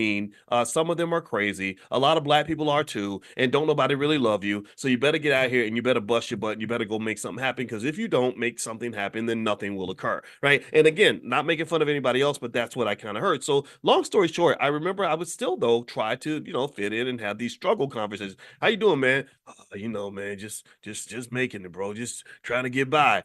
And I really think that just from a spiritual standpoint, number one, those conversations are just not very empowering. They're not very uplifting. Also, I heard brother Nuri Muhammad, who is just a brilliant man. Y'all know Nuri? How many? Give me a yes if you know Nuri Muhammad. If you don't know Nuri Muhammad, give me a yes. How many of y'all know Nuri? Nuri is just one of the great thinkers of all time. He's one of the greatest men on this planet. I am honored to say he is my friend because this brother is so sharp. He is such a great product of the nation and Farrakhan and just, you know, again, you don't have to love Farrakhan to at least appreciate some of what he's able to do, right? Even if you don't love him, there's got to be something in there that you can find to appreciate. And Nuri just brings the best of that together. And so Nuri was talking about religion, and he was explaining how there's some religions that what's the word? Some religions that empower you to say, because you got the power of God, you can go do anything, right? Don't be scared because God's got your back. As long as you're connected to God, you become a piece of God or what, you know. And so if you think you're a God and you're out here doing things because you really feel like you're connected to a higher power, you're gonna go, you ain't scared of nothing, right? That's to me, that's powerful. That's faith. Faith is a wonderful thing. I love faith. I live on faith. I've been living on faith for my entire life. But then there's like some religions, he said, some spaces in religion where it's not something that empowers you. It's kind of just a coping mechanism. Do you understand what I'm saying? It becomes, oh, as Nietzsche was a great philosopher, and he said, he actually described it in a very cynical way. He described religion as opium for the masses, just something that will help you get through the day, like just a pill that you take to survive your otherwise miserable life, to remind you that you are nothing without, you know, without coming to church and giving your money to the pastor. You're just a nobody. You can't get out of bed. You can't do nothing on your own. You have no power whatsoever. And that doesn't necessarily make you feel confident enough to go out here with a sword and a shield and take on the world. And so, in fact, it reminds me of this song. My wife has a song that she loves. There's a singer. I'm trying to remember his name. He sings really well. Anthony Hamilton. I think that's his name. Yeah, we went to an Anthony Hamilton concert. Now, mind you, I would never go to an Anthony Hamilton concert on my own. I went there because my wife is gorgeous, and I would have pretty much followed her anywhere. And so we went to this Anthony Hamilton concert, who, by the way, is a great singer. I said, man, this guy can sing. And he had this song that was like a religious song. And it's like, if you catch me sleeping, don't wait me till I'm done. Anybody know that song? Just leave me be. I'm waiting till my savior comes. And I was listening to the lyrics, and it's a great song. And my wife plays it all the time. And I said to her, I said, I love this song. It sounds really good, but I'm kind of depressed with this song because it seems like it's kind of telling me, like, just stay asleep, just sit there, and I'm not gonna do nothing. Don't wake me up. Don't, I'm just gonna wait for Jesus to fix it. And I can't do nothing on my own, and my life is terrible, and I'm sad. I said if I listen to this song every day, I'm gonna be kind of depressed. I don't know. Again, I maybe go find the song and read the lyrics. Like I listen to the lyrics, like especially the hip hop and all that, because hip hop really taps in, like they do. I think they're deliberately tapping into your subconscious, right? So hip hop, when they have the 808 beat and the rhythm and the repetition, that's definitely brainwashing. That's textbook brainwashing, right? So hip hop, I pay attention to lyrics, but then also even with gospel music, and I was listening to the song and I said, so it's kind of just telling me that I shouldn't be proactive at all in my life, that I should just lay there, stay asleep, and just wait until Jesus comes and fixes it. And that to me comes from slavery, right? It's a great song though. It's nothing against the song, nothing against religion, nothing against any of that, but it's just something to kind of process and think about whether or not we feel that we are on a regular basis being given ideas that are going to really make us feel powerful.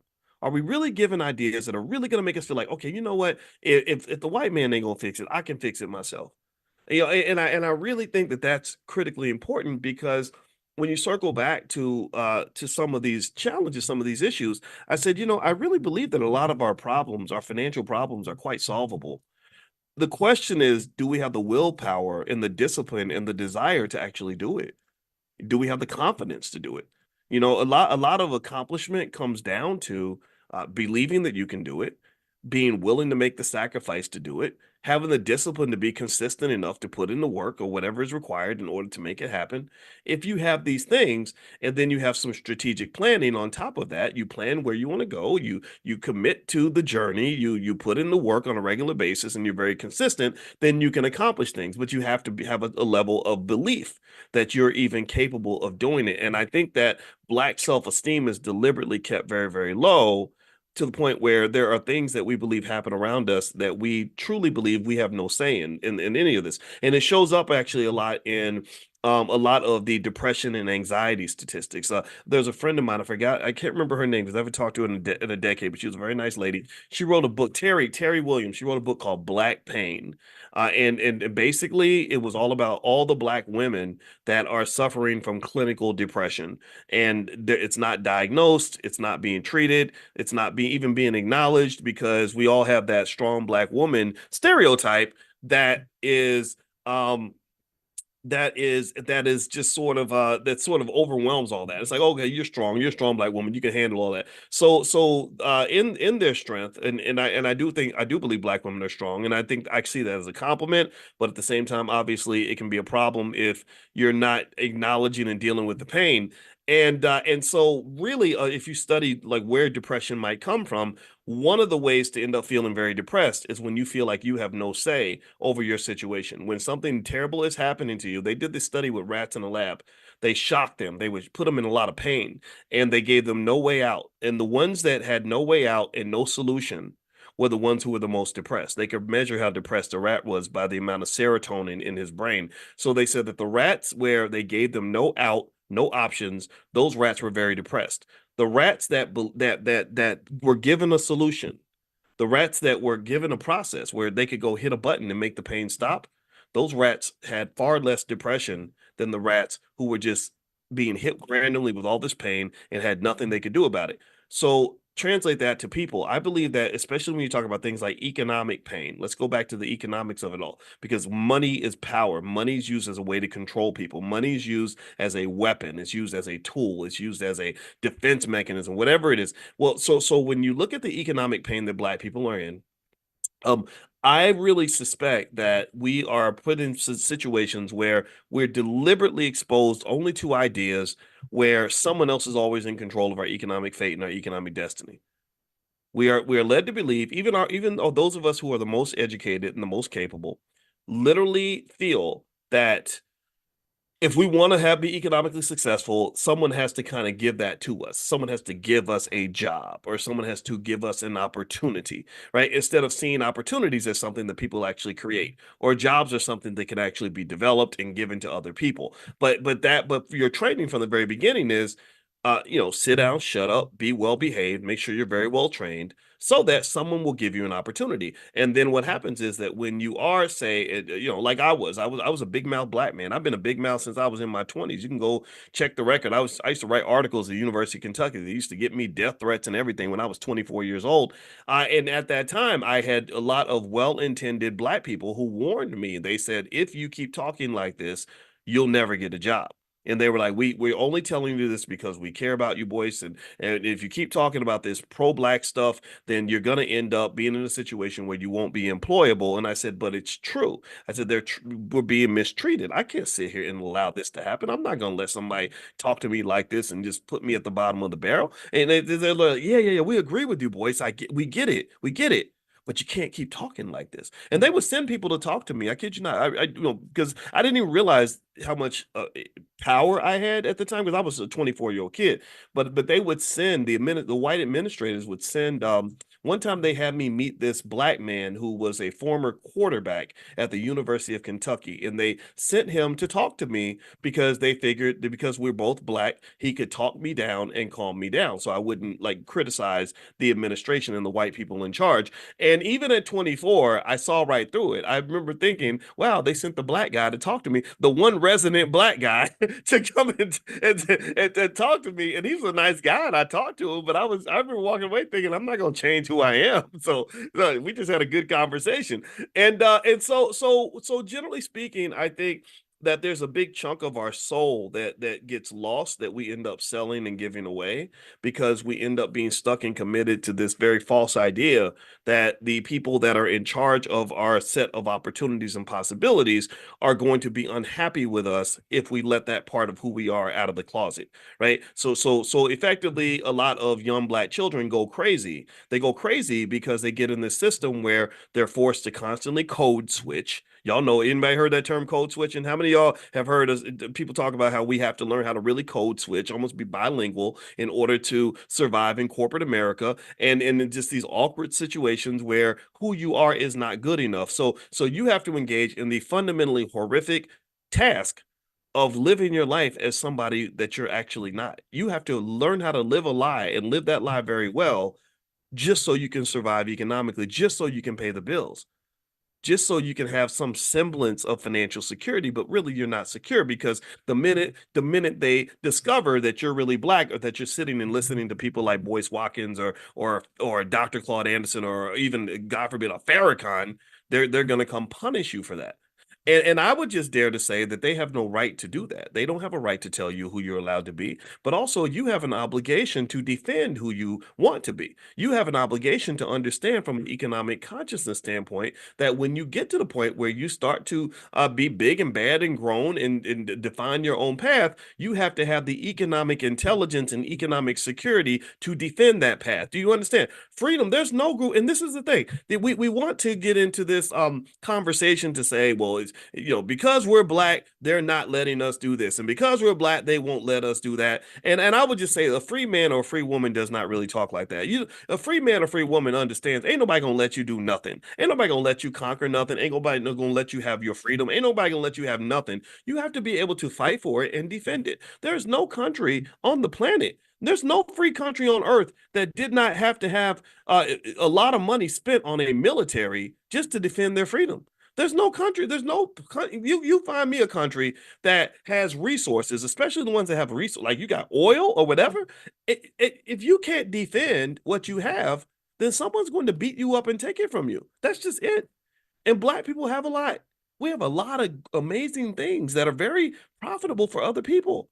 Our culture has made billions for other people. Our music has made billions for other people. We have style. We have the best athletes on the planet. So of course they're gonna come in and colonize and take things like Kendrick Lamar in his battle with Drake. In case you don't keep up with this, it's been really interesting to watch two big rappers kind of going back and forth. I think Kendrick might have won, but Kendrick made this verse where he said, "You're not a colleague, you're a colonizer."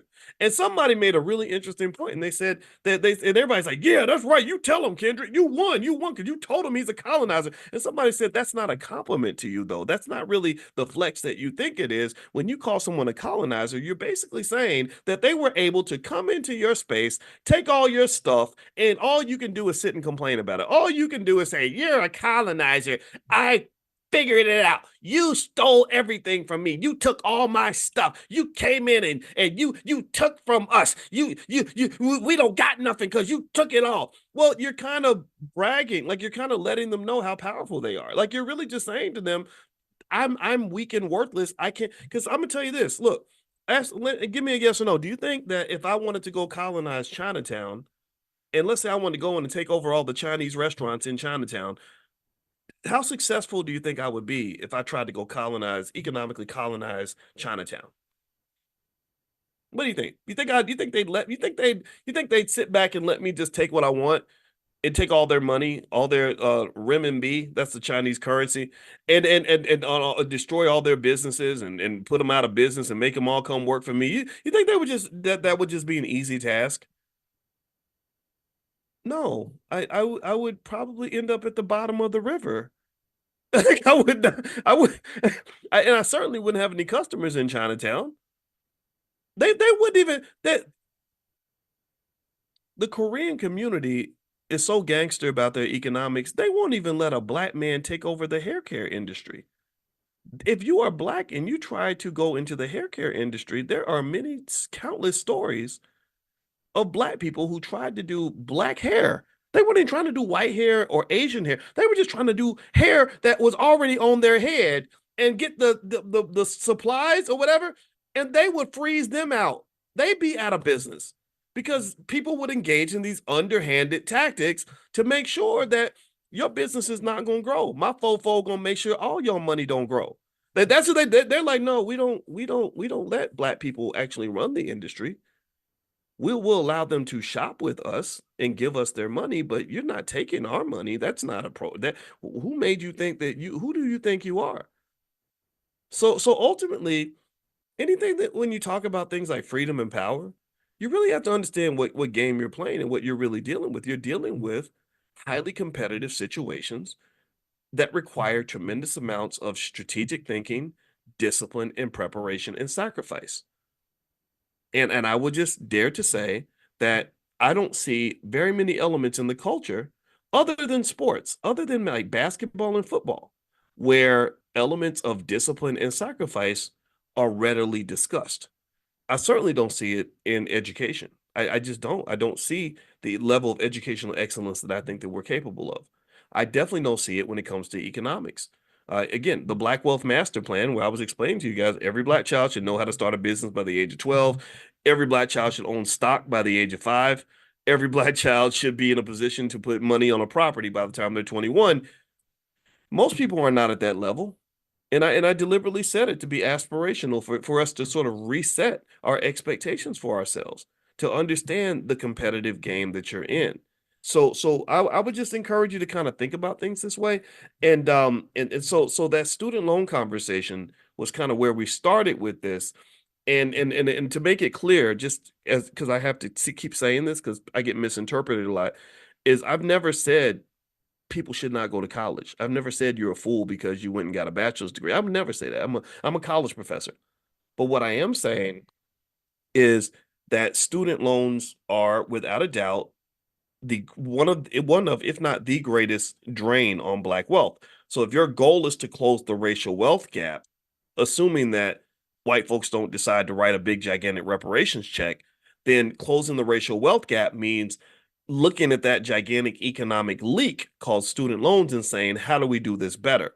So this does not mean student loans are only for suckers or there's something you should never do. It means sort of rethinking our relationship with college. It means saying, okay, maybe if your goal is to go to college and just go to parties and step shows and major in English literature, maybe there's a better way for you to proceed than for you to go $200,000 in debt for a degree that won't even make you $40,000 a year. Maybe that's not the strategy for you. Now, if you're going to be a dentist and make six figures, then go for it. If you're going to be a medical doctor or any sort of professional license, an attorney, I get it. Student loans can make sense in that context. So I would never say student loans are bad. What I am saying is that the high default rate, the fact that half of all Black college graduates, these are our talented 10th. The ones that went to college were the good ones. I'm not talking about the ones who didn't go. I'm talking about the ones who went to college. Those are the ones that you're hoping will pull you out of the mess. So your greatest economic athletes are showing up with a pulled hamstring, a broken toe, and a missing leg. And you're thinking these people are going to be the ones that are going to get you to the next level. They can't get you to the next level because they can't even survive. Your best swimmers that are supposed to come and save everybody are drowning. How are you going to elevate a community when your best swimmers can't even swim? they can't, because when you have a college degree or a master's or whatever we have, and you are saddled with so much debt that you can't hardly move, and that you default on that debt, so your credit score is now in the garbage. And then on top of that, you have no ability, no understanding of how to even elevate your economic situation through things like entrepreneurship, real estate ownership, or stock market investing. It's hard to say that you're somebody who's going to save everybody, because your ability to even save yourself is limited, right? So I'm not making fun of anybody, because Lord knows I would not do that, because I know that there are a lot of us in this room who have fallen for that trap. And I'm not here to beat up on you about that. Please don't think that I'm making you. I don't want to make you feel bad. I want you to be aware, and I want you to just understand, so we can sort of repair that and fix that and adjust the culture, so we don't keep making the same mistake over and over again. Someone can benefit from the mistake that you made. You just have to use your mouth and explain this to them, so that we don't get caught up in the simple-minded message that college is for everybody, or anybody who's smart should be in college, or that college is the only pathway to success, or the student loans are a necessity for everybody. That's just not true. And then also on top of that, here's another thing too. For those of you that were able to pay back the loans, that didn't borrow too much money, one area where you're limited is that you don't have that Swiss Army knife of options when it comes to how you make your money. A job, again, should be one way to make money. That should be one out of about maybe 8 or 9 different ways that you have to go make money. So this is where the Black Wealth Master Plan kicks in, where every child learns how to start a business by the age of 12. Because I know plenty of highly educated Black people who are making 6 figures, who absolutely hate their job and really would rather just quit right now. But they can't quit right now because you got bills, and the ability to figure out how to make money is not quite where you want it to be. I sat down with a bunch of my relatives, and we were having a family financial meeting, and we were talking about all the different ways to make money. And I remember I had one cousin who had 2 master's degrees, who had a 6-figure job working for somebody. I don't know who it was, but he made all the right choices, and he wasn't in a bad situation at all. And he had this really nice job, probably making about 200 grand a year. I have another cousin who was also a Black male, who was in his early 30s, who did not have a college degree. So he learned how to become an entrepreneur. He also got really good with computers. So he was actually making more money than almost everybody in the room. In fact, he's the one that where I sat down, where we were talking, and he casually we talk about the price of Bitcoin hitting 50 or 60,000, and he casually says, "Really?" He says, "I bought some Bitcoin." I said, "Well, how many did you buy?" He said, "I don't know, about 3 or 400 a few years ago." I said, 3 or 400 Bitcoin that's I think that might be worth over a few $1,000,000. And he was like, "Oh, really? Cool." It was like that, because he had casually bought Bitcoin when it was like $1 or $5 and forgot about it. And then he goes back and finds out he's got all this money sitting there, right? So anyway, I remember listening to them talk, and my cousin, with all the education, with the fancy job, he says, it's really hard to figure out how to make money, like without a job. Like I don't really know. It seems like there's just not that many opportunities to make money without a job. It's really hard to figure that out. And my other cousin, the oppressed Black man with no college degree, he casually says, "Oh, there's money everywhere. There's money everywhere." And I'll never forget that exchange, because what that said to me was that my cousin without the college degree had a very high level of economic consciousness. And what is consciousness? Consciousness is awareness. It is sight. It is the ability to see things that other people don't see. And so what I was visualizing is I'm thinking about this and I'm thinking, okay, so one of my relatives was in the position of a lot of us educated Black people. He'd been given these opportunities because he had the right credentials. He behaved like he was supposed to, and he got a great job making good money. Good for him. It's worked out for him. But he wanted to leave his job because of the obvious reasons that many of us might want to leave our jobs. And but in my mind, it's kind of like it reminds me of an animal that was trained in a facility, maybe in a zoo or in even a circus, right? Where you are you're skilled, but you're constrained, you're controlled. You eat every day because the zookeeper comes and feeds you every day. And so you've learned that if I want to eat that day, I got to do what the zookeeper tells me to do. Give me a yes if you're following this analogy. If I want if I don't do what the zookeeper says, I'm going to be punished. They're going to electrically shock me or put me in solitary confinement or something like that, right? So you're doing well, kind of, because you're well behaved, right? And you're talented. They come in, they taught the bear how to ride the tricycle, and you're the one who learned how to ride the tricycle first. So you get lots of treats for learning how to ride the tricycle and perform well at the circus. But as that bear, you really, if you ever even really even begin to act like a real bear, like you growl at somebody or you maul somebody or you decide to go hunt and fight or whatever, like you're gonna get shot, right? So in a way, like you're kind of in a nice situation, but another way, it's kind of limited who you are and even transformed who you are. You are a bear in captivity. Do you follow what I'm saying? You're a lion in captivity. So then my other cousin, I saw him and I saw a bear in the wild. So the bear in the wild is gonna be a little rough around the edges, right? Because he doesn't know the system. He doesn't follow the rules. He would not do well in a zoo or a circus or even a wildlife reserve. Um, and he's struggled. He's been out in the wild, which means that he's had many days where he's been hungry, and being hungry motivated him to learn how to hunt and fight and kill and fish and do what he's got to do to survive. So because he went through the struggle and the pain of being hungry and not having a system to take care of him, he's also picked up these specialized skills that he never would have gotten if he spent his whole life in the zoo. Do you follow what I'm saying? Let me know if you're getting what I'm saying here. So with my cousin, the reason that he was probably the richest person in that room, the one without the degree, is because he sort of just learned how to adapt to the situation that he was in. He was in a situation where there was no Superman, there was no boss sending a weekly paycheck, there was no security whatsoever being given by the system, and he learned how to just adjust and survive in however he could. And as a result, he was fitter than everyone else. The animal in the wild that has to survive in the wild, he has to hunt to get his food. So he's going to be in a better position to hunt than the animal who has sat back in the cage, getting fat, waiting for the zookeeper to drop the food off. Do you understand? So people who know how to hunt tend to be better off. Also, hunters have a stronger level of awareness. So a hunter can be, think about this, a person, if you imagine you take a person out of the city and you put them in the middle of the Amazon, and then you grab another person who is who's a survival expert, who's lived in the woods his whole life, and you put him in the middle of the Amazon, who's going to survive? Who's going to have the greatest likelihood of surviving?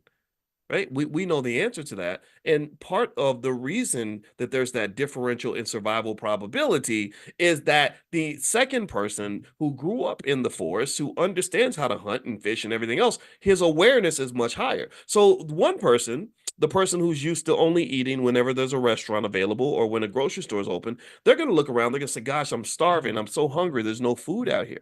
The other person may look around and say, what are you talking about? There's food everywhere.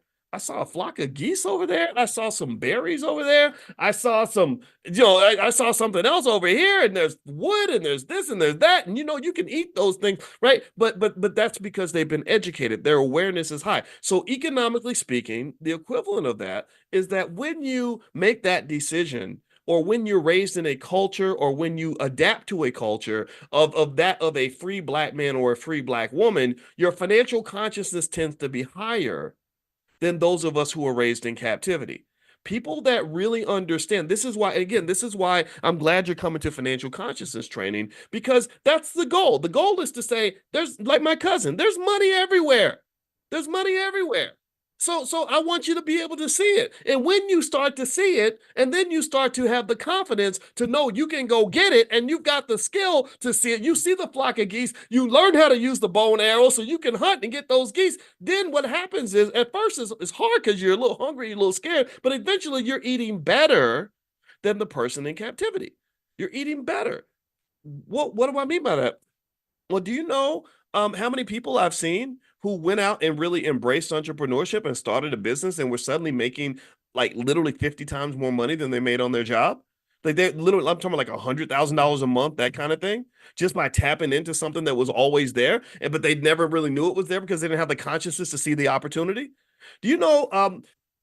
Do you know the feeling? The one thing. This is why I love entrepreneurship and the freedom of it is because, like, if you want a raise, you just know that I don't have to ask my boss for a raise. I don't have to wait another 3 years for them to give me the raise I deserve. I don't have to get a better job.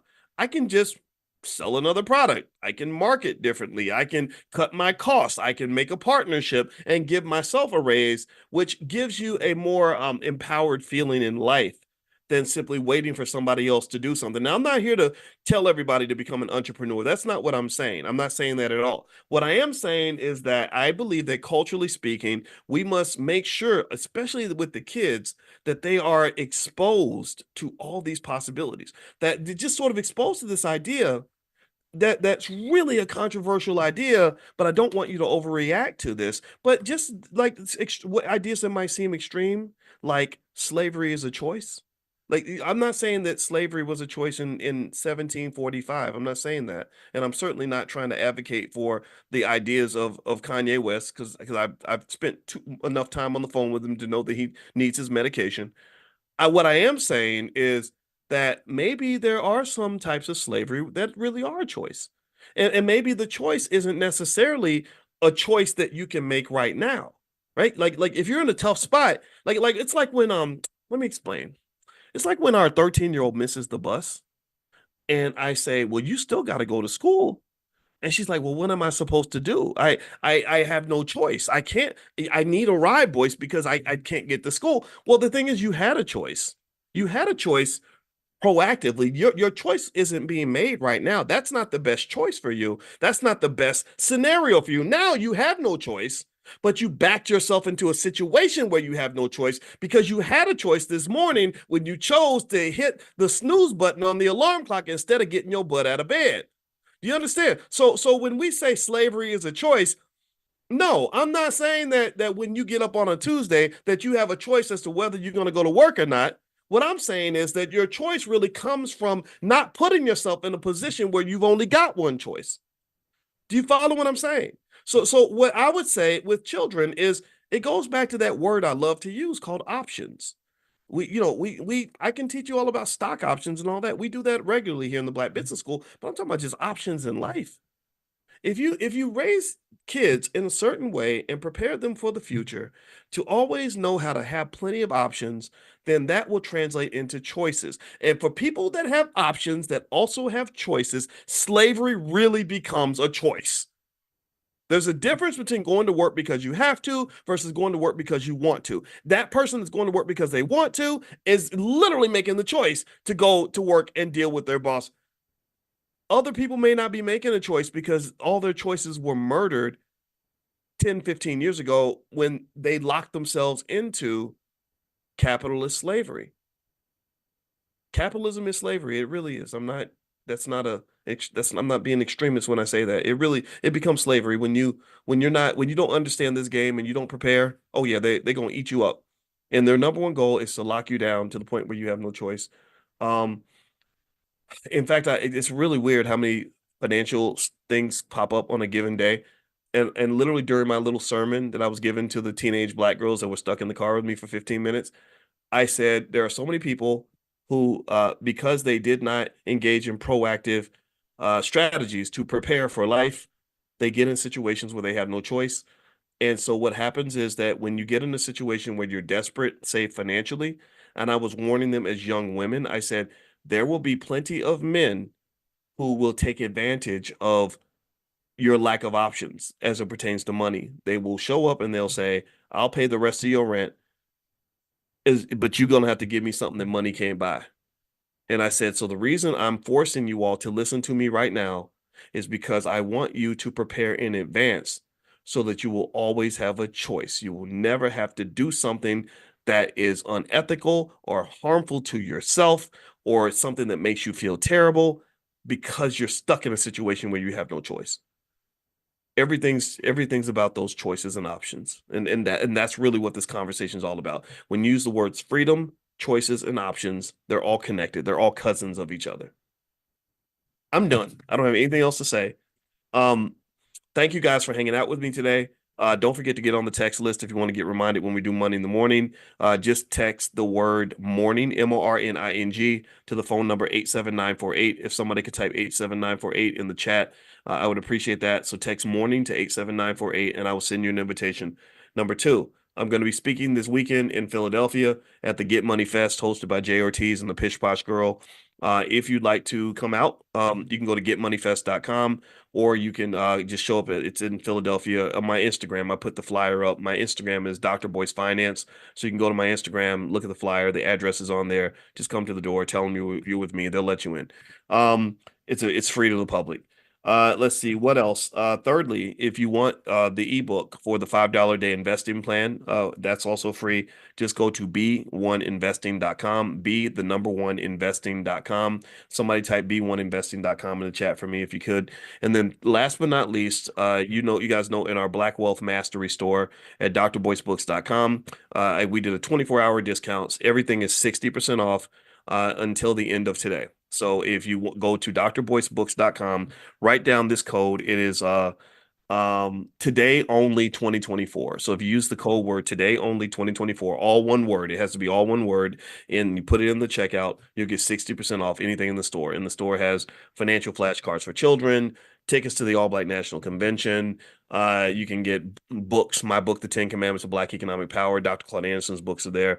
My wife's books are also in there. There's a lot of good stuff in there. And so if you'd like to go take a look at drboycebooks.com, the code word is today only 2024, all one word. Put that in and checkout. It'll take 60% off. So even if the price is already discounted 30 or 40%, it'll take another 60% off. That's today only. So feel free to go take a look at that. All right. Chelsea says, bought my tickets yesterday. Yeah, the convention's going to be in Lombard, Illinois, which is right outside Chicago, October 25th to the 27th. The convention, I guarantee with everything that if you come to the convention, you will love it. It will be life-changing for you, and you've never seen anything like it. That's our goal, is to create spaces and experiences that are just different from what we've kind of dealt with and been exposed to. And so since this convention didn't exist, God told me to create it, and we did it. I didn't know how to do a convention, but we did it 15 years ago. Lene Javette helped me, and now it's an annual thing. We're almost on our 10th year. So feel free to go to allblacknationalconvention.com if you want to take a look. That's allblacknationalconvention.com. Okay, guys, have a good day. I will see you all tomorrow morning. Don't forget, if you want to get a reminder, get on the text list. Text the word morning to 87948, and I will hit you guys up then. Take care. The wonderful Patillo family. I have so much. Y'all are on my superhero list, by the way. You got to know the Patillo family. You know what? Talk to Amani if y'all ever want to do something at the convention. I don't know if y'all should. I think that literally we should be trained on how to build great families, and the Patillo family is one of those examples that's out there. I think that kind of training is the kind of stuff we should do as standard in our community. I really just think you got to stop letting white people tell you what your protocol should be, what your standard educational process should look like. I'm not saying this to be anti-white. I'm just saying this to be pro-black, that, all those other people that design these educational programs that don't work, that don't give us adequate skill, that don't teach us anything that's going to have value in our lives, those people are not qualified to educate you. They're just not.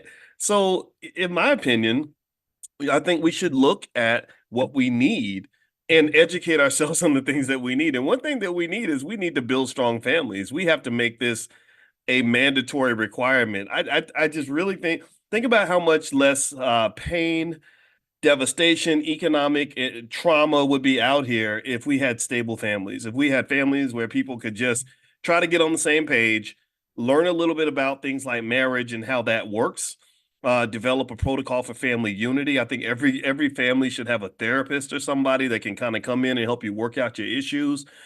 Because when you have a bunch of traumatized people kind of trying to do stuff together as a group, it just becomes a complete mess. And it's very anti-wealth, by the way. It's a massive, massive wealth destroyer because every time you start something and you can't finish it, that's wasted resources. That's wasted time, wasted money, lost money, all kinds of stuff. Even if I always use a simple example to help everybody understand what I see when I see a broken family or when a group of people that used to work together that can't work together anymore. Think about like a musical group. One of my good friends, Willie D, is from the Ghetto Boys. And Willie, he was like, we're really good friends. You know, he was in my wedding. And so I remember, just kind of talking to Willie, and I said, man, do you know that you and Scarface and Bushwick, if you guys could get along, and go on tour together, there's so much money out there. A lot of people would love to see the Ghetto Boys. And Willie, he's a good guy. He's funny. He's got that Texas accent. He'd be like, man, Bushwick, man, and then they get into like these issues, which is gonna happen when you've been working with somebody for 30 years.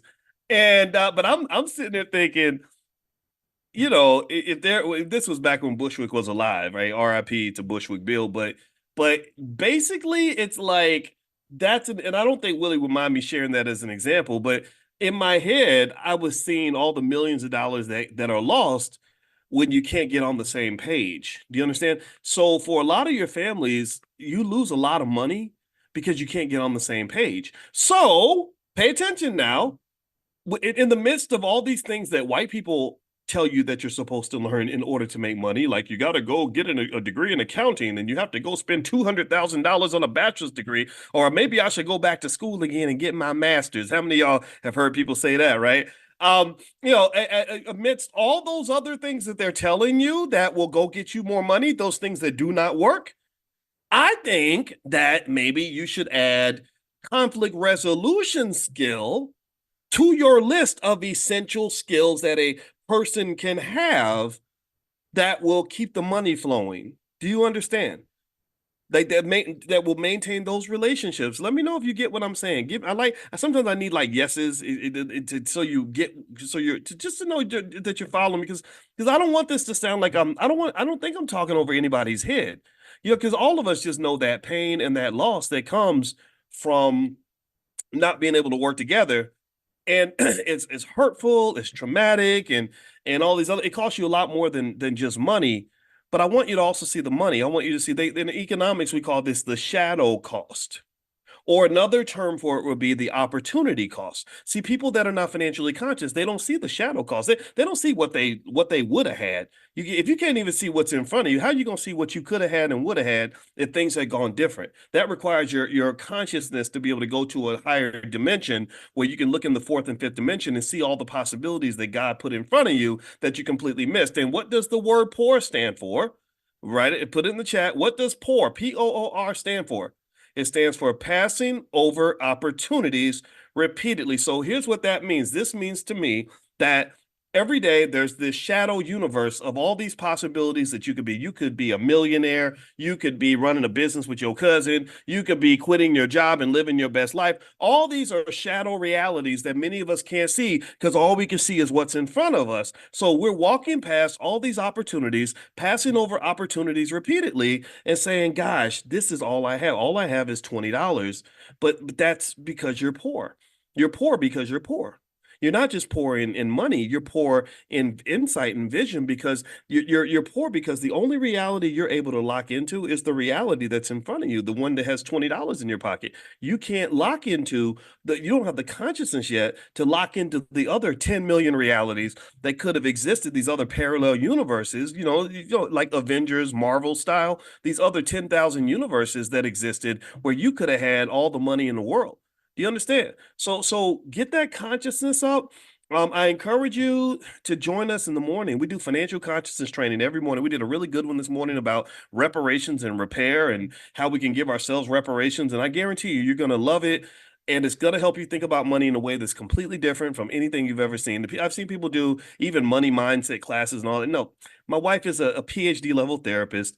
I have a PhD in finance. You combine that, it really is like super friends. That's why I love my wife, is because we're like, I love the idea of smart Black people getting together and really thinking hard about the Black community. That's what's, I mean, I think that's what's going to solve our problem. All right. So anyway, thank you for letting me share that quick stream of consciousness. Let's get back to the market. Okay, so put your question in the Q&A section, and if you have a question for me, I'm going to start in a couple areas that I think you should be aware of in terms of what's going on in the stock market. Also, I want to remind everybody that at drboycebooks.com, our Black Wealth Mastery Store, everything today for 24 hours only is 60% off. Every single thing, anything you want to buy, you can buy $1 billion worth of stuff. We will take 60% off the price. So if you go to drboycebooks.com, here's the code. Write down this code. Write down the URL. Somebody write it in the chat so everybody can see it. drboycebooks.com, and the discount code is today only 2024. Today only 2024. All one word. It's all one word. Put that in when you check out, and it will take 60% off. Even if there's already a discount, even if there's already 50% off, it'll take another 60% off. So it's almost like a big discount or something. So feel free to go to drboycebooks.com. The code is today only 2024. And if somebody's used it, okay, somebody says, great sale, just made my purchase, says Renee. Okay, great. So the code's working, everything's good. Yeah, and we have financial flashcards for kids, financial flashcards that cover everything from let's see, we have entrepreneurship, real estate, credit, all kinds of stuff, investing, of course. We have financial workbooks for kids that cover every grade band, investing, money, all kinds of stuff, how to start a business, all that. We also have my books, of course, the 10 Commandments of Black Economic Power, Black American Money, a lot of financial lovemaking, all that. My wife's stuff is there also, and she's done a lot of workbooks on financial trauma, financial anxiety, stuff like that. So feel free to just go take a look and buy whatever you want.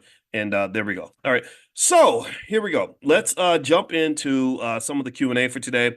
All right. So someone says, Doc, I know you love Portillo's. Are you buying more stock? I have not bought more stock in Portillo's, but I do like the company. I do like Portillo. I just feel like Portillo's is one of those best kept secrets, such that once Portillo's gets sort of more mainstream, I think it's going to do great. I really do. Portillo's is so good. My wife and I, every time we see a Portillo's, we always stop there and eat. And that's just almost like a rule in our relationship. You have those little places that you have to stop at and things you have to do. And we share like our favorite hotel and stuff like that. Portillo's is one of our favorite restaurants. And actually, in fact, I like Portillo's so much that I'm actually pulling the stock up on my E-Trade. Just generally speaking, when you talk about investing, this is how I want you to view investing. I want you to view it as something that you just do, almost like watching a TV show or going to the grocery store. Don't make it a big deal. Don't overthink it. Don't let it scare you. But just know that, like, when you're missing out on all this investing opportunity, you're losing wealth, man. The stock market is the greatest wealth creator in America, and I just don't want that to pass you by. Okay, so what I'm going to do literally right now, just because I just like to act, I don't like to just talk about things, is I'm actually going to look at Portillo stock, and I'm probably going to buy some shares. Now, as I'm looking at it now, let me look at the bull case and the bear case. Every stock has both. Every stock has the reasons that it could go to the moon. Every stock has its reasons that it could just flop to the ground. Portillo's is now trading at 1022. This is a big drop. The stock's dropped 35, actually 50% this year since its IPO. That's a big deal. Analysts still like the stock. When I look at Portillo's, let me see what they're saying in the analysis of Portillo's. Let's see here. Okay, they're saying nothing. I'm looking here in Robinhood Gold, hoping that they'll give me some analysis, and they don't have any analysis. Okay, I don't have anything in front of me on this. So maybe there's some stuff here on E-Trade. Let's see. Analyst research. Let me click here and see what's here. In case you want to know how the story ends, I am going to buy some more Portillo stock because, and here's the deal. I don't know for sure what's going to happen. I just have my belief. Remember, investing is a little bit like a religion. You have a belief that a company or an industry is going to eventually turn around and do better, or that you just want to get on the boat. You want to be involved. You want to own this. And so let's say Portillo stock is only worth half of what the IPO was, and it's trading for the next 5 years around that range. Well, Number one, investing isn't just something to grow wealth. It's also what they call a store of value. A store of value means that it's just like a bucket. You're putting your money in a bucket. So here's the reason why I believe in investing, even if I don't know if the investment's going to do great, is that let's say I invest in something and it loses 30% of its value in the next 5 years. Well, that means that I put in, say, $1,000. In 5 years, I'm going to have $700. Now, I want you to think about other things people might do with $1,000, like go on a trip. If I go on a trip and I spend that $1,000, how much of that money am I going to have 5 years from now? None. None, nothing. I'll have memories though. That's a good thing, but I won't have any money. If I go to the mall, spend that $1,000. 5 years later, nothing. Most of those clothes will be in the garbage. If I spend $1,000 on my new iPhone, the iPhone will be gone in 5 years because the Apple's gonna convince me to buy another one. So I don't think investing in a stock is something where it should be like make or break. Like I'm only going to invest if I know for sure what's going to happen. Let me just tell you, I've been through all the research. I've read thousands of papers on these topics. I have written original research papers on these topics. In case you don't know what the standard is to write an original research paper, you have to discover something that no human being in the history of the world has ever discovered. That's a lot of pressure. But I've written about 14 research papers like that, and that's what I had to do because that's what you do as a professor. That's what we do with our time. And what I can tell you is that most theories agree that you really can't predict what a stock is going to do. However, you can look at what's in front of you. And what the fundamentals kind of say is, number one, a lot of analysts still believe Portillo's has some upside. In fact, the majority of them do. Let's see here. I'm looking to see what some of them are saying about this stock. Most of the estimates for Portillo's are higher than the $10 amount. The average price target for this stock on E-Trade anyway is $17. So that means that if it does go up to 17 or beyond, there are going to be a lot of people that are going to say, great, it's good that the market finally figured out what we've known all along, but it may not do that, right? There's no guarantees. You have to know that about investing. So let me read a little bit here. There's a guy named Nick, what's his name? It's like an Italian name. Stifel. I said Nick. Stifel Nicholas. He kept his buy rating on Portillo's, and what did he say? He says, drum roll, please. Let's see. The company has a 1-year high of $23.99 and a 1-year low of $9.93. Okay, I'm still waiting for them to get to the description. Okay, let's talk about the company. The company serves Chicago street food through high energy and multi-channel restaurants. We know these things. Tell me why you like the stock. I'm looking for, you know what? There is no other. Crap. Okay, let me see what UBS has to say. All they did was they just in this article they just described the stock. They didn't tell me why they had this analysis. So let me see if okay, UBS believes improving traffic trends, reduced macro pressure, and better visibility into the margin trajectory represent necessary catalysts from here. What does that mean? Well, what that means is that they believe that there are trends in traffic in terms, I guess, store traffic, stuff like that, that are in the favor of the company. Reduce macro pressure. Perhaps they're talking about things like interest rates being high, making it maybe difficult to expand and build more stores, or maybe pressure on the consumer. I don't think that's what they're talking about, but that could be an issue. Also, better visibility in the margin trajectory. So I'm thinking when they say better visibility, my first thought is just visibility of the franchise. I think Portillo's is a great company and a great franchise to make a great product. But then they say into the margin trajectory. So I'm guessing that means that their profit margins, meaning how much money do they make on every sale. So either way, though, most people are predicting that Portillo's stock is going to be a good investment. So here's what I do, right? So I buy it and I don't overthink it. It's just like, saying, hey, I'll go on a date with this lady just to see if I like her. But because I also have a positive belief about this stock, I'm going to go ahead and maybe dollar cost average my way in. And because remember, when the stock price drops, you can either see it as confirmation that the company is starting to nosedive, Or you could see it as, oh, wow, what a buying opportunity. It's really a choice. It's really a choice. In fact, that's what makes trade happen in the market. That's what makes stocks sell. That's what makes the options market so active, is that you have what they call information dispersion. You have different people who are seeing the same information and walking away with different interpretations of that information. So someone says, Portillo's stock is now down to $10.22. So I come to the market, I run to the market because I say, woo, this is a buying opportunity. Portillo's is on sale. But then maybe you are willing to sell to me because you're seeing that same information and you're saying, oh man, this shows Portillo's is a dud. I'm getting rid of that, right? So to some extent, in order for us to trade, we have to have different religious beliefs.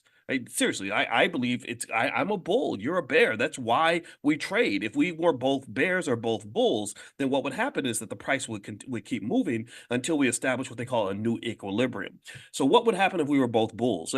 Almost like it's almost like trying to date somebody and I'm a dude looking for a pretty lady and you're a dude looking for a pretty lady. That ain't really gonna work because I don't roll like that. I don't go to Diddy parties, right? So it would be kind of awkward, right? So you'd have to be looking for something very different from what I'm offering. But in trade, you actually have the ability for two bulls to eventually make a deal. Let me tell you why. I might be a bull and you might be a bull. But then we go to the second dimension, the second derivative. How much of a bull are you?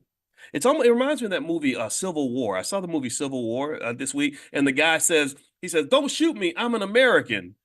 And he said, "You're an American, huh? Well, what kind of American are you?" Right. So what he was saying is like, we need to go to another level. Yeah, you're an American. Well, so am I. But are you a Colorado American? Are you a San Francisco American? Are you a Texas American? Right. Different kinds of Americans. So I'm a bull. You're a bull. But what kind of bull are you? Maybe I'm a bull who believes that Portillo's is going to go to the moon. It's going to go back to 24, the high of 24 and beyond. Maybe you're a bull that believes that Portillo's is going to go up, but not to the moon. So here's what would happen if two bulls get together and try to make a trade and the price is at $10 and something. So I'm a buyer and you're a buyer. Well, that's not going to work. So what would happen is that when you have a lot of bulls, a lot of people that want to buy, you have too many buyers. What happens to the price? Answer me in the chat. What happens to the price of a stock when you have an imbalance between the numbers of buyers and sellers where everybody wants to be a buyer? Everybody wants to get a piece of the action. What's going to happen to the price of that asset?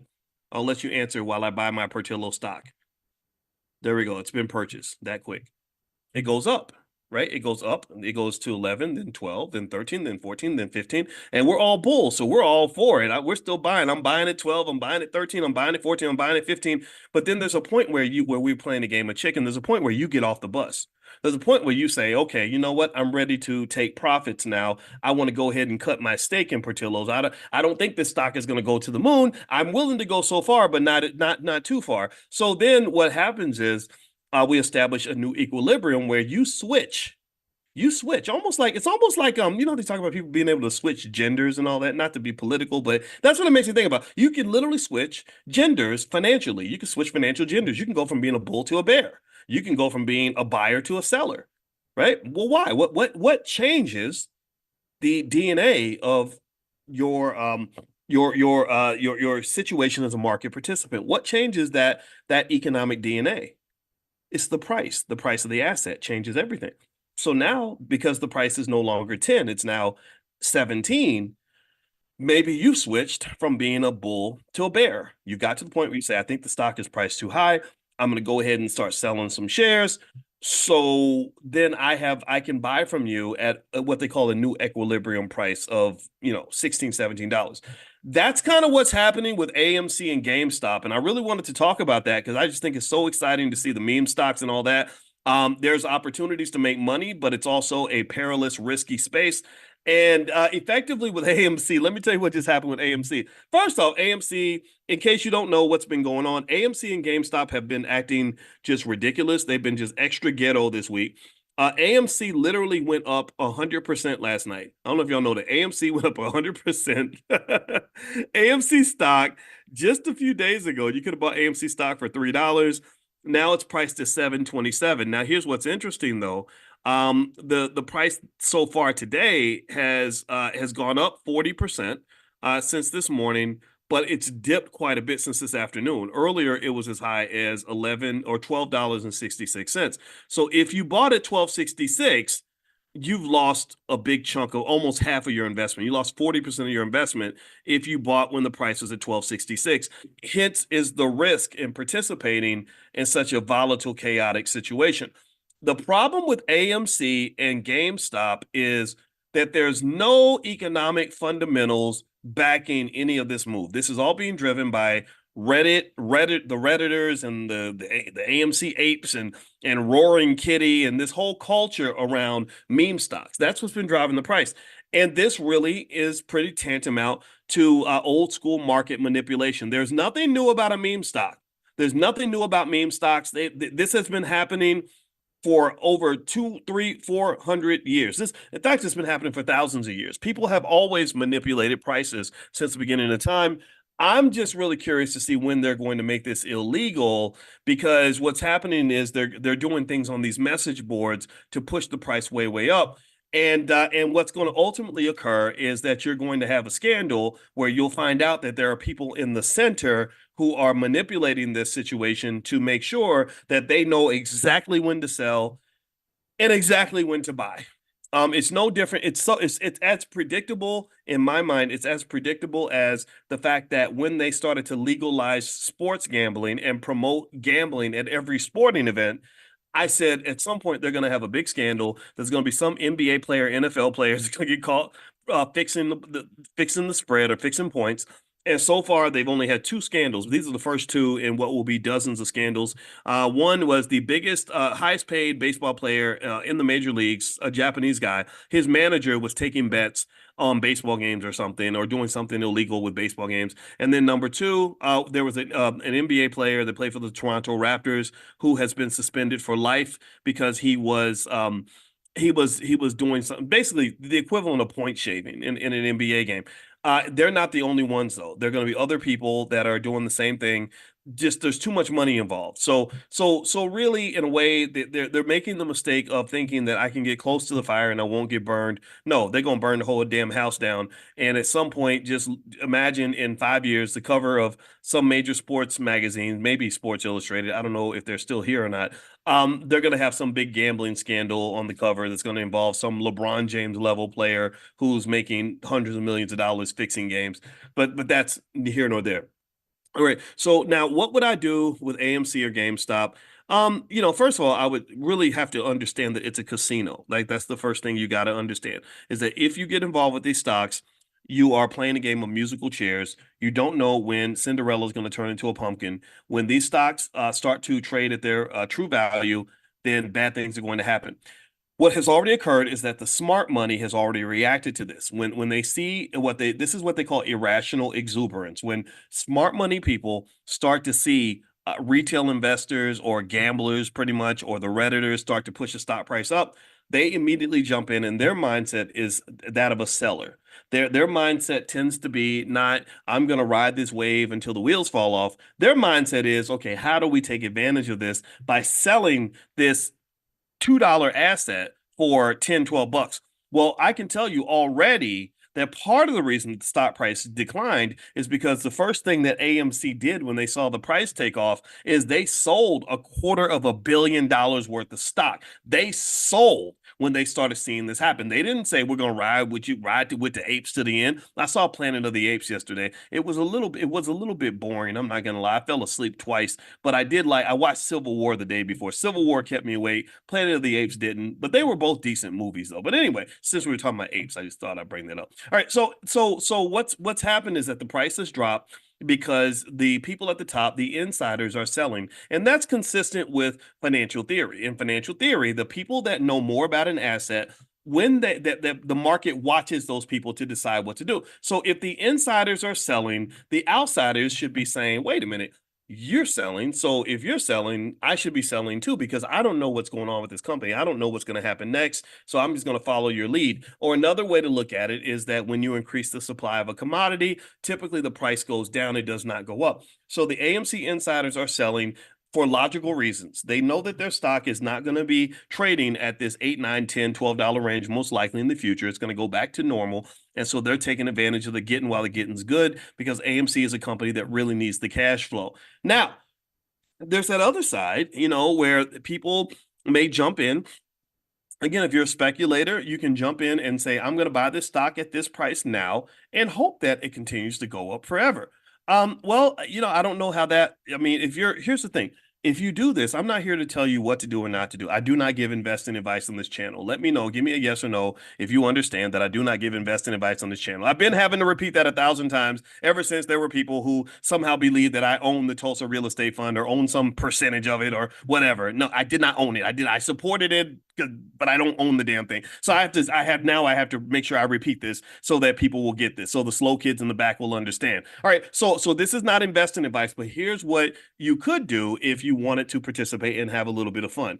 Well, the first thing is, number one, if you jumped into this game, you'd have to be fully aware that you can lose every single penny that you put up. Make sure you understand that. You just have to know this, right? Because the stock could go right back to $3 a share, game over. It doesn't do anything it doesn't wake up for another 5 years or something.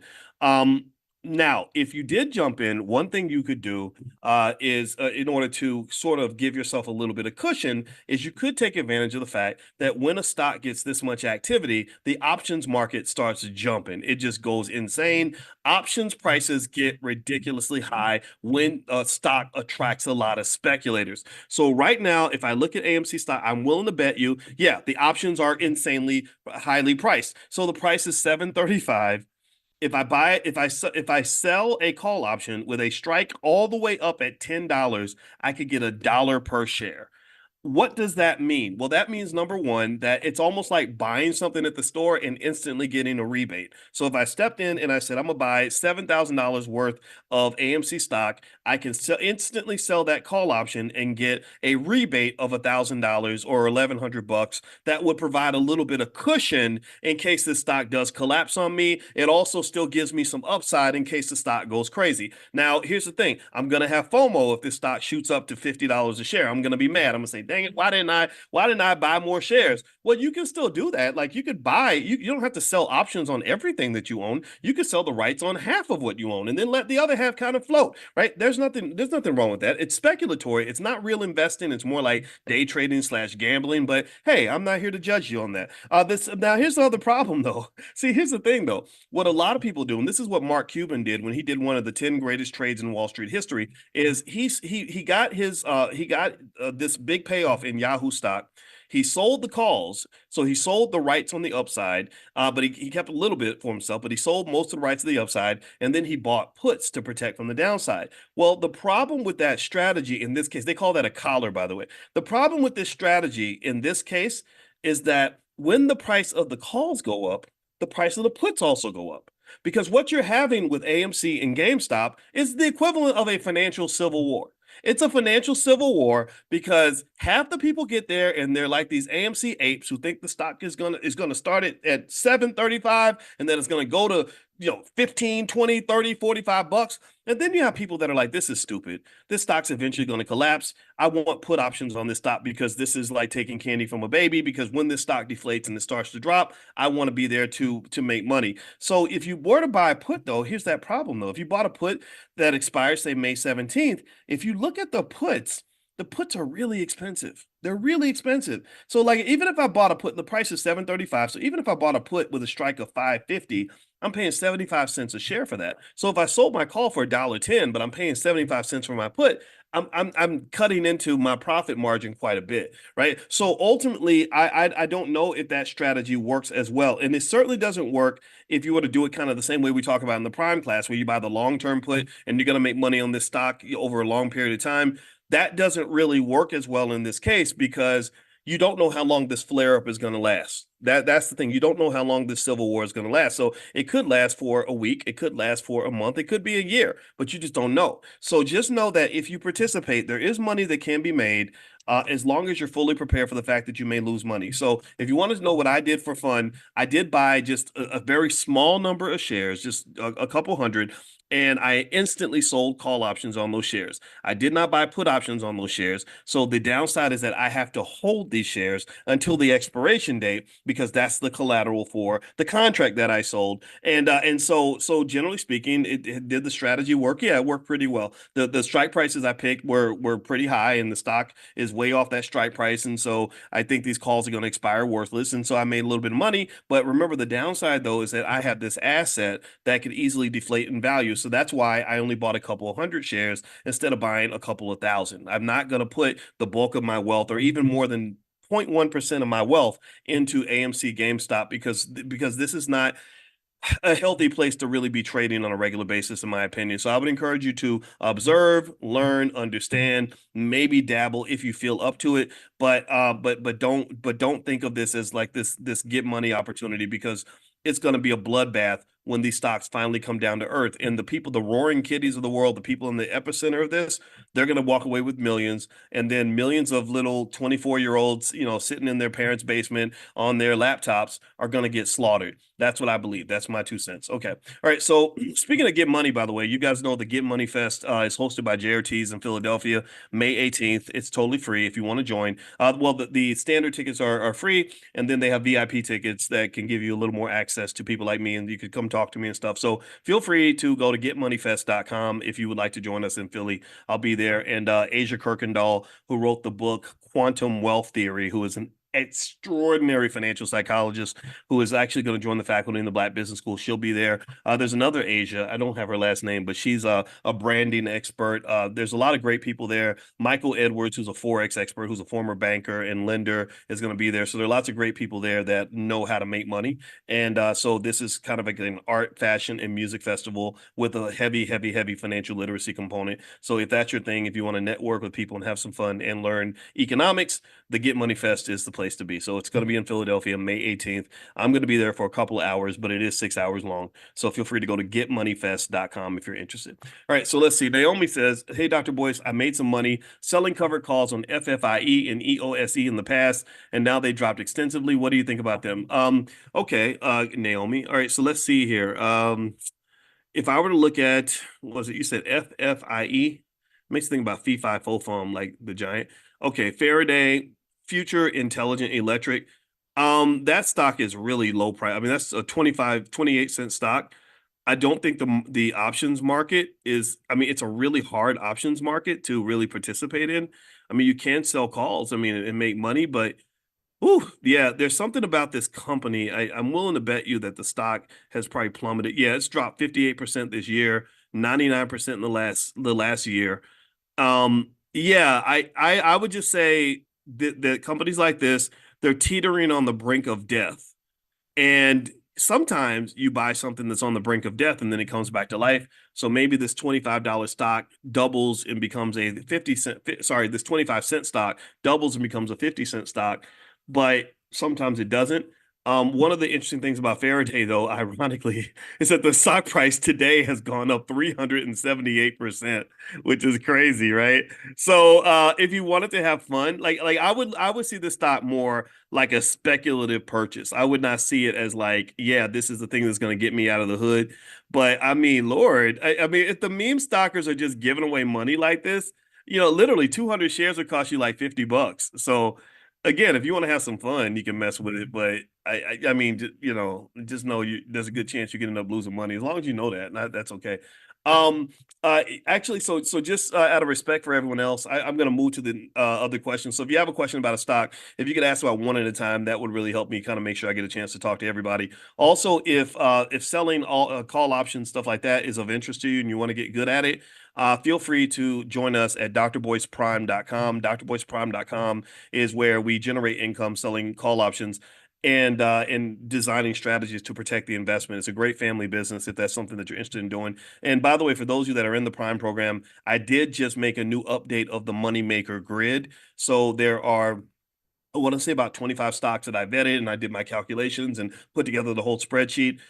Look at that last column, and ROI is the number that tells you which ones generate the most income. And so feel free to go to drboyceprime.com and take a look at the moneymaker grid. I just updated that last night. Now, someone asked, what are meme stocks? Meme stocks are basically the stocks that trade on emotion and almost like irrational behavior. They're stocks that have valuations that exceed their fundamental value based on standard financial models. So if you were to look at a financial model and try to understand AMC, you would come to a valuation of like $1. Like that stock is probably worth about $1 based on these models.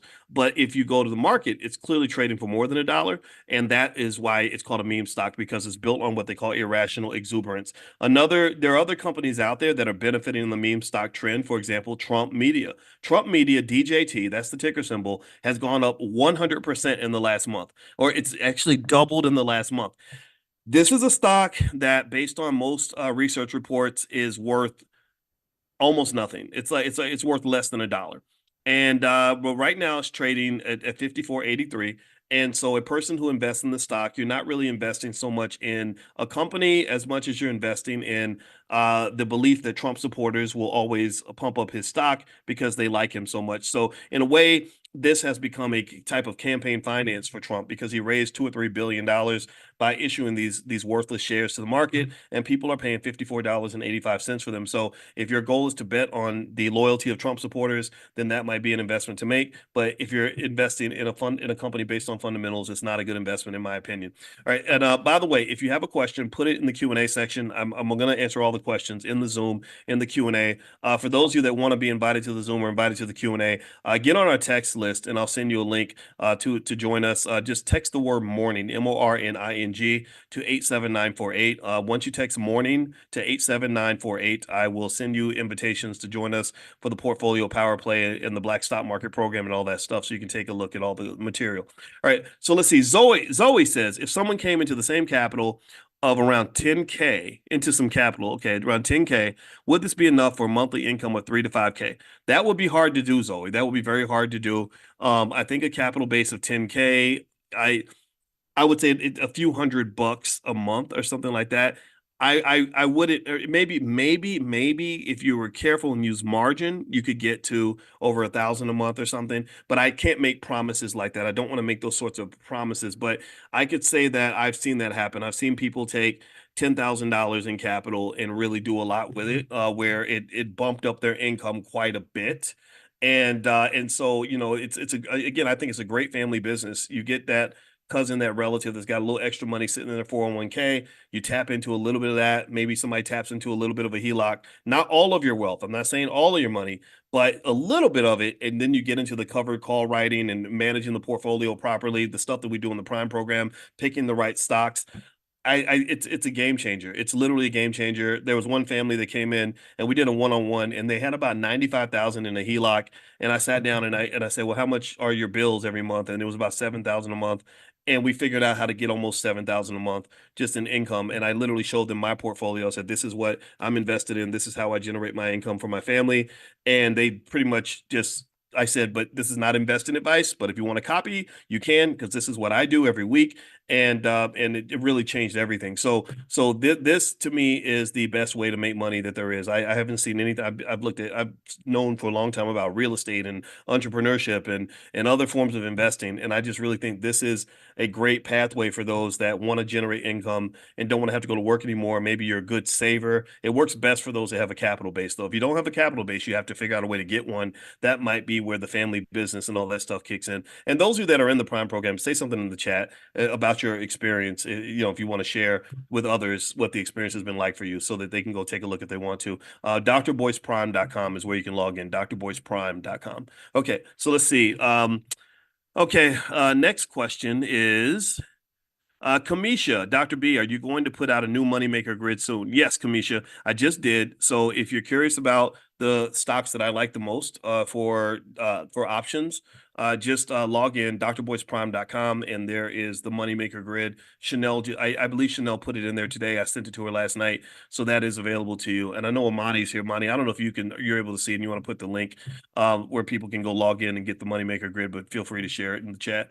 Let's see. King May says, okay, so King, you have a lot of questions. I'm going to answer two. I'm going to do the first two. And then if you have other questions, you can ask other questions later. I just want, just out of respect for everyone, it's hard to do 5 questions at once. But let's see. The first question is, what's late close opinions? Can you buy stocks on the weekend? Yes, you can buy stocks on the weekend. You have a 24-hour market for some stocks. Not all stocks are available to be purchased on the weekends, but there are stocks that have a 24-hour market. There is talk about making the entire stock market into a 24-hour experience. Let's see. Do you like the industrial sector? Yes, I like industrials. What sectors of stocks are my favorite? I don't really have a favorite sector. I kind of invest in all of them. But I think energy is good. I started buying stock in a uranium ETF. URA is the ticker symbol. URA. Again, not investing advice, but that's what I'm doing. URA I like because there is a high demand for uranium that's going to occur, according to most experts, because AI is going to take a lot of energy. And all this energy is going to require them to develop new grids and everything else, which is why uranium in the URA ETF is in my view, a good long-term investment. Now, remember, most investments that I make are more like 3 to 5, at least 3 to 5 years, some of them as long as 10 years. And so ultimately, you're not going to see things just sort of flip really quickly. Now, I like selling options because that is quick. You can make your money right away. Like so, in this, I think is a great plan. Like for your kids. Like so, for example, if your kid owned, I always like to use Meta stock as an example because it's a safe one. It's not one that I trade options on because there are better options out there. But let's say your kid owned 500 shares of Meta stock. They literally this month, like remember, think about like real estate and stuff, right? You go invest all this money, you do all this work, and then you make a little bit of cash flow after you pay expenses. Well, if a person owned 500 shares of Meta stock, which would cost about a couple $100,000, right? Which you can't even buy a house now for that much. The average house is now $300,000. But they had 500 shares of Meta stock. They could sell an option that expires at the end of the month for, let's say they pick a conservative strategy of let's say a big strike price is 20 points above the current price. They would make $5,000 a month, right? So they would make almost $60,000 a year doing absolutely nothing, like literally just managing an asset, just managing what you give them. So I would encourage you to build a capital base for your child. This goes back to our Black Wealth Master Plan at blackwealthmasterplan.com. The Black Wealth Master Plan for kids is 3 stages. One, every child should learn how to start a business by the age of 12 in case they can't get a job. Number 2, every child should own stock and have stock consistently bought for them by the age of 5. Number 3, every child should be in a position by the time they're 21 to make a down payment on a property, which they will be if you follow rule number 2. If you follow rule number 2, then rule number 3 naturally takes place. It naturally occurs because your child has that capital base. This is better and more important than any college degree they'll ever get, any medical degree, any BS, BA, or MAMS. There are parents that have enough of a capital base that their kids literally can make the same amount of money as a surgeon at the age of 22, even if they didn't go to college. And I'm not making this up. This is not me being dramatic. This is I'm a financial scientist. So I'm not a YouTube influencer. I'm not all these other things that people do. No, I'm a finance professor. So the math works out, but you have to invest and build that capital base. If you don't have a capital base, it's really hard to get capital. I mean, it's really easy. You've always known this though. You've always heard people say it takes money to make money. Yeah, then what they're saying is that you need that if you have a capital base, it's easier to make money. So build a capital base. How do you build one? Well, you do things like the $5 a day plan. Small amounts of money consistently purchased in the stock market builds up a capital base so that you're wealthy. In financial consciousness training, I explained to you guys, I said in 1924, we watched a video. Those of you that were there know what I'm talking about. We watched a video from the 1920s and saw how people lived and what people were dealing with and what people were thinking and everything else, what their cars looked like and what their planes looked like and all that. And I said, in 1924, the average income was about $1,250 a year. I said, if a person invested 10% of their income in the stock market in 1924 and did that for their descendants, then 100 years later, that family would be worth about $37 million. And so really what I am encouraging you to do is understand that capital bases are built through consistent investments by somebody in the family. Somebody's got to do it. If nobody plants a seed, then there is no harvest. But if everybody's planting tiny seeds, then you have a whole farm. And people who have big farms don't have a problem eating. You can eat forever. Let's keep going. All right, so let's see here.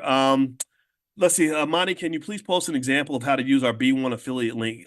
Gail, talk to Amani. Amani, can you connect with Gail? Make sure she knows how to do the affiliate stuff. And if there's anything out there standardized that we can share that will help everyone learn how to be an affiliate of the Black Business School. Like, for example, if you're a member of Prime and you love it and you have people that in your family that want to join, we'd love to give you a commission and allow you to make that into a business. Like we really want to support you in that because it's an ecosystem. You win, we win, they win, everybody wins, right? So if that's of interest to you, email support@theblackbusinessschool.com. That's support@theblackbusinessschool.com. They can show you the link. They can get you started. Amani's right there. Amani's good. And Chanel is great as well. And so they can all help you. All right, let's see. Next, Karen Lomax says, I saw an alert that AMC stock is on hold. You can't buy it right now. Why is that? Really? No way. Is that true? Is that on Robinhood? Ooh, oh, no, no, no, no, no. Don't say that's so funny. Oh, oh, oh, wow. Let me see. I'm gonna try to buy like 10 shares. Let me see. Order received. Okay. Is the order gonna go through? Okay, it's still twirling. It's twirling extra long. Okay, I played. Wow. Huh.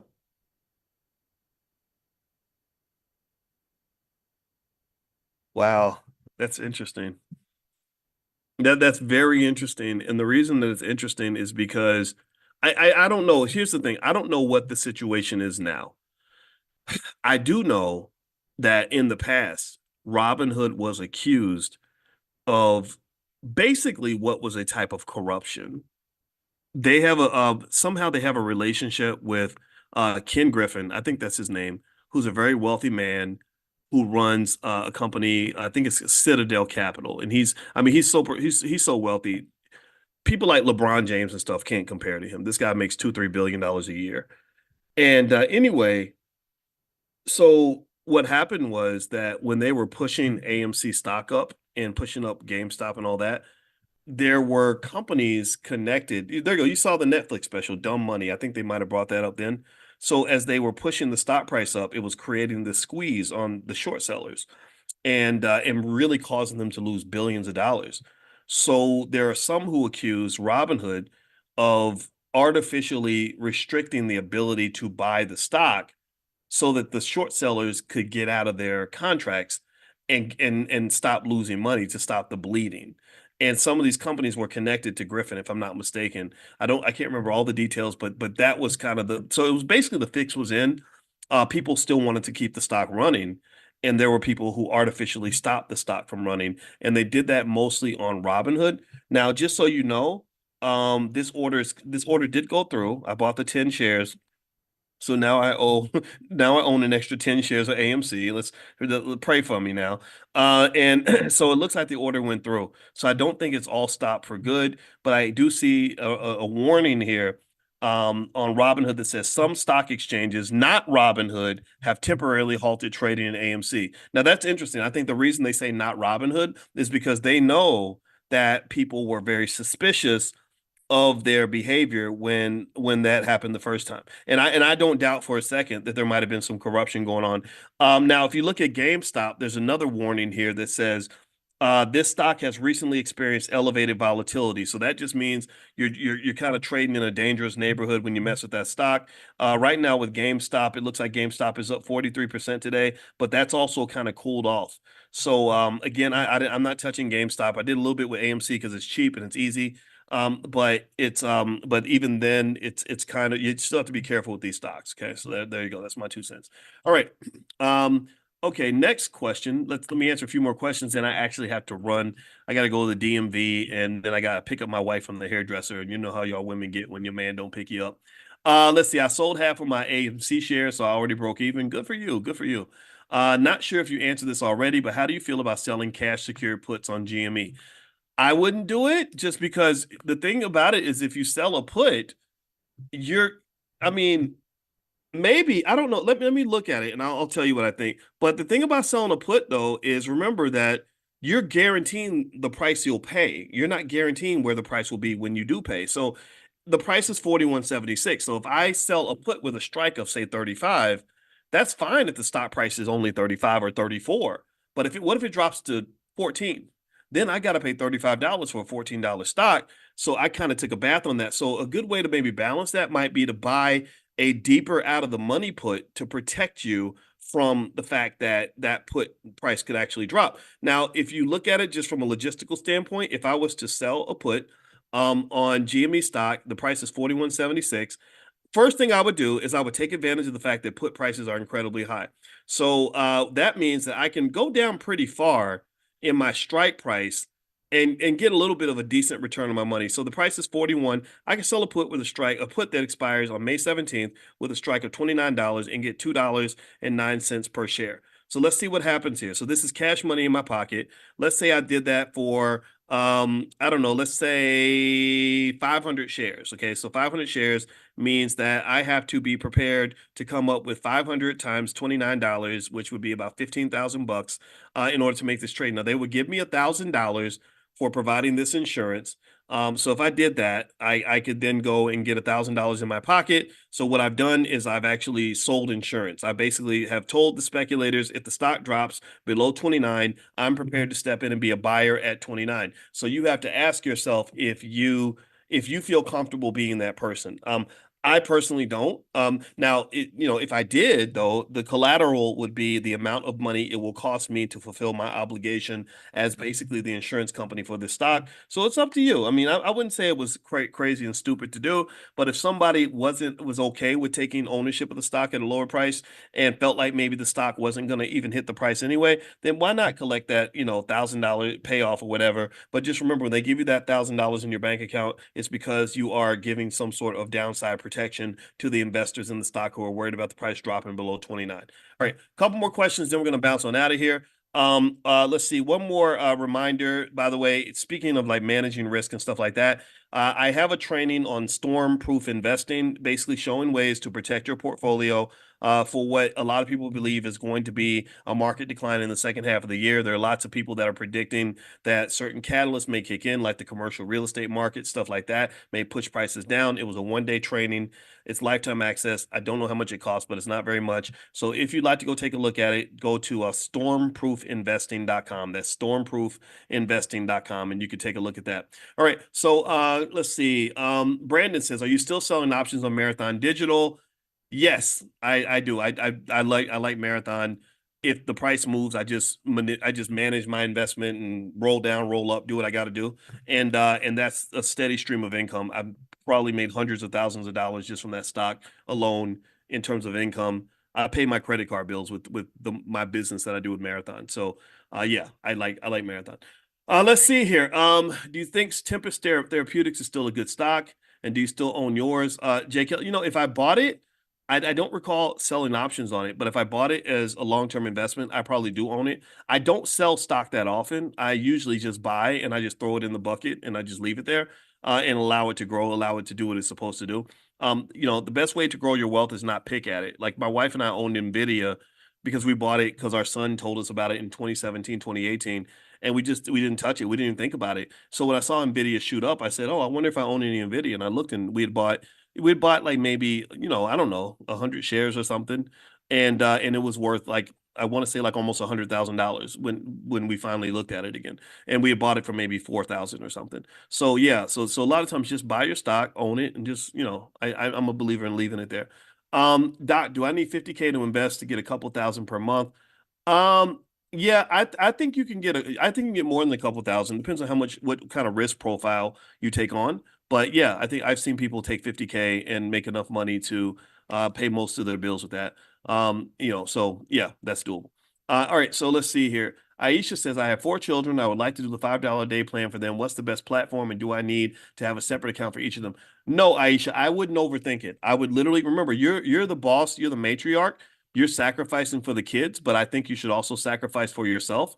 So that means that this money builds an asset base, a capital base for the family, not just for the kids. It's for everybody.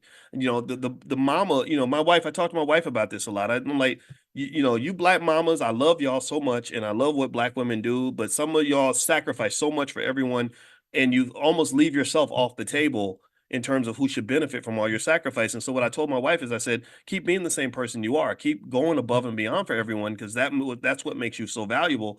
But go above and beyond for yourself too. Like we'll go shopping and she'll buy stuff for everybody except herself. And I'm like, no, you deserve to have something nice too. Why can't you love you as much as you love yourself? So what I would say to you in that principle, in that spirit, with my own particular bias, is this is your money. This is your capital base until you decide to transfer that to the children or whatever. They don't even need to know it exists. They don't. They just know, like with our kids, we just tell them, look, don't worry about it. You're gonna be all right. If one of us dies, just know you're gonna be cashing checks and you're gonna have to get a financial advisor. But for the most part, when I say one of us, I'm talking about me, their mother, and their dad. I'm the bonus dad, and then they have a biological dad. All of us are good with money. And so with the kids, we don't give them specifics. We don't say, oh, well, in this account, we've got this much for you and we bought this for you. We don't do none of that because I want them to live life. I just want them to hustle and work and grow and learn and build.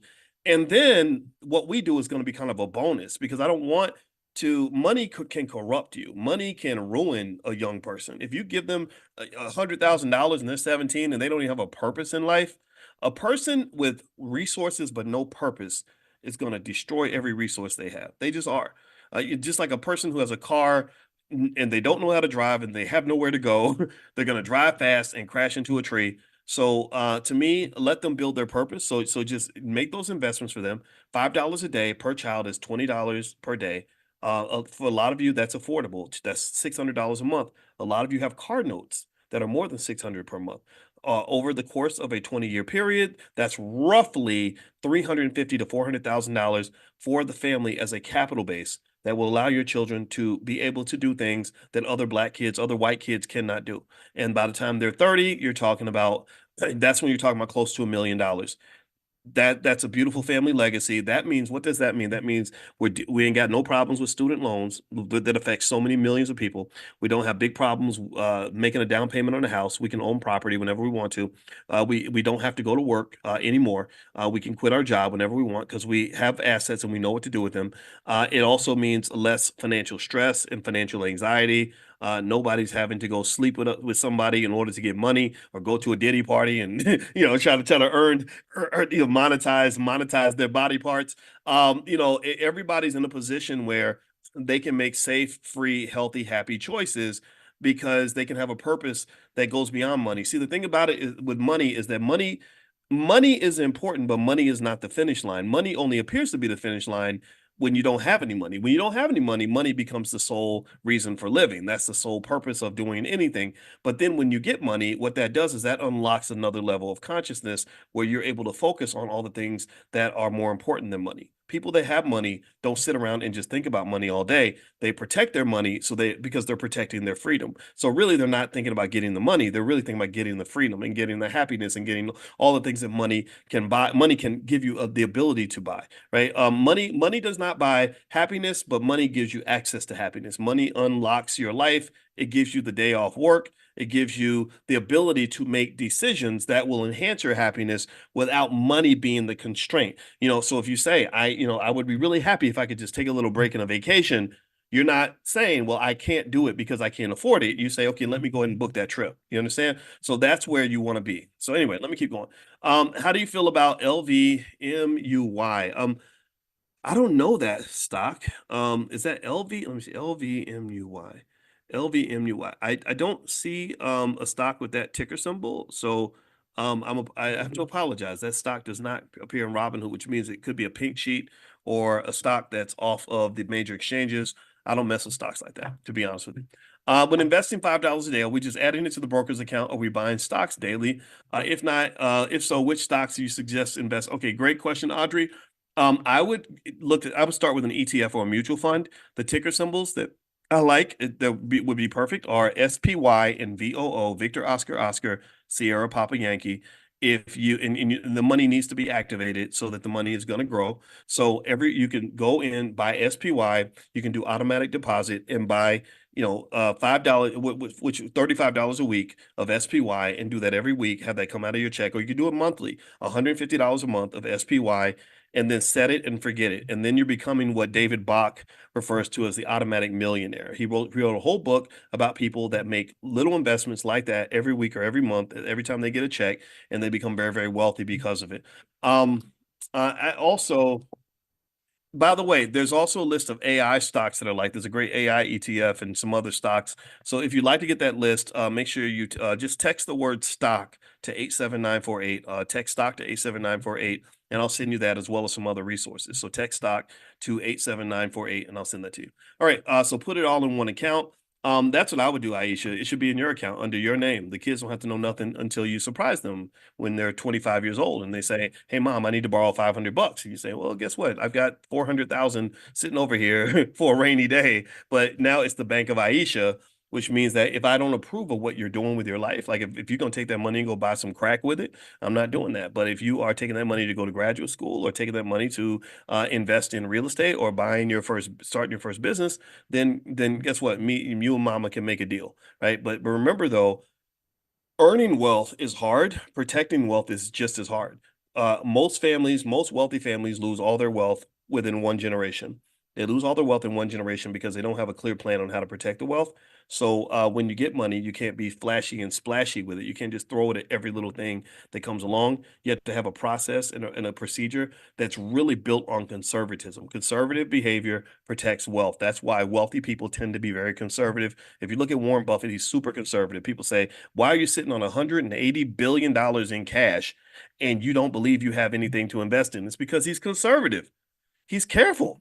He doesn't flop his money around. He's not going to be at the strip club putting money in a stripper thong. He's not trying to show off.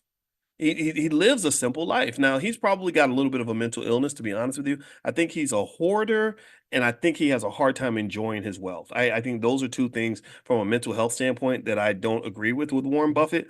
But man, those hoarders know how to stack them chips though, don't they? They know how to make that money. So he's very good at that, and he protects his money. All right, so two more things. Kim, or King May, how do you buy a piece of stock on Robinhood?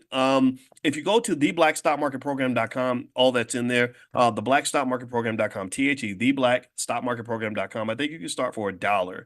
So everything that you want to know about investing in the stock market is there. Feel free to go take a look. Amani's here, so maybe Amani, if you could put a link in there, I would appreciate that. And again, that first month is either free or $1. So feel free to go to theblackstockmarketprogram.com. The best day of the week, the stocks are the cheapest.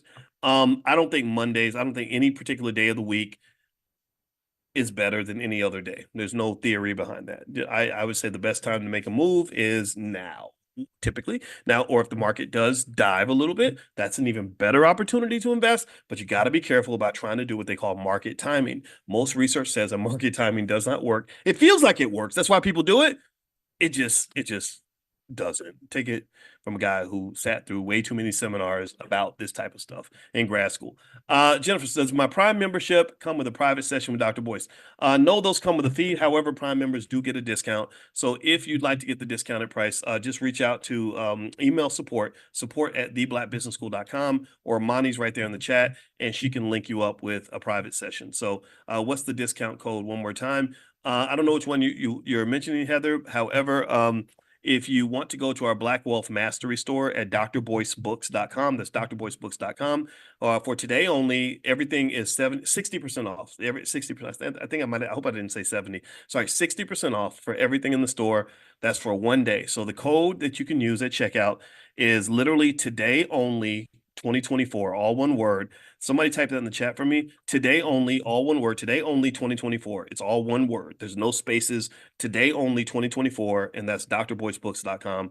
You can get my books. You can get Dr. Claude Anderson's books. You can get our financial flashcards for kids. You can get our workbooks for children. You can get digital trainings. You can get all kinds of stuff. You can get my wife Alicia's workbooks. She's running our Black Financial Therapy Department. This is the first ever Black Financial Therapy Department created anywhere on any campus, anywhere. So we are the best on earth at Black Wealth. There's no place you can find that's doing it better than us. Last question.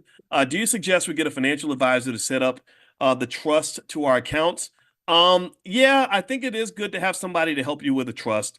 I don't think you automatically need a lawyer, but I don't necessarily know if I feel like I would not say that I believe that doing it all by yourself is the best approach right off the bat, unless you're really good. So I would talk to a specialist or a financial advisor. Maybe reach out to your local bank. There are people that can do that. I did mine with an attorney. My parents did theirs with an attorney, but attorneys do cost money. And so if that's hard for you, there are people out there that can do trusts that are not lawyers. So anyway, guys, I'm going to get out of here. God bless you. And it was great to hang out with you. And again, the platform for our Black Wealth Mastery store, where all that stuff is in there, you're going to love it. It's like a grocery store for learning how to become a rich Black person. So if you go to drboycebooks.com, that's drboycebooks.com, the code to get 60% off for today only is literally today only 2024. Today only 2024, all one word. Put that in when you check out, and the discount will pop up. Last but not least, if you want to get invited to our financial consciousness training every morning, it's like a money mindset kind of thing. It's really, really good. You're going to like that too. Just text the word morning, MORNING, to 87948. Text morning to 87948, and I will send you a link to join us. And then last but not least, for those of you that are Prime members, the Moneymaker Grid has been updated, so you can go look at that. There's some juicy stuff in there. There's some real nice stocks that just, I mean, I just make the list. I start getting excited. I start salivating. I like Pavlov's dog. And also, we're going to have a Prime class again soon. Those of you that are interested in taking a look at Prime and seeing what we do, feel free to go to drboyceprime.com. That's drboyceprime.com. Okay, guys, I'm out of here. God bless you. Have a great day. I will see you all very song. Lean back, lean back, lean back, lean back. Remember that? Okay, so Fat Joe, who is I guess a good rapper. I wasn't a big fan of his music, but he's interesting, right? He's now kind of started doing a lot of commentary. He's talking about a lot of different issues around different topics. And a lot, what I've noticed is that a lot of rappers these days have kind of become like storytellers. They've started sort of telling these tall tales about when they were younger and their exploits. And again, some of the stories are true, some of them are exaggerated. I don't understand some of the stories being told because some of them get you indicted by the feds. You're on Vlad TV telling everybody that you played a role in getting Tupac killed. That's probably something I would have kept to myself. But then again, though, the social media is all about people sort of fighting for attention. They're just sort of fighting their way to see if they can get people to pay attention to what they're saying because maybe they feel that they're losing their relevance or something like that. And some of these outlets are owned also even by Black people. I like, for example, Club Shay Shay has kind of emerged as a really big platform. And so Cat Williams went on Club Shay Shay and did one of the most highly viewed interviews of all time.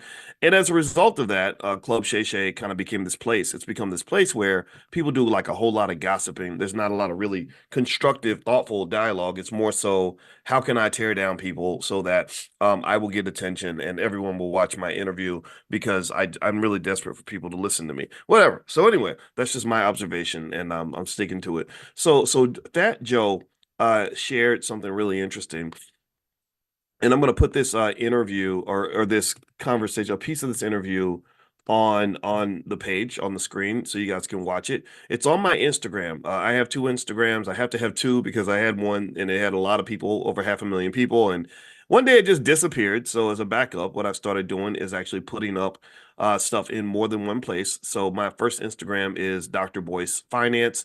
My second Instagram is Dr. Boyce Money. So if you follow either one, you will find me there. And so I just want to share that just because, they take you down and stuff and it sucks and it makes you mad. All right. So anyway, all right. So here's the piece of that interview I want to share with y'all, because I think this is a really interesting financial consciousness exercise. So so give me 1 second here. I'm hitting the wrong buttons. Wait, no. Wait, come on, internet. Don't be messing up on me. And I'm gonna play this, and I hope you guys can hear this. Okay, right now, nothing's happening here. So come on. I had it was right there. It was right there. Okay, let me try again.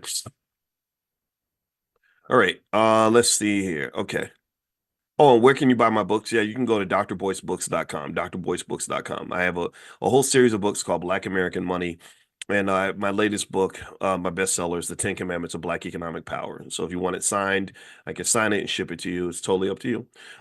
So thank you for your interest. All right, so here is share sound. Here we go. All right, so let me know. Give me a yes. Hear this. I'm gonna play this a couple times so we can really think about this. I want you to consciously think about what you're hearing on the screen. All right, so I'm gonna play this right now. Give me 1 second as I hit the button. There's a button to turn. Here we go. All right. In 3, 2, 1, go. Wait. Dinner every night is $30,000 a dinner, 40 with me, champagne, lobsters, steaks every night for like 15 years straight. Every night. And you think, I'm a million, you don't even check the account. I'm a millionaire until you go in there one day and they tell you have no money and you walk out of there with your this tight. When the teller who usually gives you 50 cash every time you walk in, they be like, Joe, something must be wrong. Yeah. It happened on 161st, across the street for the Coochie Frito by Yankee Stadium. My was this tight, bro.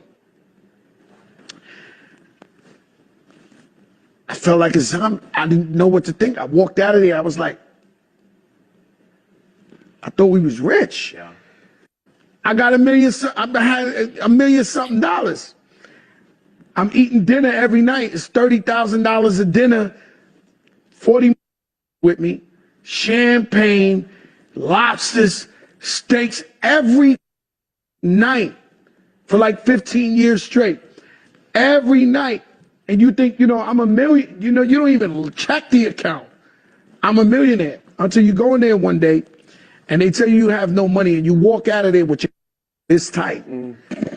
When the teller who usually gives you 50 cash every time you walk in, they be like, Joe, something must be wrong. Yeah. It happened on 161st, across the street for the Coochie Frito by Yankee Stadium. My was this tight, bro. I felt like I didn't know what to think. I walked out of there. I was like, I thought we was rich. Yeah. Okay. All right. So were y'all able to hear that? Give me a yes if you were able to hear that interview. Okay. I want to make sure everybody heard it. Natasha, Calvin, thank you, Barbara.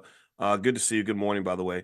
Okay. So let me tell you about what I saw here and why I thought this conversation will be a good thing to discuss for our financial consciousness training today.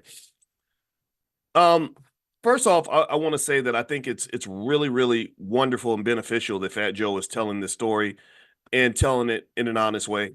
I like the fact that he's reflecting his honest emotions in terms of how he felt when he went to the bank and the teller didn't have the money that he thought the teller would usually have.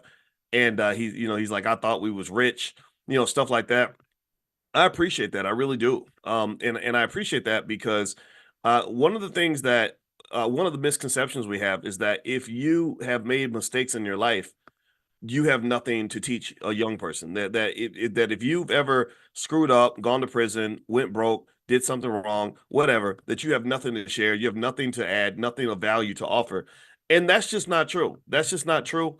Actually, when I think about when I grew up, the people that I learned the most from were my uncles who literally would be sitting there with a beer in one hand and a joint in the other saying, boy, don't do what I did. Don't you don't want to be like me. Don't do what I did. And that actually is good information because, because I'm looking at this person, I'm thinking, man, like, no, you're right. I don't want to grow up and be like you. And I'm glad we agree on that. I don't want to be a drug addict. I had an uncle that was a pimp. He was a pimp and he had some time with drugs and he just a lot of chaos in his life. And I noticed this when I was 9. I said, man, this dude's got a lot of drama, and he was broke. And when he would say, don't be like me, don't do what I did, I listened, I paid attention. I said, I don't have to touch the fire to know that it's hot. And you can learn from people like that. You really can, so I appreciate the fact that Fat Joe is sharing with everyone the mistakes that he made. And I want to acknowledge that. Now the second thing I want to point to is I want to kind of explain to you why rappers are just really bad with money. In fact, In fact, rappers aren't not. I'm not talking about all rappers. I'm not saying that at all. I'm not saying that they're all bad, right? But I'm gonna say that most rappers, most of the quote unquote culture, and you notice in my book, The 10 Commandments of Black Economic Power, I talk extensively about culture. Yes, I'm a finance professor. Yes, I can teach you about 401ks, IRAs, investing, tax strategies, whatever it is you want to know. But it's culture. Culture overrides everything. Culture overrides everything. Culture overrides everything. And you really have to think carefully about the fact that there have been people that have strategically and deliberately manipulated your culture. They have. I used to watch BET ads. I had big fights with BET. I mean, I'm talking about big fights. I would, and the reason I would have these fights is because I remember they would run the ads for the BET Awards, where when you got pregnant ladies twerking in the aisles and everybody, rapping about killing each other and everything else. And then the ads, which were by the way run by a company called Paramount Global. It wasn't. It's not a Black-owned company. I hope that we all know this by now. They would always say, "This is for the culture. This is for the culture. This is for the culture." And I said, "Stop that. Please stop saying that word. Stop saying that this is culture. This is not culture. This is not culture. This is not healthy culture. This is not Black culture. This is racist culture. You're sabotaging. Like what you're doing is you're using a weapon of mass destruction. You are spreading what I refer to in my book, Financial Lovemaking. I refer to these as financial STDs. You are spreading on a massive scale financial STDs that are deliberately designed to keep Black people exactly where they are. Because not only, I mean, think about it like this. Think about this. How many of y'all know that there's a massive racial wealth gap where white people have just like 10 times more family wealth than Black people? Give me a yes if you're aware of this gap, and give me a yes if it concerns you. So everybody put yes in the chat if you have seen the racial wealth gap. Now I want you to imagine this. Imagine this example. Imagine the Olympics are coming. I'm a track and field enthusiast. I'm a big fan of Sha'Carri Richardson and other people you should know about, like Fred Curley and just all the Noah Lyles and all these great Sydney McLaughlin and just all these Athene Mo, all these great athletes that are going to be competing in the Olympics. I used to be a track coach, and I was a mediocre track athlete, and I was captain of the track team because even though I was a mediocre sprinter, I knew a lot about track as a high school kid. I used to read books about track and field and how to run and all that. So I wasn't terrible. I was good enough, like a lot of Black males, I was good enough at sports to think that I was good, but I really wasn't good compared to the best. Like I'll give you an example. One day all the football players came out to try to run tracks so they could be faster for football season. And we had to race, we had to have a runoff to make a spot on the relay team. And I raced all the fastest guys on the football team and I beat all of them, right? So I wasn't a scrub. I was not slow, but I wasn't really fast because our football team sucked and these guys were actually kind of scrubbish anyway, but they were the fastest scrubs, right? So I was good enough to be the best of the worst. But anyway, I love track and field. I'm a big track and field enthusiast.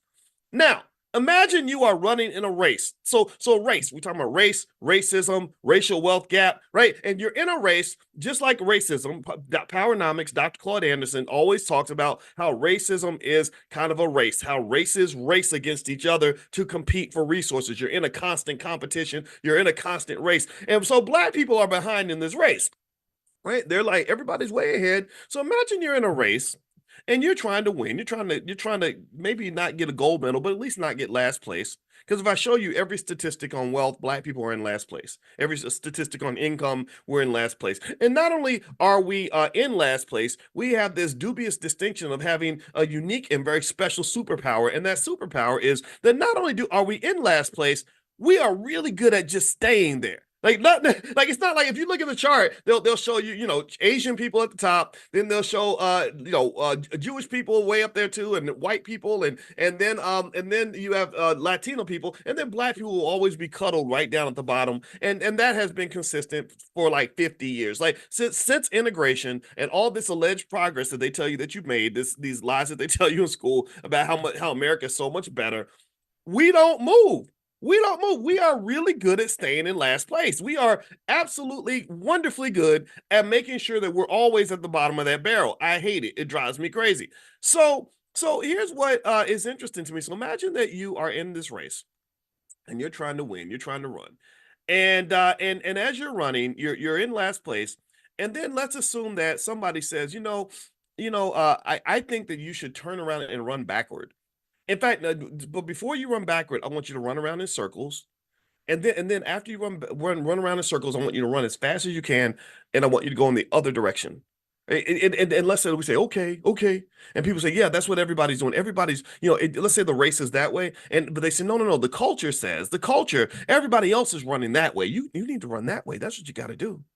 That's what I see when I see what hip hop culture, which is owned by people who are not black, by the way. So this is not, I'm not blaming the rappers. Remember, the rappers are puppets. If a puppet says something stupid, if you ever get cussed out by a puppet, don't cuss back at the puppet, because the puppet don't have a brain. The puppet does not have free will. The puppet master is the one who's saying, y'all do know this, right? How many of y'all, did y'all know that when a puppet talks, that it's not really the puppet? It took me a long time to figure that out. Pinocchio is not a real boy. So the puppets are not the ones who are actually coming up with the words that are coming out of their mouth. It's the puppet master, the man who has their hand up their ass, right? Like, in a ditty-like fashion, telling them what to say. This is what I see when I see the music industry. Rappers don't rap about what they want to rap about. Rappers don't rap about things that are moving their spirit. Rappers don't rap about things that they believe are really important. They rap about whatever the record label tells them to rap about. That's just reality. And if I show you a picture, I can show you this. Just yesterday, when I was talking about the fact that it's really weird that we have female rappers like named with names that come after words like gorilla and then stallion, like Megan Thee Stallion. And I said, y'all do know that a stallion is an adult uncastrated male horse. Like, it's an adult male uncastrated horse. So not only is it a big strong man, but it's a man who likes to have sex with everything. And when you look at that and you combine that with the image, the misperception of the black women as being masculine and super strong and not feeling pain, and then also the way most of the female rappers are just kind of like always sexual, right? Like it doesn't even make it interesting anymore. It's like I just met you 2 minutes ago. I'm 2 inches away from your vagina. You're twerking on everything. You're twerking on the pancakes. You're twerking on in front of the children. Lizzo showing up at a Lakers game with a thong on. Just the female artists being forced into this position of servitude where they are being forced to present themselves in a way that I don't think is authentic to who they truly are. I'm not saying that you're not sexual. You're supposed to be. That's what reproduction's all about. But what I'm saying is that when I look at Taylor Swift, and I see Taylor Swift sitting over there with her little, blonde behind making $1 billion.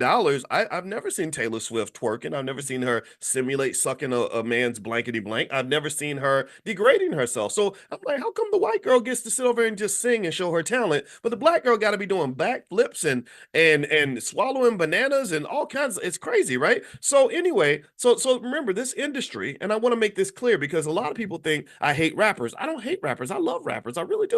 It's because I love them that I really want to have this conversation. It's because I love hip hop that I want to talk about this. So the thing about rappers is you got to remember this. Do not get so angry at them, for they know not what they do. Again, because when the puppet cusses you out, you don't cuss back at the puppet. So when people say, why are you mad at rappers? I say, I'm not talking to the rappers. I talk to their daddies. I talk to the people that actually control the money. There's that word money, financial consciousness. I talk to the people that have the money. I want to talk to the record labels. I want to talk to the people that are running these industries. Those are the people that are interesting to me. I talk to people that are on my level. I don't talk to the people who are still trying to figure it out. I figured a lot of things out because I'm 52. I don't really want to talk to the puppet. So I want to make that clear. So let's get back into this. So you have this thing called a racial wealth gap, and you're trying to catch up in this race. And you're running in this race and you're way behind.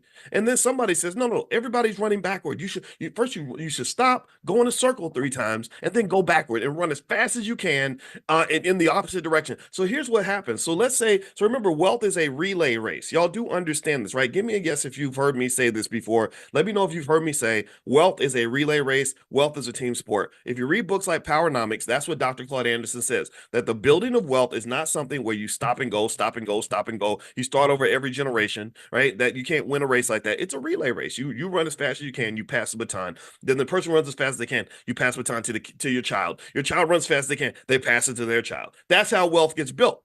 So pay attention now. Here's what I want you to visualize this analogy. So when you think about the racial wealth gap, imagine you're in a relay race and you're way behind, but on the third leg, God blesses you. God blesses you. And let me tell you how God blesses you. Let's say God puts Usain Bolt, the fastest human being on the planet, on the third leg of that relay race.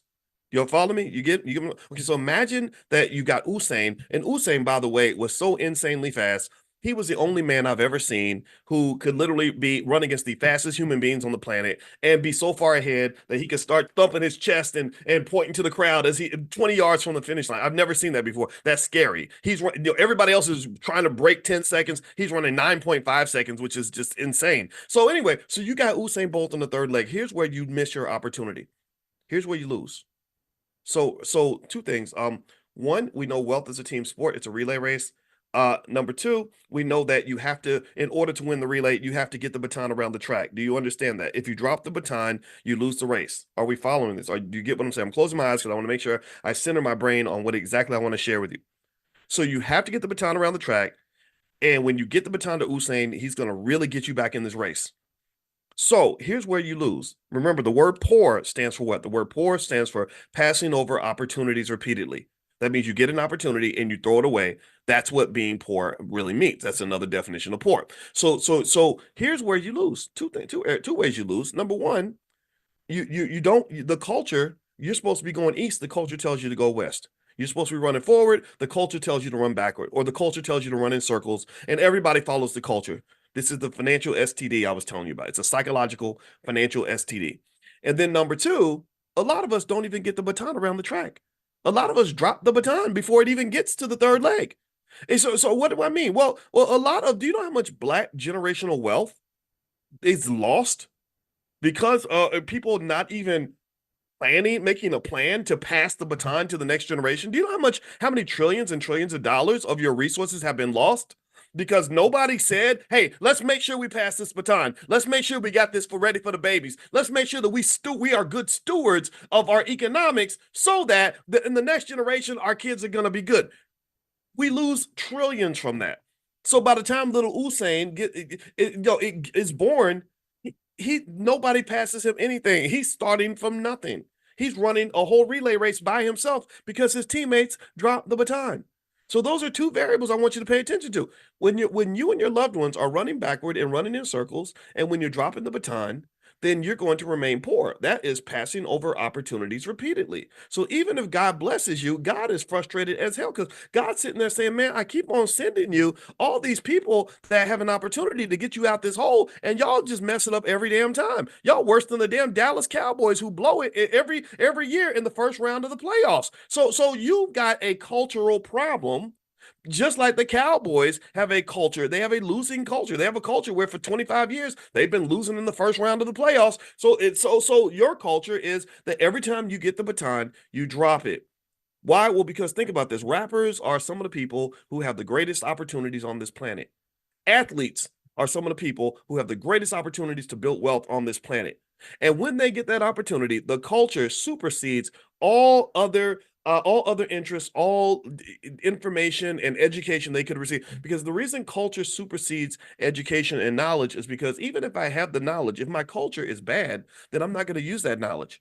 Like if you could tell me, you could force me, you could show me 10 books on how to lose weight.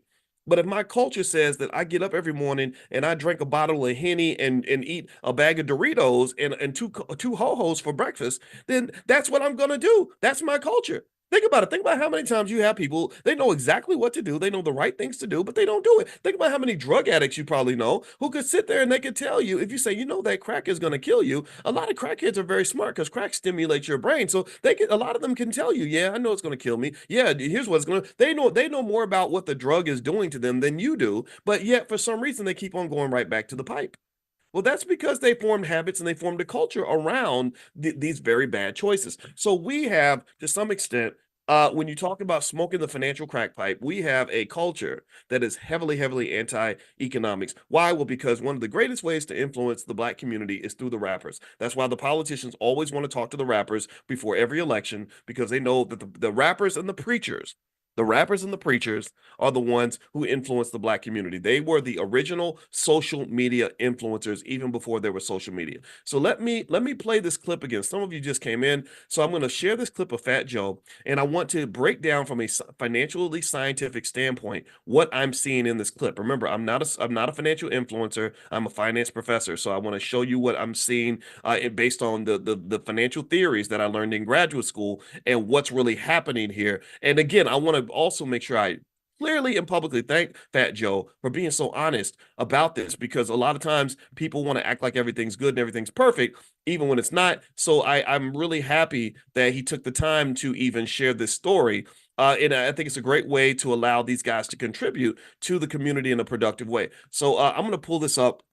And actually, as I do that, just so you, in case you don't know, we have financial flashcards for your kids. If you want to go take a look in the Black Business School, we have a lot of good resources for your family. We also have books and stock market classes, stuff like that. So if you're interested in doing any of that, just go to drboycebooks.com or theblackbusinessschool.com.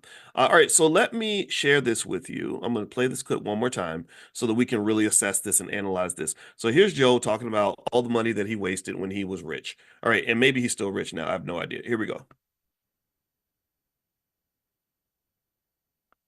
I've had $1 million something dollars.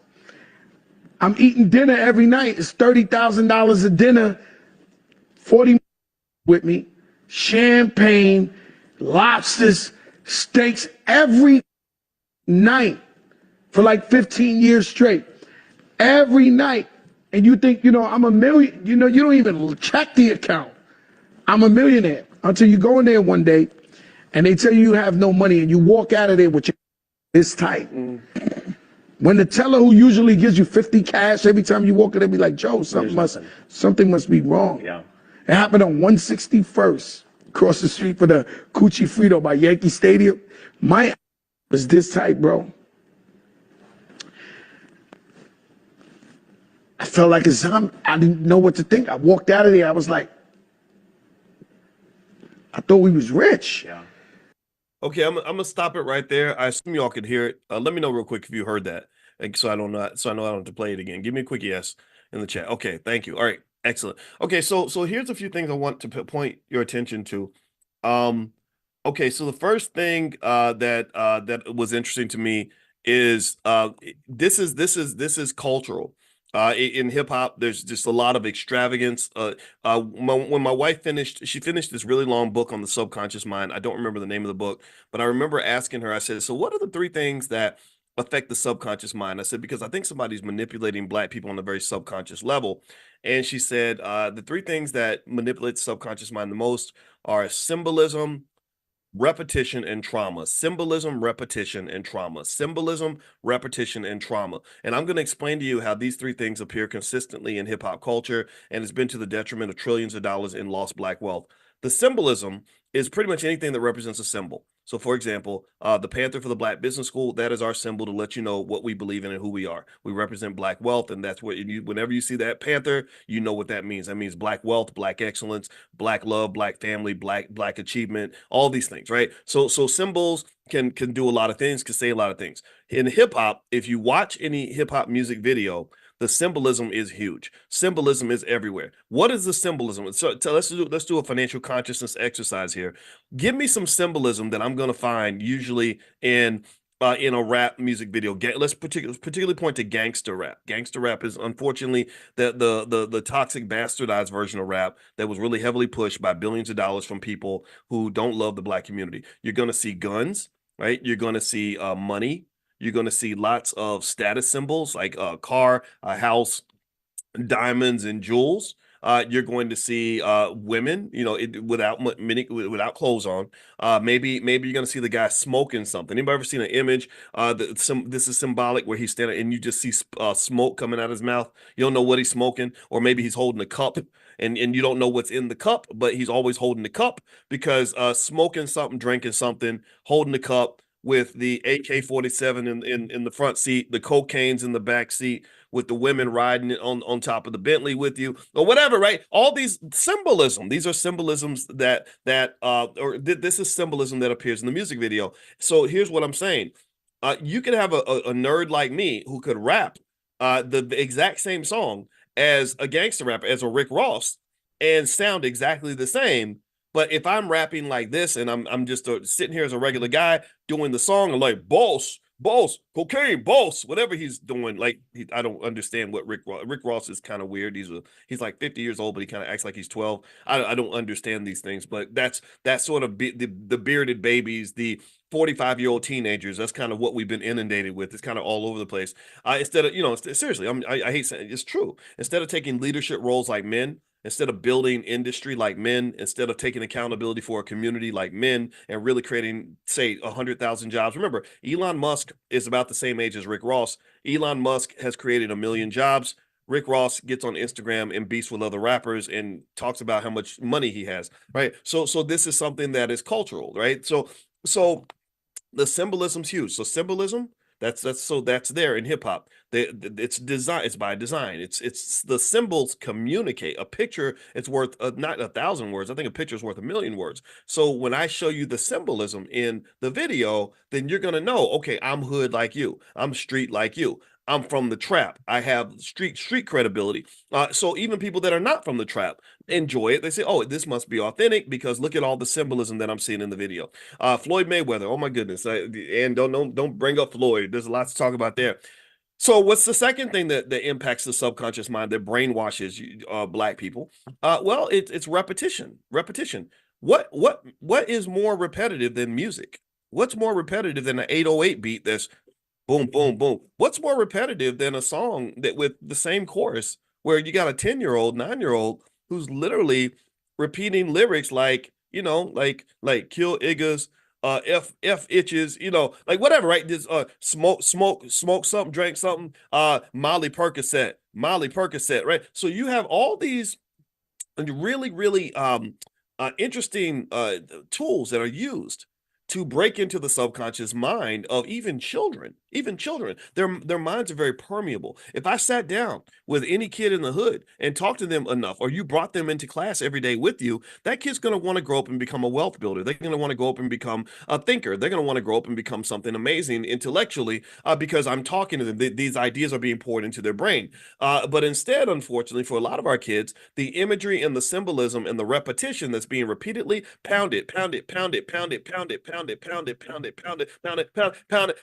pounded, pound it, pound it, pound it, pound it, pound it, pound it, pound it into their brain is everything that is anti-wealth, anti-freedom, incredibly self-destructive, anti-intellectual. So therefore, you are creating what my friend Speech from Arrested Development. Remember his song Tennessee, right? Anyway, Speech from Arrested Development, who's a friend of mine, he made a really great documentary called The Igga Factory, and he made the brilliant statement that basically what they do is they mass produce unproductive, unintelligent, unhelpful black people. They mass produce men, mostly men, and a lot of women are affected by it now too, because you see what's happened with women in hip hop and stuff like that. They produce the kinds of people that are not going to want to be great husbands and fathers because most of hip hop culture is very anti-family. It's not, it's like, why would you want to be a sucker and get married and take care of your spouse and all that? It's mostly about sort of these excesses, right? Financial excess, sexual irresponsibility, stuff like that. What else? The third piece of what can impact your subconscious mind, the third component of mass brainwashing, besides symbolism and repetition, is trauma. Trauma is the third thing. So what Fat Joe is referencing in his story actually is financial trauma. When he says that one day I went into the bank and I didn't have any money, and he's like, I thought we was rich, and he says my blank hole was this tight. He said, man, I felt like a zombie. Well, that's trauma. That's financial trauma, by the way. That's my wife wrote a whole workbook on financial trauma and how to deal with it. Financial trauma, financial anxiety is a huge problem in the Black community, and really undiagnosed, untreated trauma is one of the number one reasons that you can't build economically, because building an economy requires trust. Traumatized people don't trust nothing. Traumatized people are easily triggered. Traumatized people who have undiagnosed, untreated trauma, they have a hard time staying married. They have a hard time doing business. They have a hard time remaining friends. They have a hard time calming their asses down when something bad happens because you're so scared of being re-traumatized. This is why, again, one thing that we've done in the Black Business School that I think is very, very powerful is we've worked with therapists to encourage everyone to heal. Everybody that wants to do better, you have to heal, because if you don't heal, then it's going to be hard for you to work with a group of people. It's going to be hard for you to partner with that awesome Black woman who wants you to be better. It's going to be hard for you to be cool with your homeboy, even when you feel like somebody might have done you wrong. It's hard. Take it from me. I'm high on the trauma scale. My wife showed me that. She had me take the ACES, ACES, the Adverse Childhood Experiences test, to see how high I was in the trauma scale. She said, "Boyce, if I'd known your score was this high, I don't know if I would have married you," right? Because I was traumatized. A lot of us were. So trauma is something that has to be healed, because trauma is another add-on element to the financial STDs that get spread through the community. And these financial STDs, I explain them extensively in my book, Financial Lovemaking. I don't know if the term financial STD has been used in any other books. I have no idea. But this concept came to mind because I thought about it. I said, not only is are financial STDs rampant, but you can also spread trauma like an STD as well. Traumatized people tend to traumatize other people.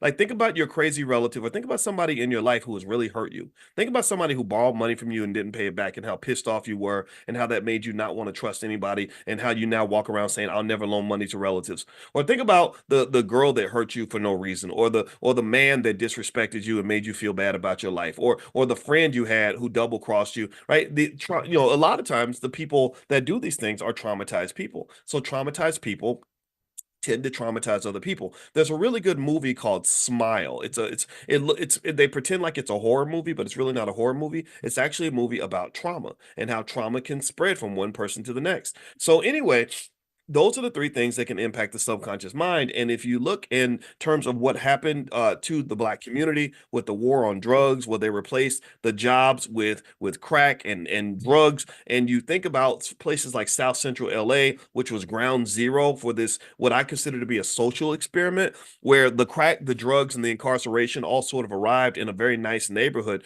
You think about this, right? So in the drug era, which still affects us to this day, because that's why a lot of your kids are walking around here crazy, because they didn't have good parents. Their parents were all hooked on drugs, or their parents were in prison. In general, you tended to have one of three things kind of happen. And the first one is drug addiction. So give me a yes if you or someone that you know is addicted to drugs. And give me a yes if you or someone that you're close to became addicted to the drugs that were flooding the Black community, particularly in the 80s and the 90s, and really still to this day, but it started kind of back then.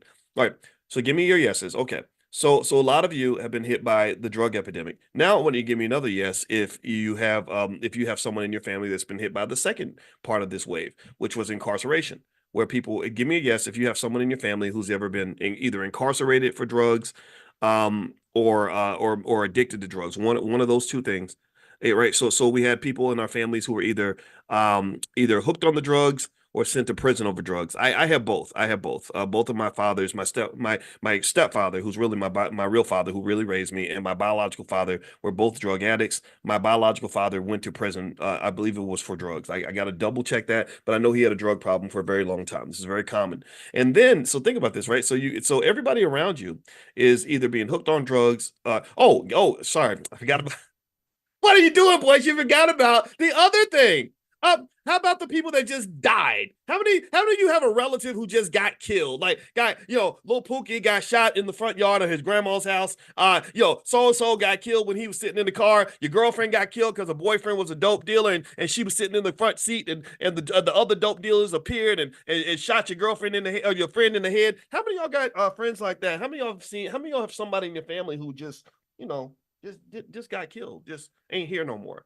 Anybody, any homicide in the room? Anybody experienced the trauma, the extreme trauma of maybe, I don't know, Boyce, let's see, maybe like 1996, when my best friend, my best buddy Greg, that when I go to see him on Tuesday, and then Thursday night he gets shot in the head in his living room in front of his daughter. Anybody else go through something like that? Like this is Greg Wilkins, that's his name. They didn't talk about it in the newspaper because a rich white lady got killed the same week in Louisville, Kentucky, and so the media kind of ignored his murder because of course he's a Black male, of course he deserved it. Right now, so that's what you have. So you have either people that got addicted to the drugs, you have people that got sent to prison over the drugs, you have people that got killed over the drugs, and then you have the rest of us who just survived, who are just crazy as shit because of what we went through, because you had to watch all this.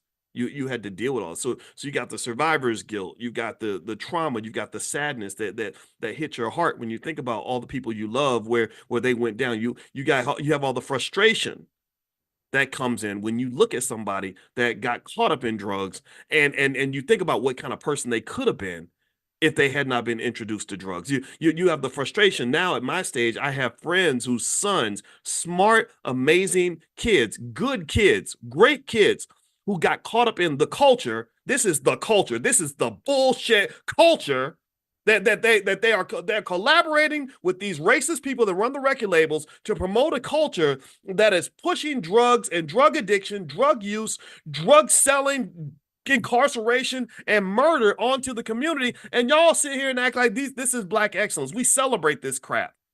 What is wrong with us? What is wrong with us? I'm sitting here and I'm frustrated because I'm thinking about two young men I know, both of them 22 years old. I knew these kids when they were 14 and they were sweet, they were intelligent, they were good young guys. And then the culture grabbed them. So they go and they start smoking and drinking, right? When I'm sitting there, of course, when I saw them, I'm saying, no, you got to go to school. You got to work hard. You got to be successful. You got to do your best. Of course, I'm saying, but it doesn't matter. They're not hearing me because every single morning in their ear, they're hearing an 808 beat saying, smoke something, drink something. Molly Perkins said, kill that nigga. Right? That's what they're hearing. That's the culture. So the culture, and I don't give a damn what you think. Stop telling me that it's just music. If you tell me that it's just music or it's just entertainment, I'm going to shut the door in your face because you clearly have never studied psychology. You've never studied sociology. You've never studied peer pressure. You've never studied the subconscious mind. So sit your ass down and take this lesson. Sit down and listen because the evidence is all around you. Of course, it's not 100% the fault of hip hop. I'm not saying that. Of course, it's not the rappers. It's not anti-rapper. Of course not. I'm not talking to the rappers. The rappers are puppets. I'm talking to the puppet masters. I'm talking about the people who run Universal Records. I'm talking about the people that run these studios, Sony and all these other Warner Music. That's who I'm talking to. They put billions of dollars into the destruction of Black people through culture. It's damn near as bad as slavery. I don't know if it's not as bad as slavery, it's damn near neck and neck. It's terrible. And I think about these two young men that are in my brain right now. When I met them, they were 14. They were good kids, and I did everything I could to share a message with them that was going to empower them. And then the culture grabbed them. One of the boys started using heroin when he was 16. He's using the heroin, which goes up to fentanyl and everything else.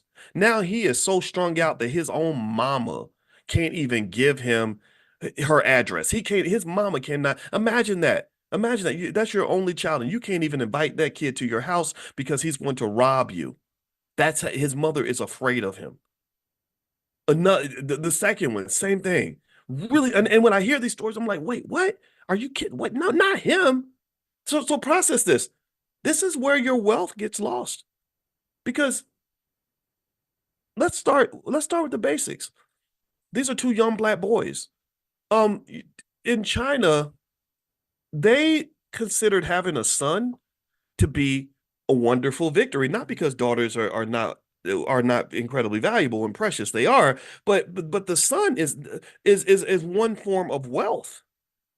Do you understand? That son, if he's raised properly, if he's trained properly, same thing with the daughter too. Not dismissing daughters. Daughters are amazing, but and I'm talking specifically about sons because hip hop tends to really impact the thinking of Black males in a way that's very anti-family and anti-productive. So that son of yours, if he's raised properly, if he's a hard worker, he's a hustler, that is the person that can help save the family. That's the guy when you're 70, 80 years old and you can't halfway walk. That's the one who's cutting the grass and talking to the doctors and making sure you get to your appointments and helping to pay the bills. That's an asset. That's a financial asset, among many other things. I'm an asset to my parents. When I come home, my parents tell me, they say, we feel better when you're here because you can help us take care of stuff. And I'm like, yeah, absolutely. That's my job. So imagine if instead of me showing up and helping out, and paying off the house and making sure bills get paid and working on the estate plan and talking to the doctors. Imagine if instead of me doing that, I showed up scratching, Hey mama, can you get a couple nickels, mama? I need. Let me hold something, mama. Can I get $20, mama? And then mama says, Boyce, I'm tired of you coming in here hooked up, hyped up on crack. You need to get up out of here. And imagine, so my mama in her 70s has to muster up enough energy. This is real. That movies like Jungle Fever kind of show this, right? So instead of this old lady being able to rest in her golden years and relax and say, I'm glad my son is here, she has to muster the energy to fight against me and to keep me out of her house. Don't you never come back. You get out of here. That is so painful. That is so unfair. And this is what the culture gives you. Rappers like DMX should not be dead.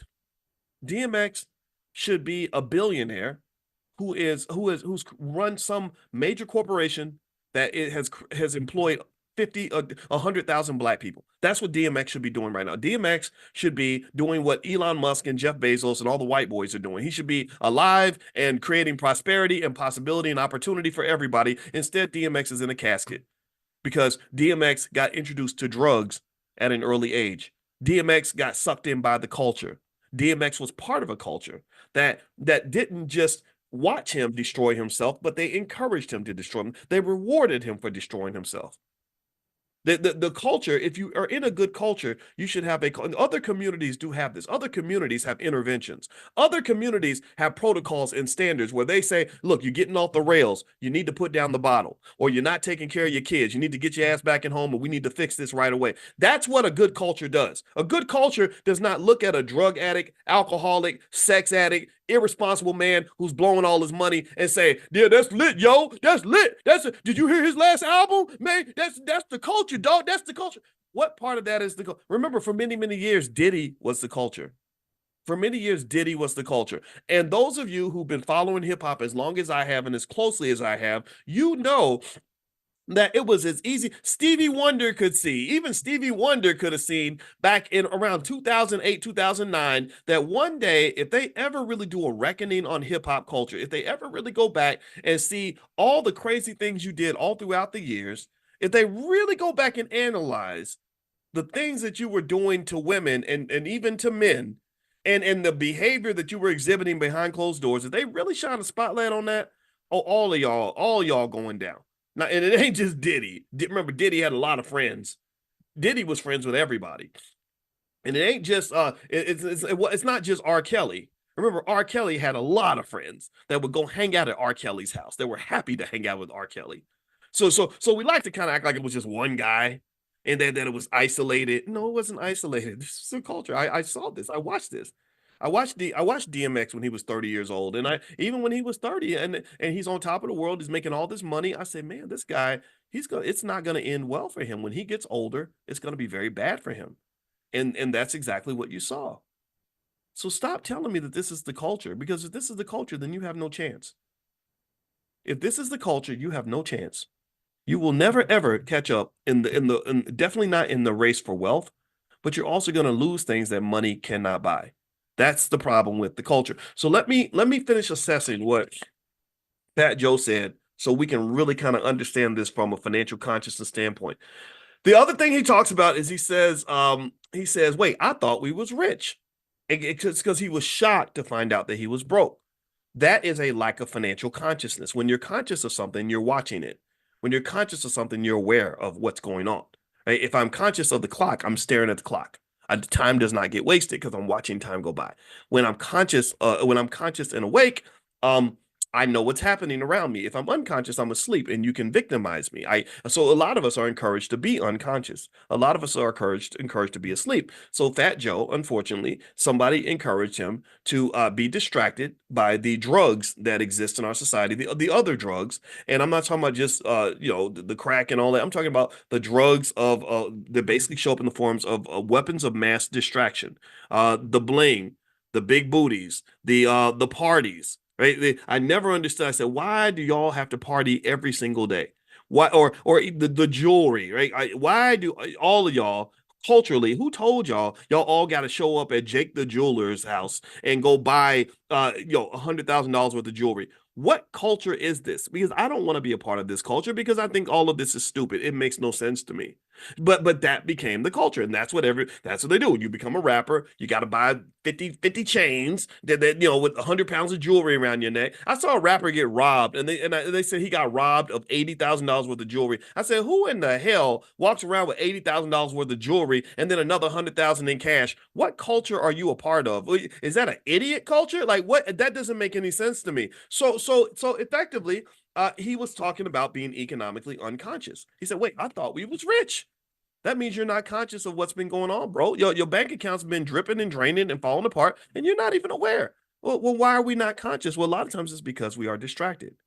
And there is a deliberate effort on the part of those who control the culture to keep you as distracted as possible. And what are they distracted with? Again, the symbolism, the booty and the bling and the false status symbols, the luxury items, the Gucci and all that distracts you. And then all the while they're draining money out of your bank account. I guarantee you that while the rappers themselves are not very conscious, the executives for the record labels are extremely financially conscious. While you may not be aware of what's in your contract, they know every line of the damn contract. Megan Thee Stallion, who, remember, Megan got upset. She sued or something because she said, y'all made me sign a contract. It wasn't.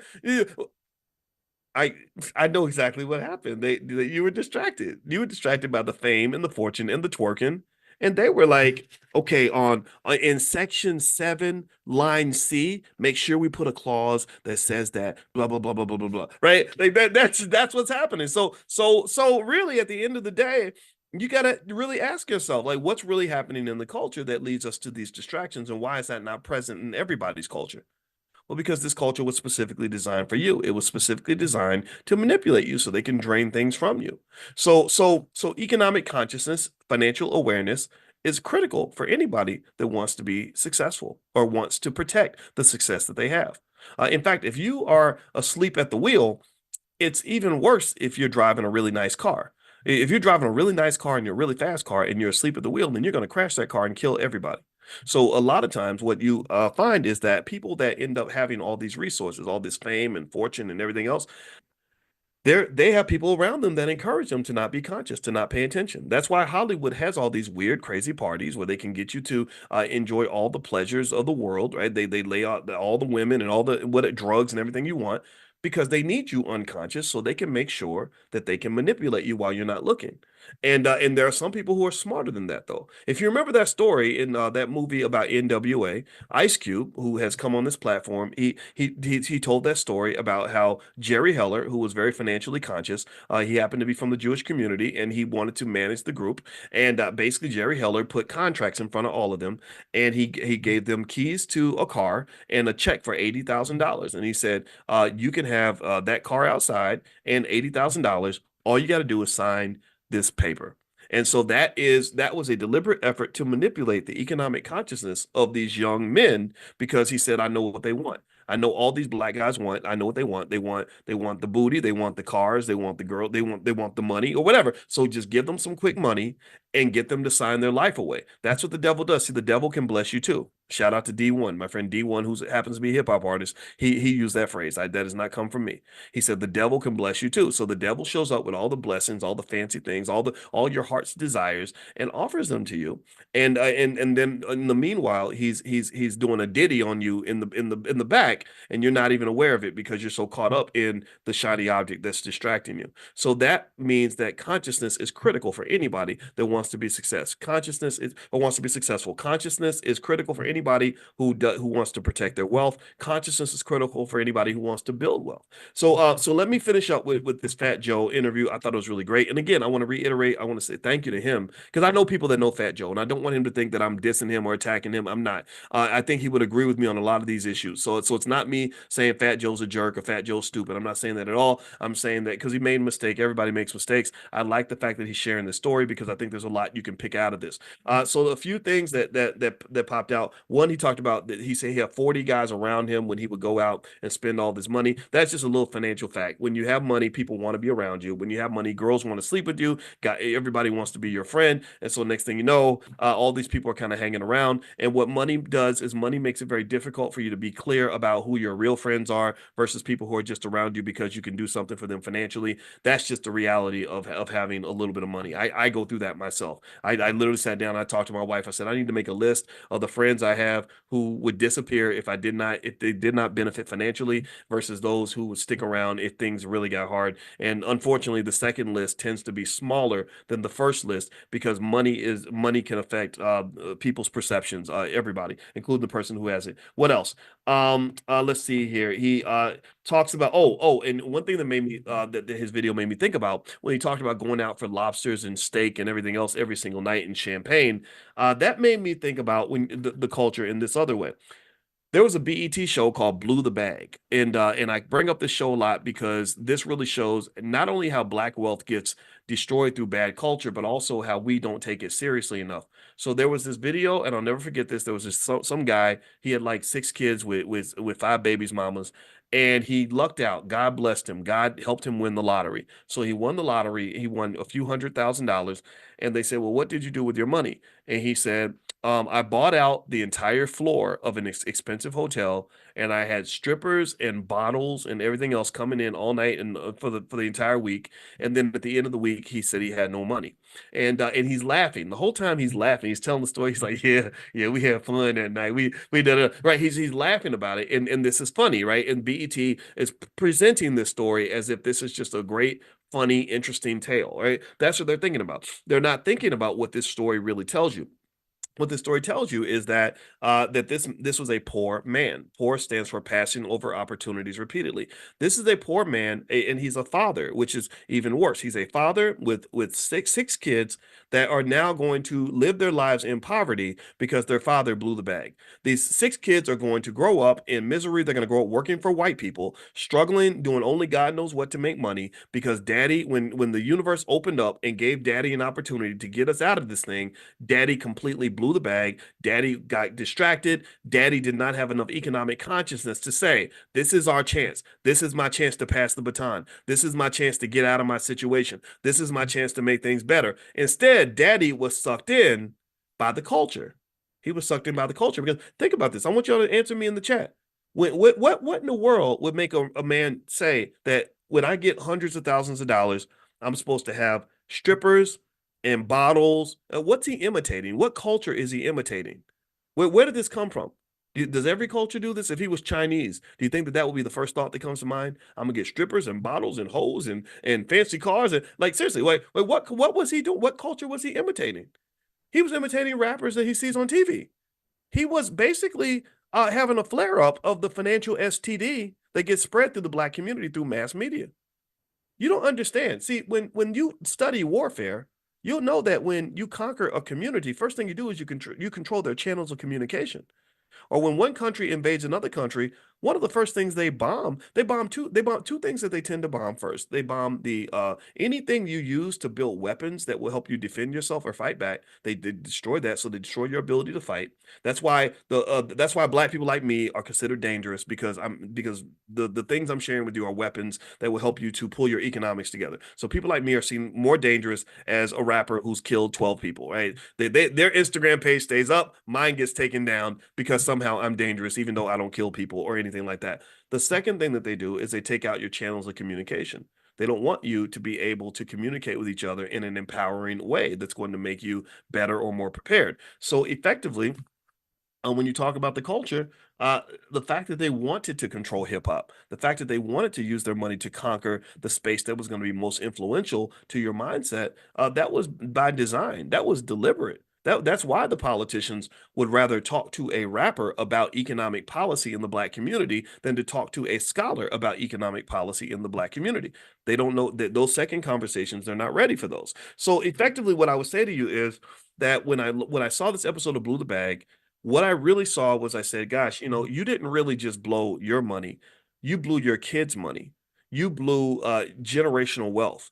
You threw away the next 100 years of your family legacy because you were not conscious enough. No one had trained you to be conscious enough about the potential of the money that you have. Like, you weren't sitting with someone like me who says, well, you know, if you take this $250,000 and even if you invest like half of it, even if you spend the first half on strippers and stupid stuff, you just invest the first half and you leave it in a S&P 500 index fund. You know that money's, by the time your 2-year-old is an adult, there's going to be hundreds of thousands of dollars there. There's going to be like $500,000, right? You do know that, right? Like just that awareness, that consciousness of the fact that you're not just looking at $250,000, you're really looking at several $1,000,000 if you manage it properly. Or when Antoine Walker, the NBA player, again, because of bad culture, blew $110 million, you got to understand an economically conscious person understands that he didn't blow $110 million. Antoine Walker threw away $1 billion. You know what I'm saying? He threw away $1 billion because if you understand how money grows, money grows. Money is a seed. Money is a seed that you plant. When you plant the seed's going to grow into something bigger. Every apple tree started off as an apple seed. So an economically unconscious person can see a big bowl of apple seeds and only see seeds.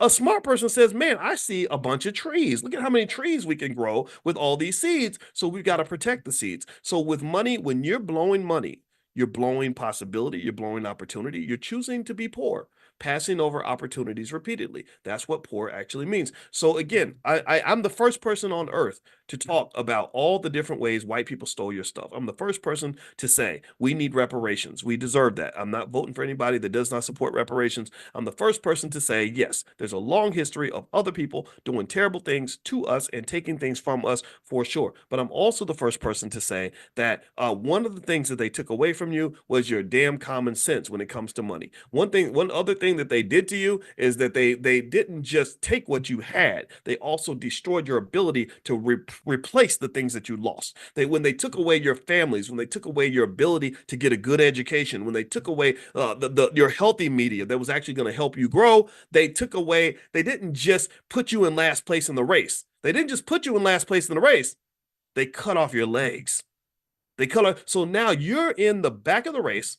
Imagine this visual. You're in a race. Racism is a race. So you are in a race. The black man is racing against the Asian man. He's racing against the Jewish man. He's racing against the white man. He's racing against the Mexican. And you're in this race. Not only are you in last place in every metric of wealth, income, quality of life, education, everything else, but you're not only last in the race, but somebody chopped your damn legs off. And they got you running in circles and running backward. And that's what you have. You're running in circles. Again, not all of you are doing this. A lot of you understand where I'm coming from, and I appreciate you. You're not only running in circles and running backwards, but you ain't even got no legs. So you and your little nubs are just running in circles and running backward, and you really think you're doing something. And rather than us looking to the people that are actually moving forward, instead of us looking at the husbands and fathers that are succeeding for their families, instead of us looking to the mothers that are raising the babies the right way, instead of us looking to the teachers and the counselors and the leaders in the community, the activists that are doing the right things, instead of us looking to the smart business owners who are building black wealth, we're looking at rappers who don't do a damn thing for nobody but themselves. Y'all gonna put Diddy above every person in the community who's really got it figured out. And I'm gonna tell you, that is, to me, where we are messing up big time. Seriously, the fact that you're celebrating an idiot more than you're celebrating people that actually have real solutions is crazy to me. The fact that we've been trained to celebrate slaves more than we celebrate free people is absolutely ridiculous. The idea that you have people, and where this comes from, the reason that we end up thinking this way, I believe, is because we're caught up in this nonsense called integration. We're caught up in this nonsensical idea that somehow if we get white people to like us and give us money, that somehow that's a measure of black excellence. And what y'all don't understand is the power of money. You need to understand the power of money, because money is a drug that will make you think down is up and up is down. They'll make you think bad is good and good is bad. They'll make you think you're making progress when really you're running in circles and running backward, and they're chopping off your legs. That's what you're doing. You're in the race, you're running in circles, you're running backward, and you also are selling your legs. And you're celebrating the people that have no legs, that are running backward, instead of looking to the people that are long-legged, running fast, and really making progress. See, what y'all got to understand is that there's not one black community. There's not. There's just not.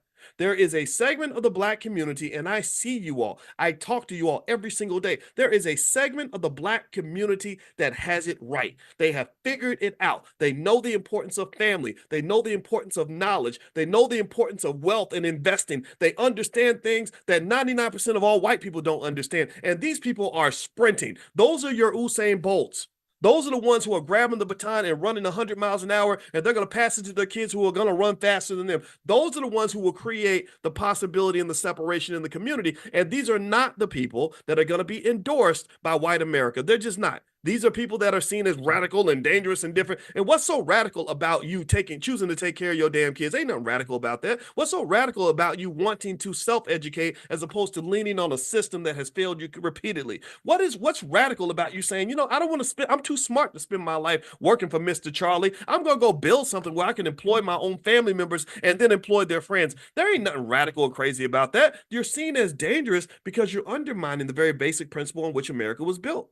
America was built on the fundamental idea that we can use Black people to get what we want and then leave them in the gutter. And there are people that do that, and those are the people that are going to be celebrated on TV. Those are the Negroes that are going to get the fancy jobs. They're going to get all the accolades. They're going to win the Grammys and the Oscars. And those are the ones that you're going to be tempted to look up to. And I'm just going to tell you, you got to look up to yourself, man. I mean, just the fact that you're sitting here on a Saturday morning, you're having this conversation with me, that you don't understand how powerful you are. You don't understand how heavy this is. This is heavy as shit. In fact, I don't think there's ever been a time in human history where a person, and I'm not even talking about me. I don't want it to sound like I'm talking about how great I am. I forget all that. I know I'm great, and I know you're great too. So we didn't even got to say that. But I don't think there's ever been a time in human history where you had a finance PhD sit there and give you cutting edge financial information and knowledge and techniques that 99.9% of the population does not understand. And saying it every single day, doing 30,000 videos on this topic every single morning. I don't think it's ever been done anywhere. I'm not saying that there aren't people who couldn't have done it. I'm saying that it takes a lot of time and a lot of energy. And the fact that you're here with me, it makes me say, you're doing it. You got it. You're figuring it out. You're going to win. Everything about so-called racism and everything that's out here in this society, about 80% of it, at least, is connected to economics. So when you become an economic master and you're really embracing these ideas that are non-trivial, they're not simple ideas. Like the idea, for example, the idea of training your 7-year-old on how to invest in stock markets and stock options. White people ain't doing that. Even Jewish people ain't really doing that. Asian, no community's really doing that on a massive scale. But some of y'all are doing that. And I'm just going to tell you that this, to me, that's the win, man. That's the win. Again, I don't. My background's mathematics, and in math, you have to really solve the problem. If there's a problem, you can't solve the problem by crying about it. In math, you can't solve the problem by saying white people did it. You can't solve the problem by sitting in it. You have to actually approach the problem and think about it and figure out which solutions work and which ones don't. And what I think happens a lot of times is that not only are we distracted, but we tend to be distracted by solutions that simply do not work. But I can tell you that some of the solutions that a lot of you are applying when it comes to your health, your wealth, your relationships are the ones that actually work. And I just want to be the one to encourage you to keep on going, because I don't think mainstream society is really ready. It may be in 70 years they'll be ready. Right now, they're not ready to really celebrate the Black family that's really doing all the things that are required to be successful. Chances are you're going to be seen as odd or extreme or too serious or whatever. And I would say there's nothing more serious on this earth than the enslavement of your children. And I want you to pay attention to how many people in our community sell their children right into slavery when they hit the age of 18. You go out into a competitive economy where money matters, where money drives everything, and they have no assets, no skills, and no ability to feed themselves. And then they have to go crawl across town on their hands and knees with their little nubs, because somebody cut off your legs, so they nubbing it. And they got to go over here with their little nubs and beg a racist to help them to feed their kids. That is a terrible, humiliating place to be. It is a very painful place to be. A lot of us were raised this way. A lot of us went through this. And I just want to keep encouraging you. If you're preparing your kids and yourself to get out of that hell, then I just want to say keep going. So anyway, that's all. I'm going to stop talking because I get into it and I just keep going. And my goal is to keep our conversations to 30 to 45 minutes, but I never do. I always go like an hour. My apologies. All right. So before I head out, I hope you'll allow me to mention that we do have the Black Wealth Mastery store. So all my books are there. The 10 Commandments of Black Economic Power and stuff like that. My wife's books are actually there too. We have a whole section on things like love and money, and then we have a section on kids and money and all that. Also, last but not least, if you want to get started on your wealth building journey, blackmoney101.com is a good place to start. Blackmoney101.com. And also, if you want to be invited to our morning classes, these are free. You can come here every single day. We do this 7 days a week, 10 a.m. Eastern every day.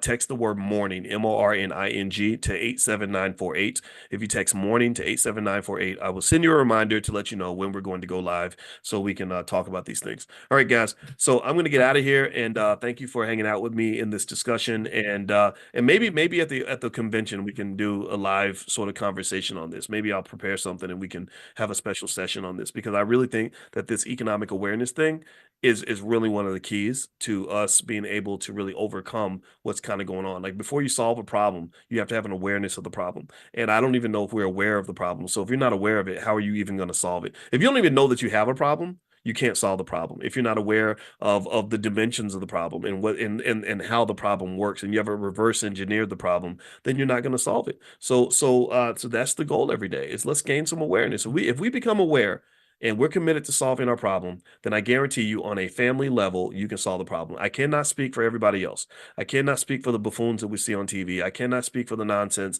that's being pushed in the so-called culture, but I can speak in terms of you and your family. And I can tell you, if you apply just specific, simple rules to your life, all this slavery nonsense and this strugglenomics that everybody else is going through, that won't be your problem. That will not be your testimony. So bless you. Good luck to you. And I wish you the very best. And I'll see you all tomorrow morning. So last but not least, if you want to join and get on the text list and join us every morning, just text the word morning to 87948, and also blackmoney101.com. That's that URL that I mentioned before. So I'll see you guys soon. Have a great day. Love you. Peace.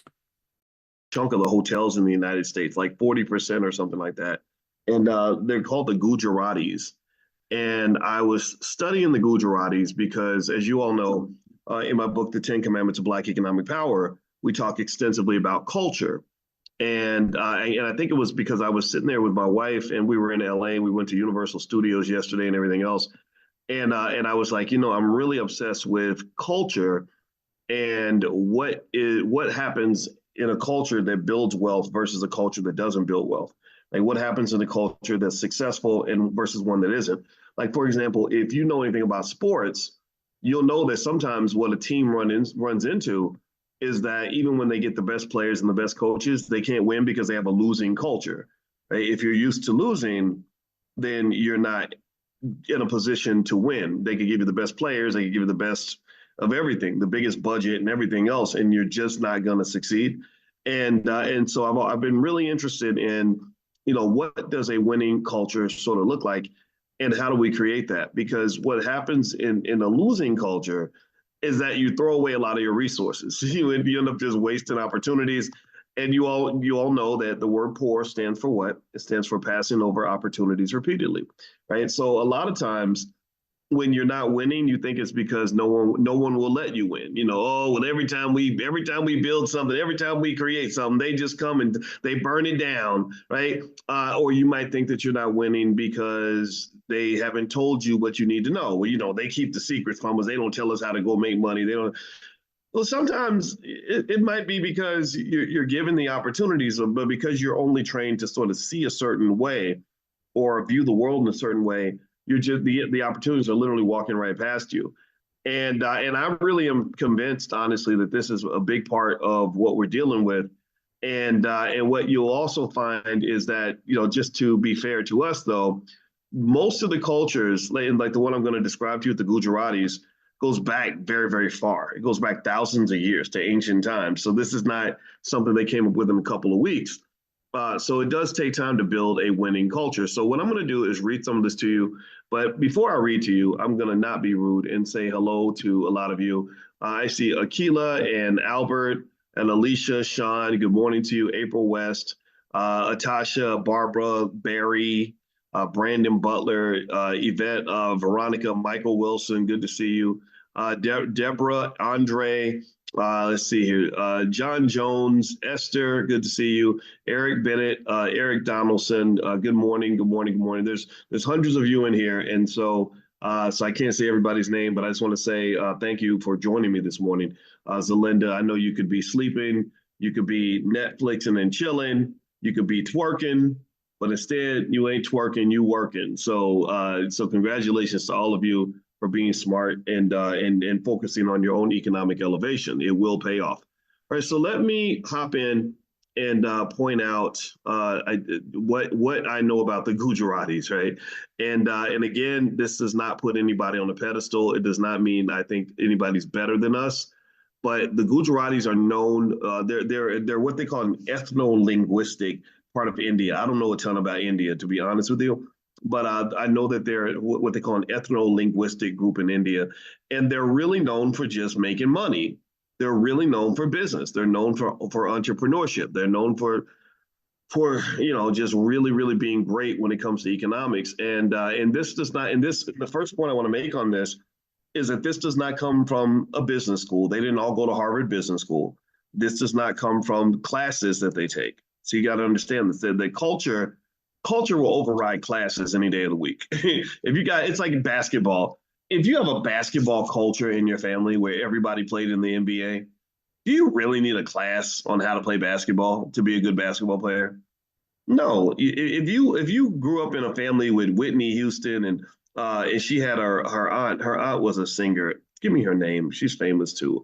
I'm sorry, I forget. It's early. I just had my coffee. But her auntie or her mama was really famous. Was it her mama or her auntie?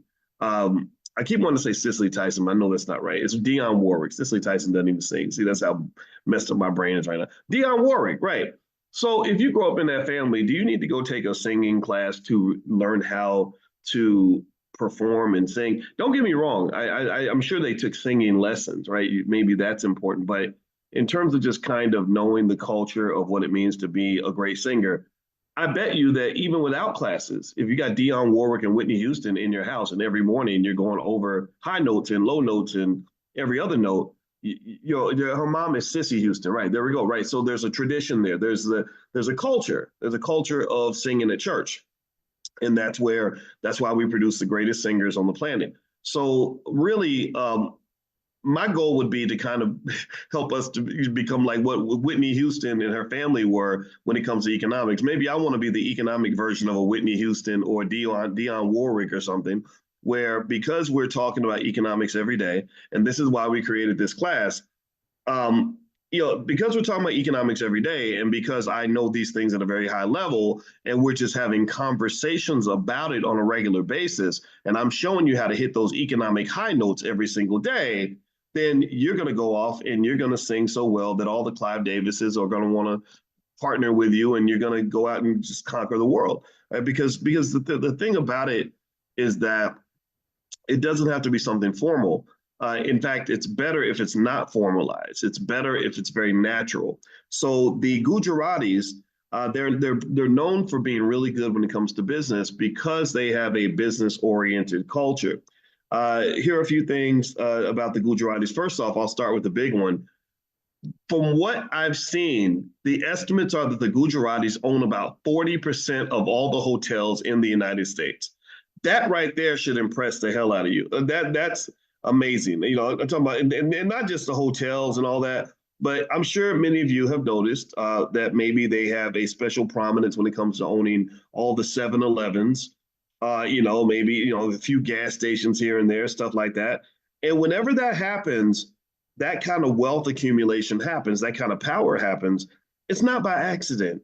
It's not just because the white man gave them all this money and they were born with a silver spoon in their mouth. No, if you watch how a family like that moves or a group like that moves, they just move different. They do things different. They look at their resources different. So what I did was identify some variables that can kind of help you understand, like, what's the difference with a Gujarati versus, say, us and, an African-American in a typical African-American household. Again, we're great at the things that we're great at. They're great at what they're great at. So the same way that there are things they could learn from us, there are also things we can learn from them. So here we go. Let me formalize some of this for you. Number one, there's a long culture of just being economically elevated within this particular community. It goes back, to ancient times, thousands of years. So really, for us, the challenge we have is that a lot of our culture in the last few hundred years was a slave culture, and the slave culture does not create entrepreneurs as readily. It does not create business owners as readily. It creates slaves. We are from a slave culture, and it creates slaves. And if you look around in our community, we have a lot of people that are slaves. What does it mean to be a slave? A slave means you don't have freedom. A lot of us do not have freedom because you got to get up and go to work every day. You have to do what your boss says every day. You don't feel free to do what you want to do in your life. And so our slave culture produces a lot of slaves. I hate saying it. And really, when I think about slavery, I also think about things like mental slavery, the brainwashing, which is very, very deep in media, very, very deep in the educational system. This is a colonialist sort of economy. We are controlled. We are managed by other people. We're managed politically. We're managed economically. We're managed in a way where there are people that have a vested interest in extracting from us, taking things away from us. And that's just what it is.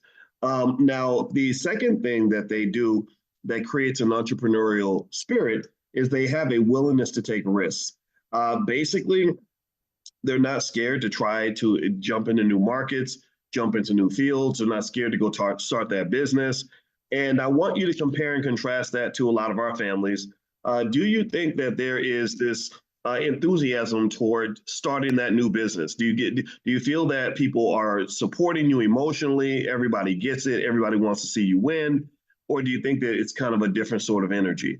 And I'm going to tell you, we know what we know what the answer to that question is. In fact, that was a dumb question. If you were in the same room with me, I would not blame you if you were tempted to slap me, because that was just a dumb, stupid question. Because we know what it is. We know that there's a lot of fear. We're driven by fear.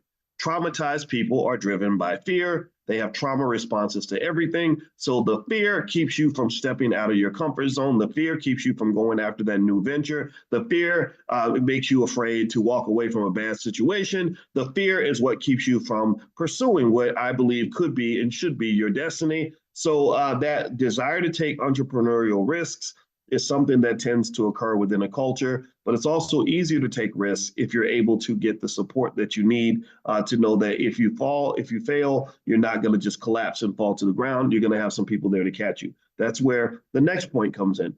Community support. One thing the Gujarati community has is they have a community. Their community, what the Gujarati community has that the Black community unfortunately does not have, is they have a community. I don't even know if we can use the term Black community anymore, because sometimes I don't feel like we're in a community. Don't get me wrong, we have some pockets of good community, but I feel like we've lost community quite a lot.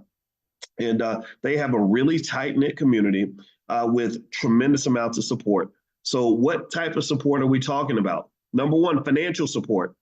We will buy from you. We will loan money to you. We will come and work with you, right? Financial support, very important. Number two, mentorship.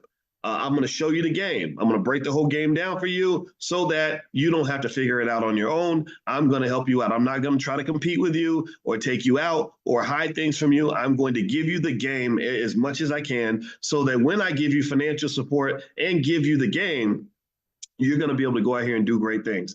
How often do we see scenarios where people compete with each other? It's very strange. I can tell you that I sometimes I was really astonished to see people that, when I started doing more of the financial stuff online, and I was when I was doing it in the beginning, nobody else was doing it. And then other people came along and my energy was like, well, I'm supposed to help you. That's what I'm supposed to do. And I'm a natural teacher, but you'd be amazed how many people had a really competitive energy. Like we're going to defeat Dr. Boyce by competing with him. And I'm like, why are you competing with me? I'm not competing with you. I thought we were supposed to be teammates. But a scarcity mindset, in a traumatized community pops off. And then also everybody imitates rappers. So it's like, we're the baddest and we're the boldest and we're the strongest and you're not. And it's like, I'm strong. I know I'm strong. In fact, I'm so strong that I don't need to tell you that I'm strong. And I don't need you to tell me that I'm strong. I know that I'm strong. And you're pretty good at what you do, so we should probably work together. I don't think that we have to box it out. Like, that doesn't make sense to me. And it was kind of weird, you know. And I guess the only thing I'm thinking about is I remember somebody said this. It was really funny. I saw a guy who was talking about this. These guys that I really respect a lot from Earn Your Leisure, and they're good. They're really cool, and I love watching what they're doing. And one guy goes, "I'm glad Earn Your Leisure came and took over your block because you're just a jerk and blah blah blah." And I was like, "Take over my block?" I said, "What? Are we drug dealers now? Is that what you've been listening to Rick Ross and he's been telling you that drug dealing is the way to be successful as a black? Like, am I supposed to run up and do a drive-by? Is that what it is? Pop, pop, pop, pop, pop. Right? Is their death, is their demise going to increase my likelihood of success? No, no. The world is big enough for everybody to succeed. We have a tremendous shortage of black men that understand financial topics at a high level. So we need everybody on board. We need everybody doing this. This is not a competition. I've never competed with these guys. They're younger. They're 10, 15 years younger than me. What Dr. Claude Anderson never competed with me. Dr. Claude Anderson never said, when I approached Dr. Anderson, he didn't say, well, this young guy, he's coming in and he's going to take over my block and he's going to be the new Dr. Claude. No, Powernomics is going to be what Powernomics is going to be. Powernomics is going nowhere. There is nothing I could do ever to erase the significance of what Dr. Claude Anderson has done. And in fact, there is room to gain acknowledgement for what he's done. And then there's room for me to get my acknowledgement too. So when I approached Dr. Anderson, my whole energy was never competitive. I was never thinking, you're the past, I'm taking you out. Well, I didn't think that way. I was like, you know what? You cleared the path for me. And I think that the world needs to hear what you got to say. So let me help you as much as possible. But here's the thing. This is what you got to understand about collaboration versus competition. Just because you collaborate with others, that does not mean you can't also take care of yourself. Just because you collaboration does not mean you're giving things away. Collaboration means you're developing an ecosystem. I pour into you, you pour back into me. So me supporting Dr. Anderson, and y'all know, y'all seen me support Dr. Anderson, right? I hope you all have seen that.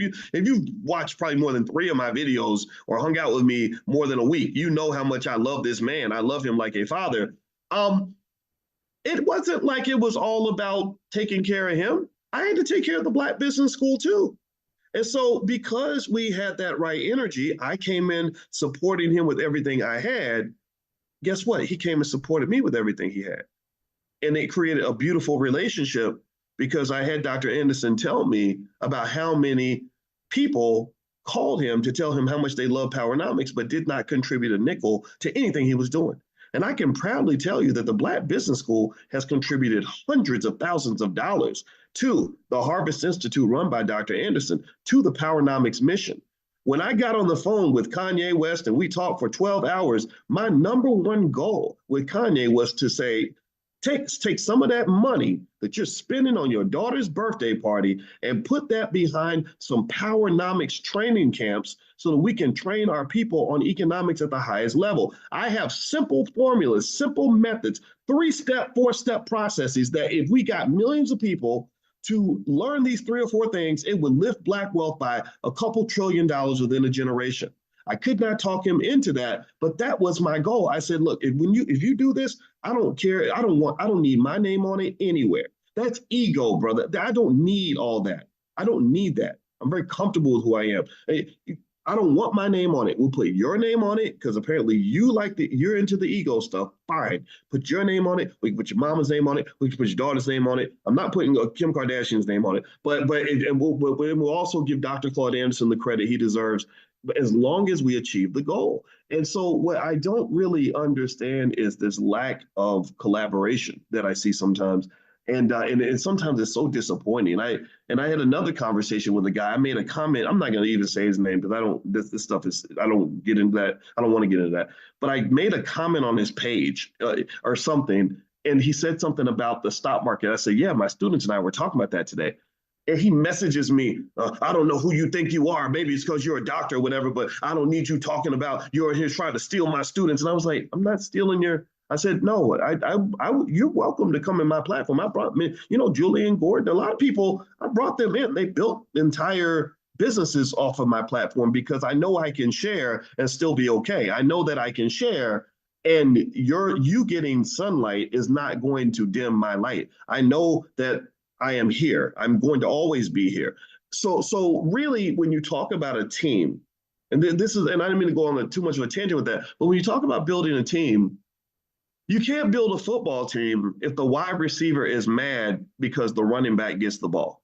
You can't. You're not going to build a great team if the wide receiver and running back don't both understand that everybody can get the ball, and that's going to help the whole team to win. So we don't really always have a team like we should. We end up having these this tribalism and this competition, and I really sort of blame the toxic side of hip hop culture, because toxic hip hop is built on narcissism, selfishness, a lack of competition over collaboration, all these things. This is why everybody got so excited when they saw Drake and Kendrick Lamar destroying each other's careers.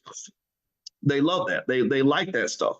And what I would have gotten excited about is to see Drake and Kendrick box it out just a little bit, just enough so we can have some fun, and then come together and say, okay, now that we've done this, we're gonna shut it down, and we're going to work together now and do something amazing. That would have been the kind of energy I wanted to see. You never win when you're destroying each other. So anyway, so let's go back to the Gujarati community. They're very tight knit. They support each other. Not that everybody in the community is perfect, but they give each other financial support, mentorship, and business connections. They don't hide the connect. They share the connect. Okay, so let's see, what else do they do? They have a culture of thrift and savings. They love to save their money. They're very conservative with money. Now, again, when you talk about the culture, this is why I get so mad when people say, this is for the culture, this is for the culture. I'm always like, well, what culture are you referring to? Because the culture that I see that's promoted in media, that's supposed to be our culture, is not conservative financially at all. It is not into wealth preservation. It is not into the stewardship and careful stewardship of resources. It is just throw it up, throw it up, throw it up, spin. But buy that new car that they are marketing on BET. Go to the club, put $10,000 in a stripper thong, and then go and buy a bunch of European items from people that don't even like you, acknowledge you, or respect you. That's what I see when I see the culture when it comes to our economics. Being thrifty and conservative is not celebrated on any level, and I hate it. It drives me insane. It drives me crazy.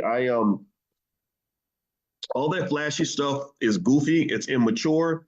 Any Black man over the age of 20 that behaves that way is an embarrassment. You should not, I'm not saying you can't enjoy your money. I'm not saying you can't get nice stuff. All I'm saying is this idea that I'm going to just show up and show out every time I do something, to me, that reflects some sort of emotional deficiency on your part. That tells me you need some therapy to know that you are precious and you are valuable, even when you ain't wearing that white European man's label on your ass. Seriously, you're valuable even when you don't have the Coach purse or the Gucci shoes or whatever it is that you feel like you got to spend your last dollars on. You cannot be so emotionally devoid or so emotionally incomplete that people can literally sell you your self-esteem, because they're going to drain you financially. Let's keep going here. Another thing about the Gujarati culture is they are big on education.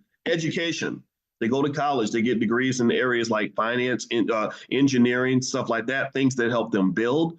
They expect their kids to make straight A's. They push them to be as educationally efficient and competent as they can possibly be. I want you to look around and I want you to see if education is at the top of our priority list. And I'm not talking about just going to school and getting the degree. I'm talking about going to school, getting the degree, being at the top of your class. Is that something that is really heavily part of our culture? Is that something that we celebrate more than we celebrate everything else? I don't know. I think that what sort of happens is that because our self-esteem is not quite there, we will think that just going to school and just being there, just surviving is good enough. And a lot of times I would see, I had this frustration in college, and maybe I was just built a certain way. I have no idea. I was very competitive because I played a lot of sports when I was young, and I like to win. I'm not a loser. And I remember that I studied really hard in college. And I remember I got into a fight with a guy. His name was Pete, and I didn't like him. He was a jerk.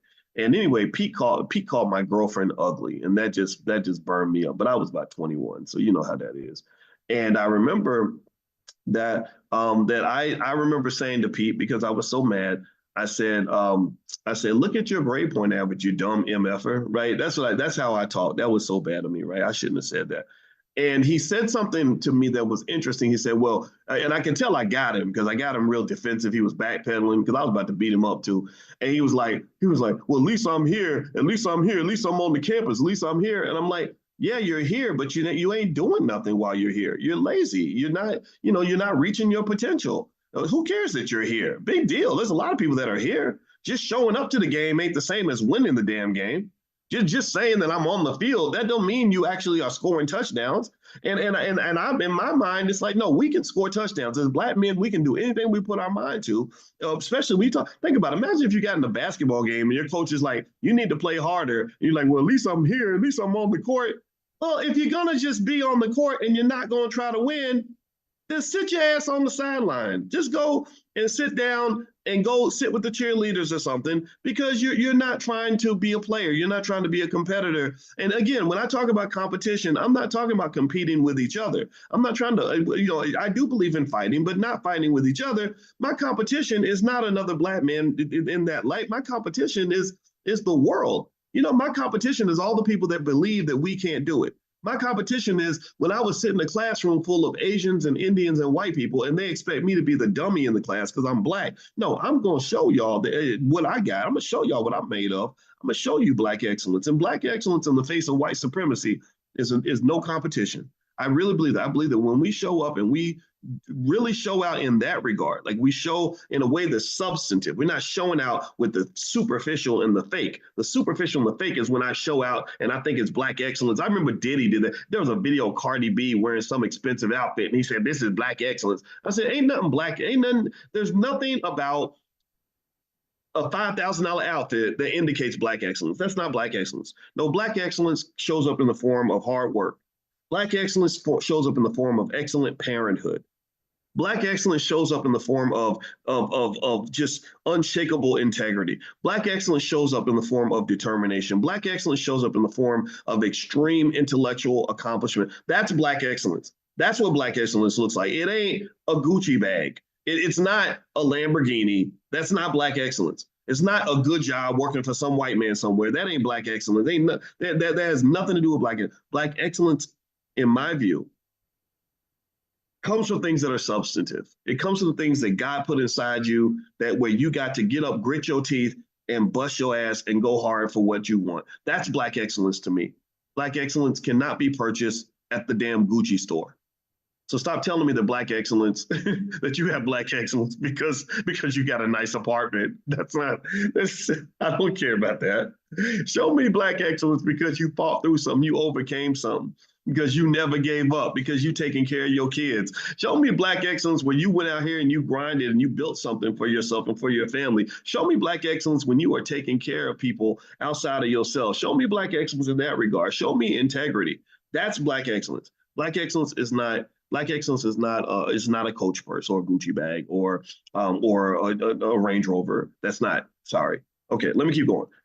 All right, so here's another thing about the Gujaratis that led them to be able to own 40% of the hotels in the United States.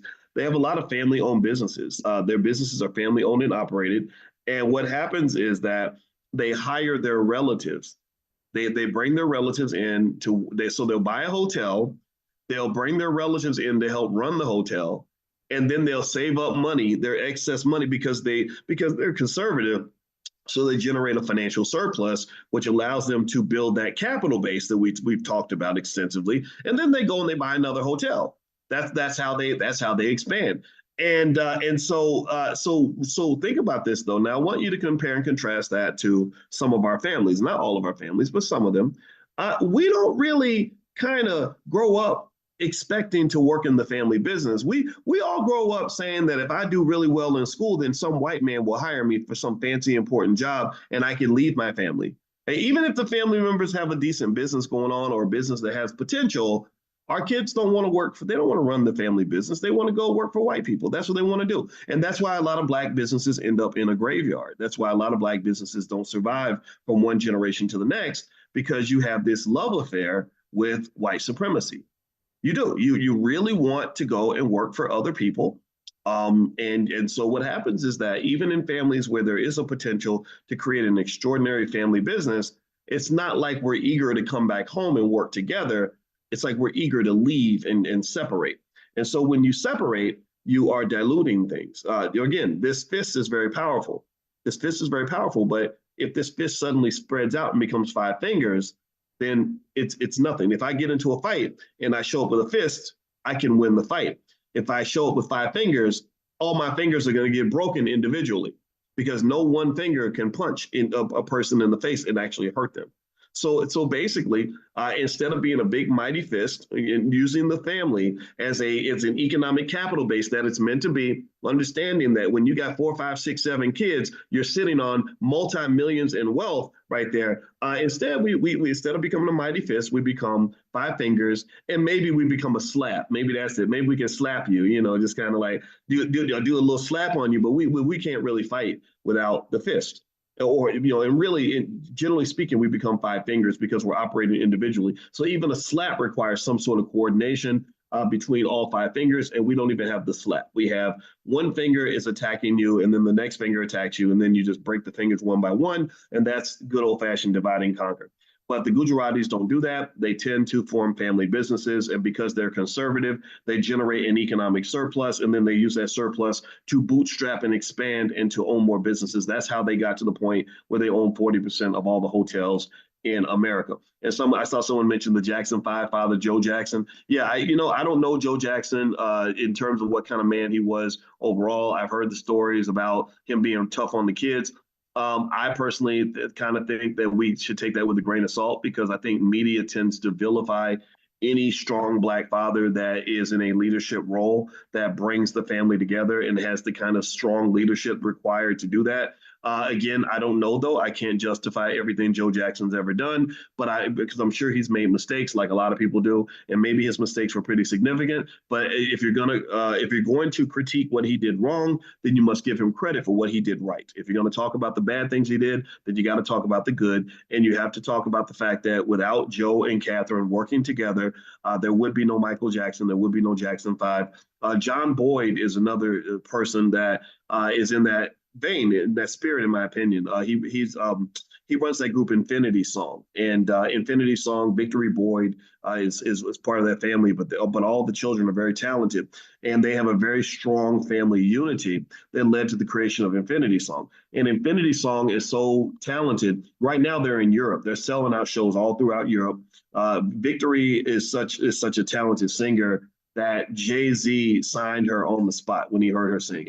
And when I heard her sing for the first time, I was like, whoa, oh my gosh, she's that talented. They performed at the All Black National Convention, I think 2 times. Yeah, 2 times they performed. And now they're so talented that even without Victory, so they took their Michael Jackson and made him solo. And now the other children are touring without Victory, who was kind of their Michael Jackson, and they're selling out shows without Michael. You know what I mean? So it's like, imagine the Jackson 5 selling out shows without Michael. That's how talented that family is.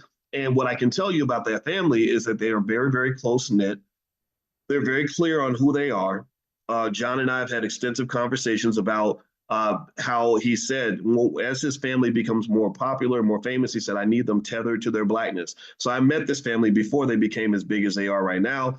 And I remember that was the specific conversation John and I had. He said, one day my daughter is going to be very famous, and I need her to remember the Black community and never let go of that. And that was the formation of our friendship. And now it's happened. Now they're out there. Now they're world famous, and they haven't forgotten who they are. And I just have so much respect for that. And so ultimately, what I want you to pay attention to, though, is that it was the family-oriented nature and spirit that allowed them to say, you know what, my energy is best spent pouring into the family project. That the best way for me to use my time is to pour into the family business. See, a lot of us don't do it. A lot of us will abandon the family business if it gets too hard, or we don't, say, this isn't quite what I want to do. This isn't my passion. I get that to a point, but I kind of really think that there's a disrespect there. There's kind of like this idea that if I'm just sitting here working with my dad and my parent, my mother and my brother, that's not as relevant. That's not as real as me working for Nike or Google or Microsoft, right? And I really think that that's a mistake, because if you don't value what you're doing, you're not going to do it very well. If you don't value what you're doing, you're not going to want to be there. You're going, like, in order for me to be a good husband, I gotta value being with my wife. I have to believe that being with my wife is the most important thing in my life. I have to know that being in this house is the best place I can be. I have to know that this is the best use of my energy. That makes me a better husband and a better father than if I was a guy who's like, yeah, I'm going to hang out here until I find something better. And I think that's kind of what we do. I think that we sort of do that, right? We'll hang out with each other. We'll work on our little business and our little family business until we get a real job. And then when we get a real job, that's when we all just kind of bounce out. And so what I want you to understand is this is something I'm going to say, and I don't know how this is going to sound, but because God's telling me to say it, so I'm going to say it, is you're not kind of meant to be like in a holding pattern waiting for white people to pick you out. You're not supposed to be like this backup substitute that they can lean on whenever. You're not supposed to be the white man's side chick, so to speak. And what do I mean by that? What I mean by that is that you are precious and you are valuable, even if they don't want you. Even you are valuable, even if they've rejected you. Because if they've rejected you, then join the club. I'm a big reject from white America. I am. I've had people make fun of me. Well, Syracuse University didn't want you there. And I'm like, yeah, they didn't. They did. They were really doing everything they could to get rid of me. And in fact, I was probably blackballed from academia because of my views. And I had to come to terms with that, because it hurts our feelings when white people don't want us. Let's just be honest. We kind of grow up believing that Black success is white people validating you. They validate you. They give you a Grammy over here, an Oscar over there, maybe Employee of the Year, some fancy little position with a nice title, where you can go on LinkedIn and say, I'm the new executive director of micro widgets at blah, blah, blah, white man corporation. And people are like, congratulations, girl. That's good for you. You done made it. You somebody now. You important. It's like, but again, I'm not making fun of anybody that has that position. Some of y'all got those good jobs. I'm not making fun of it at all. But it's like, to me, no, you were somebody before they selected you. You were important before they acknowledged your talent. And even when they stop acknowledging your talent, even when you're punished because you don't fit culturally with what they're doing, you're still important to me. I want to see your value. Again, remember, economic awareness. This is what we do every morning, 10 a.m. We do economic awareness training. Economic awareness is partly implied by your ability to see value even when it's not acknowledged by anybody else. You can see wealth even when there appears to be none. You understand? It's like if I'm a music mogul and I'm looking for talent, I don't need the world to tell me that a singer's talented for me to go hear that singer. I can hear the singer singing on the street corner for nickels and identify the talent as readily as I could if they were on the stage at the Grammy Awards. You understand? I can independently validate what's worthy and what's not. So what I'm saying to you is that I think that sometimes we lack the ability to independently validate our worth without needing, Mr. White Man to tell us that we done made it or to tell us that we're important, right? So when you get that, so I believe, again, this is me speculating, that when somebody gets that promotion or that fancy job and it comes with the nice apartment and everything and the nice car, that kind of says to us like, oh, they must be somebody now because all these other people are saying that they're somebody. And I really kind of feel like you have to have the ability to say, no, I am somebody, whether or not you acknowledge me, whether you acknowledge me or not. And in fact, the reason that this is important is because you lose a lot of value because you give away your best assets And then they see the value and they take that asset, that same asset you neglected, that you ignored. I mean, think about how many times we have had people in our community who were super talented, super capable, and weren't even acknowledged until somebody else said that it was okay. Somebody else said that they were important. So suddenly we believe they're important. Even Barack Obama. Barack Obama, did y'all know this? Let me tell you this. I told y'all about the time I was with Cornel West for a whole day. When I put out my book, It Takes a Village to Raise the Bar. I did an event in Brooklyn at Medgar Evers College. Cornell joined me, and we spent the whole day together. And I remember Cornell, he told the most fascinating stories. I love Cornel West. He's a wonderful man. And one thing I remember him telling me about a meeting where he and Jesse Jackson Jr. and David Axelrod and Barack Obama and a couple other people met in a hotel room. And their goal was to figure out, how do we get Black people to support Barack Obama? Why won't Black people acknowledge this man? Because they're so connected to Hillary Clinton. And that's amazing to me. Again, I don't care what your politics are, right? But that's amazing to me, considering the history, with Obama literally being probably one of the 3 or 4 most popular Black people in America. Years later, everybody loved him by the time the election came around. But there was a time where Black people just were like, other people don't see him, so I don't see him either. And then you all know, tell me in the chat if you know this, do you all know when Obama became popular, when he gained momentum? What had to happen before Black people really came out in droves to support Obama? He had to go win in Iowa. He had to go to white-ass Iowa. And from what I understand, maybe I'm not a political analyst or expert or anything, but it was really Iowa. When he went to Iowa and won in Iowa, that's when Black people really started flooding to support him. Sure, he had Oprah's backing, but I remember him getting the endorsement from Oprah, and Hillary was still blowing him away. Because I went on CNN, and I remember I said, this guy Obama, I said, Hillary might want to watch out, because it looks like this guy is really good. He's articulate, and because I remember I saw his potential. I don't worry about what other people think. I just think about what I think, because I trust what I think. And I said, this guy is going to be good. I don't know if he's going to be able to, catch up with Hillary, because that was a big gap at the time. But I said, I bet Hillary, if she's smart, she's paying attention to this guy, because he's a threat to her. And so lo and behold, it happened, later on. So my point is to say, I don't think that you should wait for other people to validate you or to validate the people you care about. You should validate them first, because then you can go and extract the benefits of that relationship first. If they have tremendous potential, you want to spot it before everybody else. It's just like investing. Remember, I tell you all how people invest the wrong way. People don't start buying stock until the prices start going up, which is too late, because by that time the prices are about to start going down. So you don't want to pick a stock after it goes up, because now there's a good chance it's going to start to go down.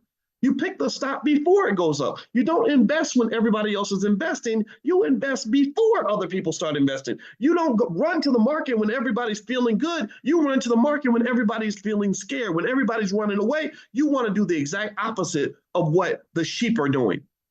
That's called leadership. That is called confidence. And that is something that I believe is connected to how you feel about yourself. If you don't feel good about yourself, if you don't trust yourself, then you're going to be scared all the time. Life's too short to be scared. Don't be scared. Don't be scared of you. Don't be scared of your destiny. Don't be scared of taking a chance. You got to take a chance. And guess what? When you take a chance, you're going to fail a lot. You're going to fail so much, it's going to make you sick sometimes. You're going to have a whole therapeutic process just to deal with confronting failure in a healthy way. I fail all the time, every day. And when I'm really on top of my game, I fail twice as much as usual. Because I know now, and I know this logically, but you don't always know this emotionally, because failure hurts. Failure is kind of embarrassing. It makes you question yourself. But what I know logically is that the more I fail, the more chances I'm going to have to succeed. Every failure is a step closer to that first success. So yeah, get out there and fail. You got to do that. The road to heaven really is paved through hell. You got to go through hell to get to heaven. You got to go through the fire. It's just a requirement. It sucks, I know, but that's the only thing I've ever seen. If you can't go through the fire, then you never get the blessing at the end. All right, so let me keep going here. By the way, really quick, make sure you're on the text list. Text the word morning, MORNING, to 87948. If you text morning to 87948, then you will get notified when we meet up for class and everything else. And also, the other thing I was going to mention to you is that in our store, I think I mentioned that earlier, we do have apparel. If you go to drboycebooks.com, you can get copies of my books. You can get flashcards for kids. You can get workbooks, things like that. So feel free to go to drboycebooks.com if you'd like to take a look at that stuff. And you can use the code word book club, and that'll give you 30% off everything that's there. All right. So a couple more things I'm going to mention about the Gujaratis, and then we're going to finish up here. Is number one, or here's another thing. So remember, so with the Gujaratis in India, they own 40% of the hotels in America. We've already established a couple things about their culture. Number one, they're very family oriented. Most of the family members work in the business. They also have a community and a supportive ecosystem where they loan money to each other. They have what they call handshake loans. So they shake each other's hand. They make a loan. They know that the loan is going to be repaid because there's community accountability for stuff like that. And that allows them to grow their economic empire. They also have a massive diaspora, which goes a long way. And so by having people around the world sort of planted everywhere, they're able to sort of make their mark and benefit in all parts of the world. Now, here's a stat about their community that I think is really cool. They own about 22,000 out of the 53,000 hotels in America, which is about 40%. And also, let me see, I have some more notes here. Let me pull up a couple more things so that you can walk away with in terms of things you can implement into your own family culture. Let's see here. They have very strong community bonds. I mentioned that. They're also very adaptable. So they have a lot of cultural adaptability. They can adapt to different business environments. And in addition to being financially conservative, they're very much oriented toward customer service. So the Gujaratis in India, their commitment to customer service goes a long way, because if you serve your customer, then you can sell your product, right? So, and that really is something that has to be sort of discussed in the Black community, because there are times where Black customer service is kind of questioned a little bit, right? You have people that feel like Black-owned business or Black business owners don't respect Black customers, and then you have cases where Black customers don't respect the business owners. So this is something that has to be addressed. Also, you have ethical. They have a commitment to ethical business practices, which actually comes out of their religion. There a lot of Hinduism, stuff like that. It emphasizes things like honesty and hard work. And the other thing too is that just from a cultural standpoint, hard work is extremely important in the family, and that goes a long way in terms of being able to be successful. And it's, things like persistence and all that. Now, here's the thing about Black people that I think is a huge advantage for you, is that you already know how to work very, very hard. I think Black people are the hardest working people in America because we were the only ones who worked for hundreds of years for free. And one thing that Dr. Claude Anderson speaks about regularly in his books, Powernomics and Black Labor, White Wealth, is that basically you have a scenario where Black people were trained extensively through various forms of indoctrination to be a very hardworking class of people that were subservient to whites. And also in that subservience, there was this goal of making sure that we never got bigger than our britches and started to compete with whites. So while Black integration was always an incredibly important part of that white agenda, especially we've always been integrated on some level. I would say the 1960s was just a different type of integration, but we were always part of the economy. We were always part of the community. They didn't want us to really go, but they didn't want us to have certain rights and certain amounts of power. So the thing about it is that now we're at a point where that power and that equality is something that you're going to have to actually fight for. It's not something that I don't think is ever going to be given to you through a government program unless you have the strength and ability to demand that, right? So like reparations, things like that, I support those things, but I think overall, it's going to require a lot of the work is going to have to be done by us in terms of figuring out what does an economically strong culture look like. So to kind of summarize this conversation, I'm going to go ahead. I don't want to overtalk this, but I want to give you some things to kind of walk away with. Number one, never forget how important and powerful family is. Family is really, really critical, but also you, in my view, want to think about family like an institution where within an institution, you're training people in the institution. You're giving them their values and everything else. And because values are more important than just skills. Because if I have a lot of skill, but the wrong values, then I'm going to apply my skills in the wrong way. So if I know how to shoot a gun, but I have poor values, then I'm going to shoot the gun at the wrong people. Do you understand what I mean? So these values that you establish in the household, that you always support your relatives and you don't steal from your family. I remember my father saying that to me when I was a kid. Or you always want to help your brother, or a family should always stick together. Little things like that, or every black man should have his own business. Every black woman should be financially strong and independent. Whatever it is, right? These little values really, really make a big difference in terms of how skill is applied later. Because one challenge that we have is that we have a lot of highly skilled people whose values, they're not necessarily bad, but they're not very pro-black, pro-community, pro-wealth. You understand what I mean? Doesn't mean that these are bad people. But a lot of times that sense of purpose, really sort of having that family business or family wealth as a core value, as a core purpose, doesn't always exist, right? Maybe the core purpose is I want to be quote unquote successful, and success might be defined by I'm going to get this degree, get this kind of job, make this kind of money, and get this kind of respect from other people, where I think a better core value might be things like financial security. If you have financial security, then you can pretty much do whatever you want in America. If you have financial security, then that's when you get the best opportunity to feel free. When you have financial security, that is when your other aspects of your health are affected, your mental health, your physical health, your relationship health, all those things benefit when you have financial security. So that's why I go back to that point where I was making to you earlier. This was literally a finding that I came to probably in the last couple of years, is that a capital base is more important than a college degree. A capital base is more important than a good job. A capital base is more important than a Grammy or an Oscar. A capital base is that thing that allows you to truly navigate the world as a free individual. And the capital base is best built when it's a family effort that's done by multiple people over a long period of time and transfer intergenerationally. So the beauty of a capital base is that if I build a capital base for myself, I can just pass that down to the kids. So the kids are not roller skating on thin ice. They're standing on something sturdy and solid when they come into the world, which allows them to move a lot differently from those who are stuck. And if you don't know what I mean by capital base, we've talked about this in class, but it's okay. I'll describe it again really quickly. All capital base is resources, wealth that you can use to achieve, to get your income. That your capital base could be shares of stock. It could be some real estate. It could be cash. It could be relationships. It could be intellectual capital, right? All these sorts of forms of capital come together, and that's what keeps you secure. And the reason that a lot of people feel financially insecure in America is because they don't have a capital base. They don't even have $1,000 saved to fix their car.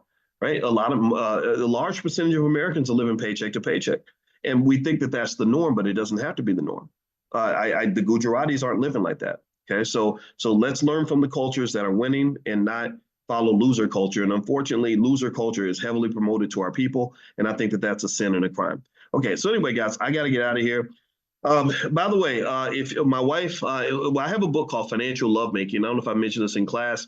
But if you'd like to get a free e-copy of the book, you can go to a page where my wife and I talk about our podcast. We have a podcast called Pillow Talk. So if you go to boyceandalicia.com, that's boyceandalicia.com, you can get a free copy of my book, Financial Lovemaking. I wrote it when I was on the faculty of Syracuse. Also, don't forget that we support these great women that have things to say on Fly Nubian Money.